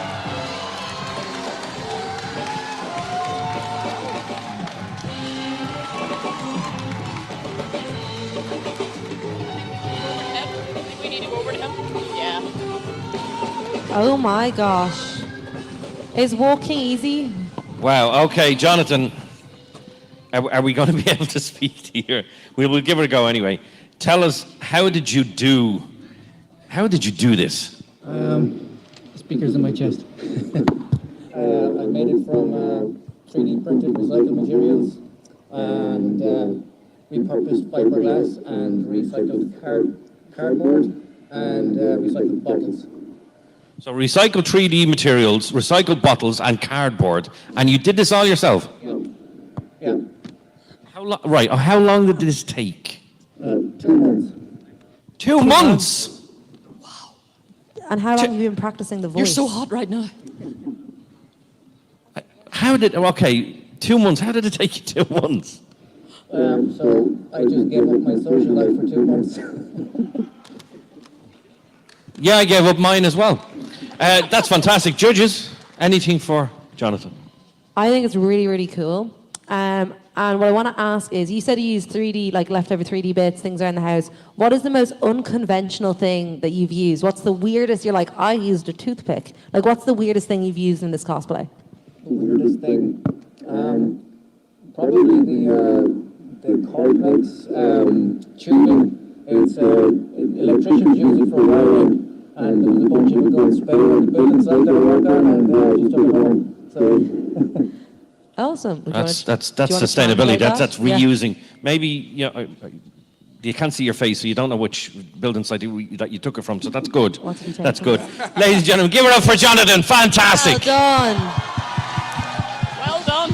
Very well done. Following on the theme of nights, because we cannot get enough. Next up, we have Kieran as Dogman, or the Bark Knight. Yeah. 57. So recycled treated parts, cardboard. And what was the weird unconventional thing? It was wiring from the building site that he was working on. Oh, wow. Oh wow. Okay, Kieran, talk us. How did you come to this costume, and what did you do to make it? Well, I've been a Dav Pilkey fan, so Captain Underpants Dogman since I was like 6, so good 10 years. This and the mask is fully handmade. It took about like a couple of weeks to actually collect all the materials for this because it's just toilet paper rolls from home. We've got 2 countries, Scotland and Ireland, because the grind never stops. 4 plastic capsules from one of those like €1 coin machines. The full thing is covered in masking tape and white paint. And the mask is a cheap thing from Arts and Hobbies, which I cut to be this shape. Textile hardener, black paint, cheap bandana, and cutouts of my dad's unused swim trunks. Yeah. And then I own the gloves and scarf already. Okay. Please tell us what it says. In fact, we can read it, but tell everyone else what it says on your sign. Oh, Jesus. If I can read not now. the man. I am not the Bark Knight covered in tomato juice. Oh, that's a great disguise. That's a great disguise. Thank you. And can I ask, obviously, like, this is epic. What has been your favorite part of building this? Honestly, I think because I had to take a good break when I went on holidays, coming back to it was very fun because I think I do work pretty well under pressure, so I had a couple more weeks to work on it. I think just the lead up to that. No, that's very cool. Well done. One more time for Kieran! Say that one. I'm really proud of him. That's really cool. Next up, straight from Atlantis, we have Daniel as the Aquaman! Yeah.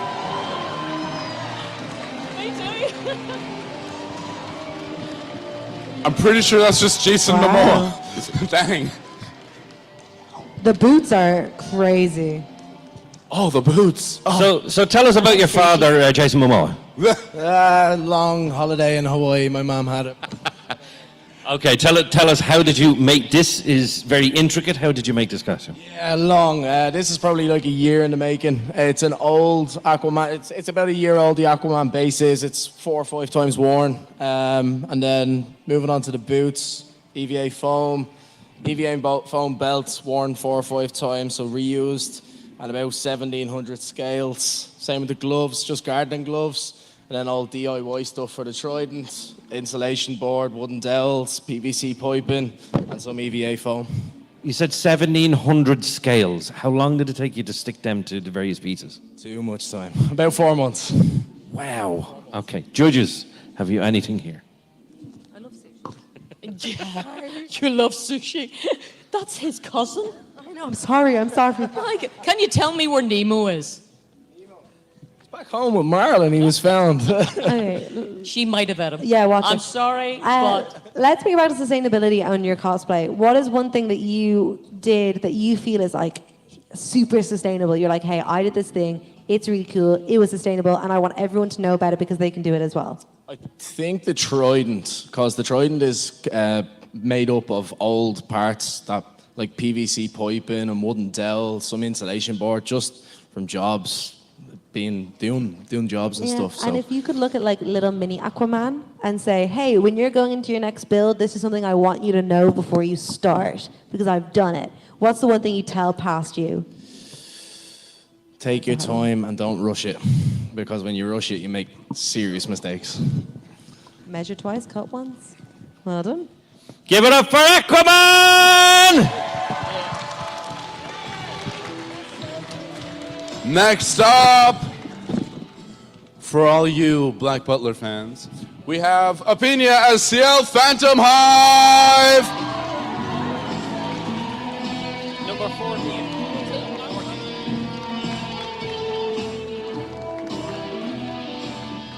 So, talk us through your costume and how you made it.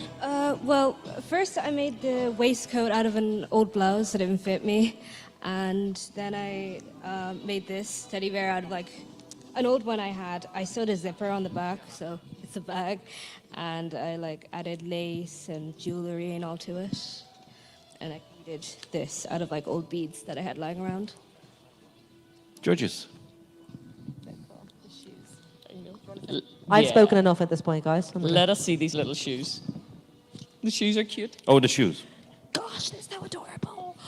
Look at the, let's see the rabbit. Oh, that's beautiful. Absolutely gorgeous. So, is this old jewelry that you had? I'll be honest, it's an old broken rosary. An old broken rosary. Oh, don't tell my nan. That's all right. I think you're completely forgiven because it's cute. Yeah. And what's something, so you like sourced a lot of these things and upcycle some of these things. When you walked into a store, what were you looking for? Were you like, okay, I'm going into the thrift shop, I'm looking specifically for this, or did you just kind of go with the flow? The only thing I bought were these shorts Wow. at a charity shop.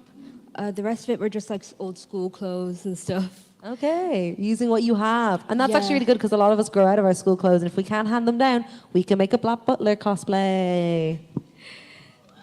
Thank you, Black Butler fans. I do also like this show. It's a good one. Okay, massive round of applause, ladies and gentlemen. And guys, I have some sad news to impart. We're on to our last competitor. Aww. But let's make a big round of applause for Maeve as Powder from Arcane.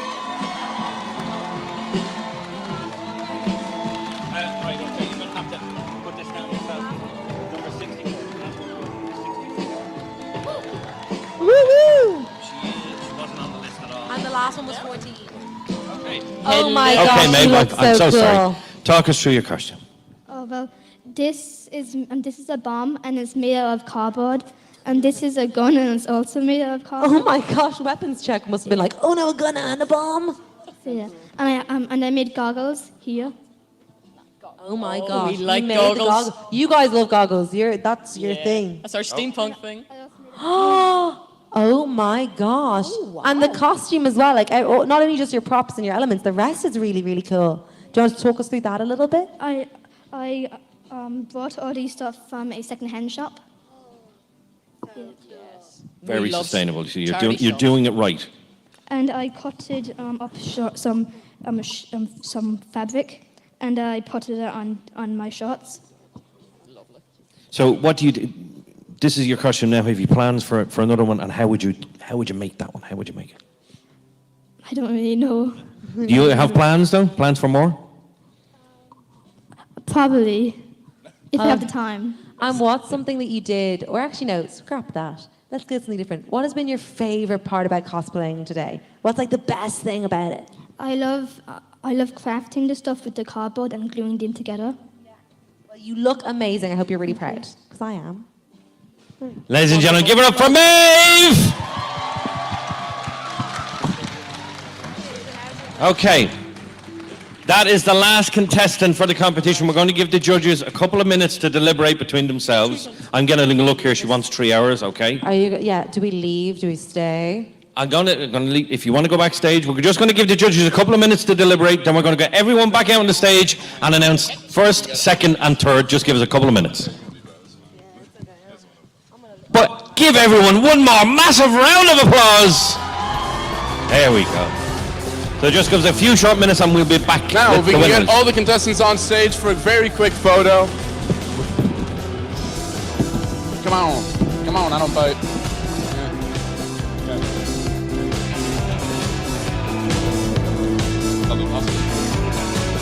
Give them a big round of applause as they get back on stage.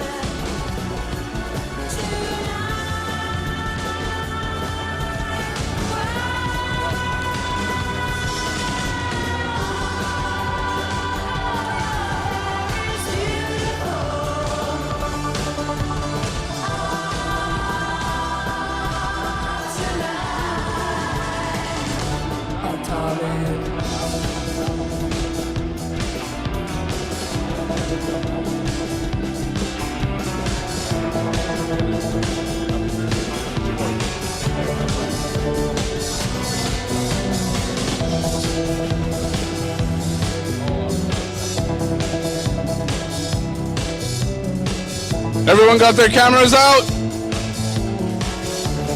Everyone pose and let's go!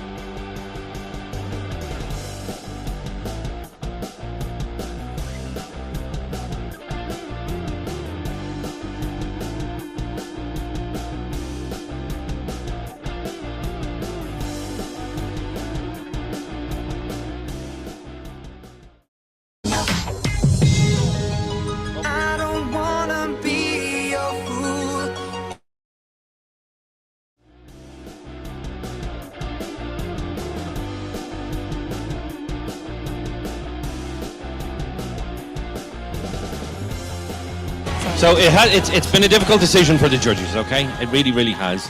So what we're actually going to do is, there's going to be prizes for under 16s, because there's a good few on the stage, and then there's going to be prize for over 16s. And we were just trying to work that out there. Sorry, So we have just give us a nicknames for second. all of you. So Jordan, what would you like to do first, over or under 16? Let's start with the under 16s. Under I think that's easier just because they are so adorable and I love them all. So we have a first, second, and third, and then I have I've decided to override the system of a judge's choice, which I feel we'll all agree with. So let's start with our third place of our under 16 is our cat and our little friend of the cat. Where are they? Where are they? Here we Cat go. bug. Cat bug.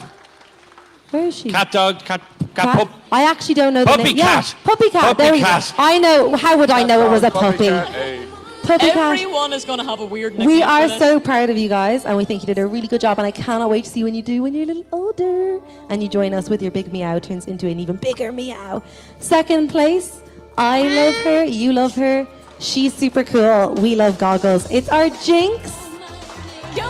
Where's Jinx? Well, John, come over here. Your bomb is scary, but you are super cool, and we are so proud of you. You can come and stand next to me.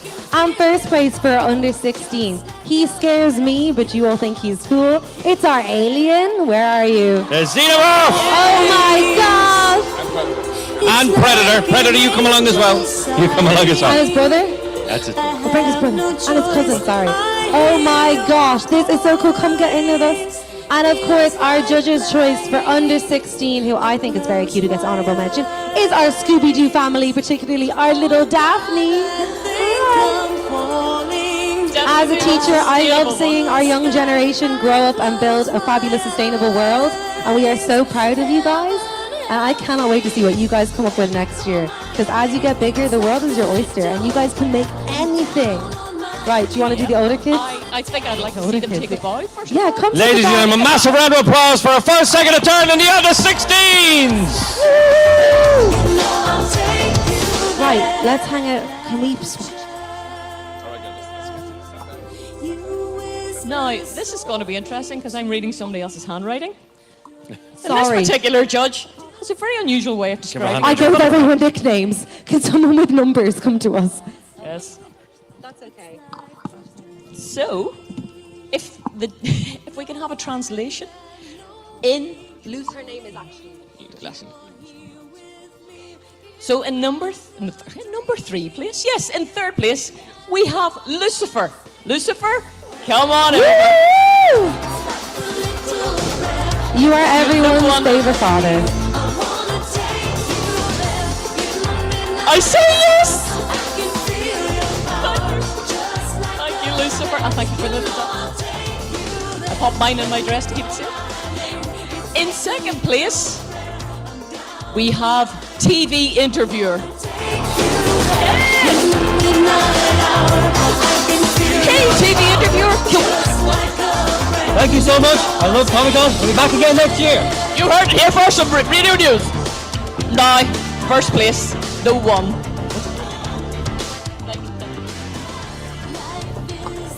Maybe Okay. Derek? This one has an unusual first nickname. It's called Big Boy. Now, I didn't give him that nickname, but somebody else did. So, he's called in first place. It's Jonathan with nightitis. Thank you. Are we right? Yeah! Incredible. You walked in, our hearts just opened and our mouths fell open. We can't understand a word you say, but please give us a quote. Thank you. That'll do nicely. There we go. Seriously, well done, sir. Well done. Ladies and gentlemen, massive round of applause for our first, second, and third! Okay. We are so proud. Ladies and gentlemen, I want you to give one more round of applause for all our amazing cosplayers today. Thank you so Well, you can do much. better than a massive round of applause.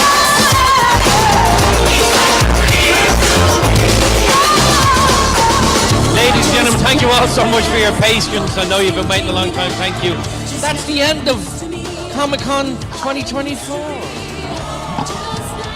I didn't buy a single thing. So I'm going down to get discounts right now. You should all do the same. Just get discounts. But thank you all so much, and we will see you all in March. Thank you very much. Bye-bye. Thank you very much.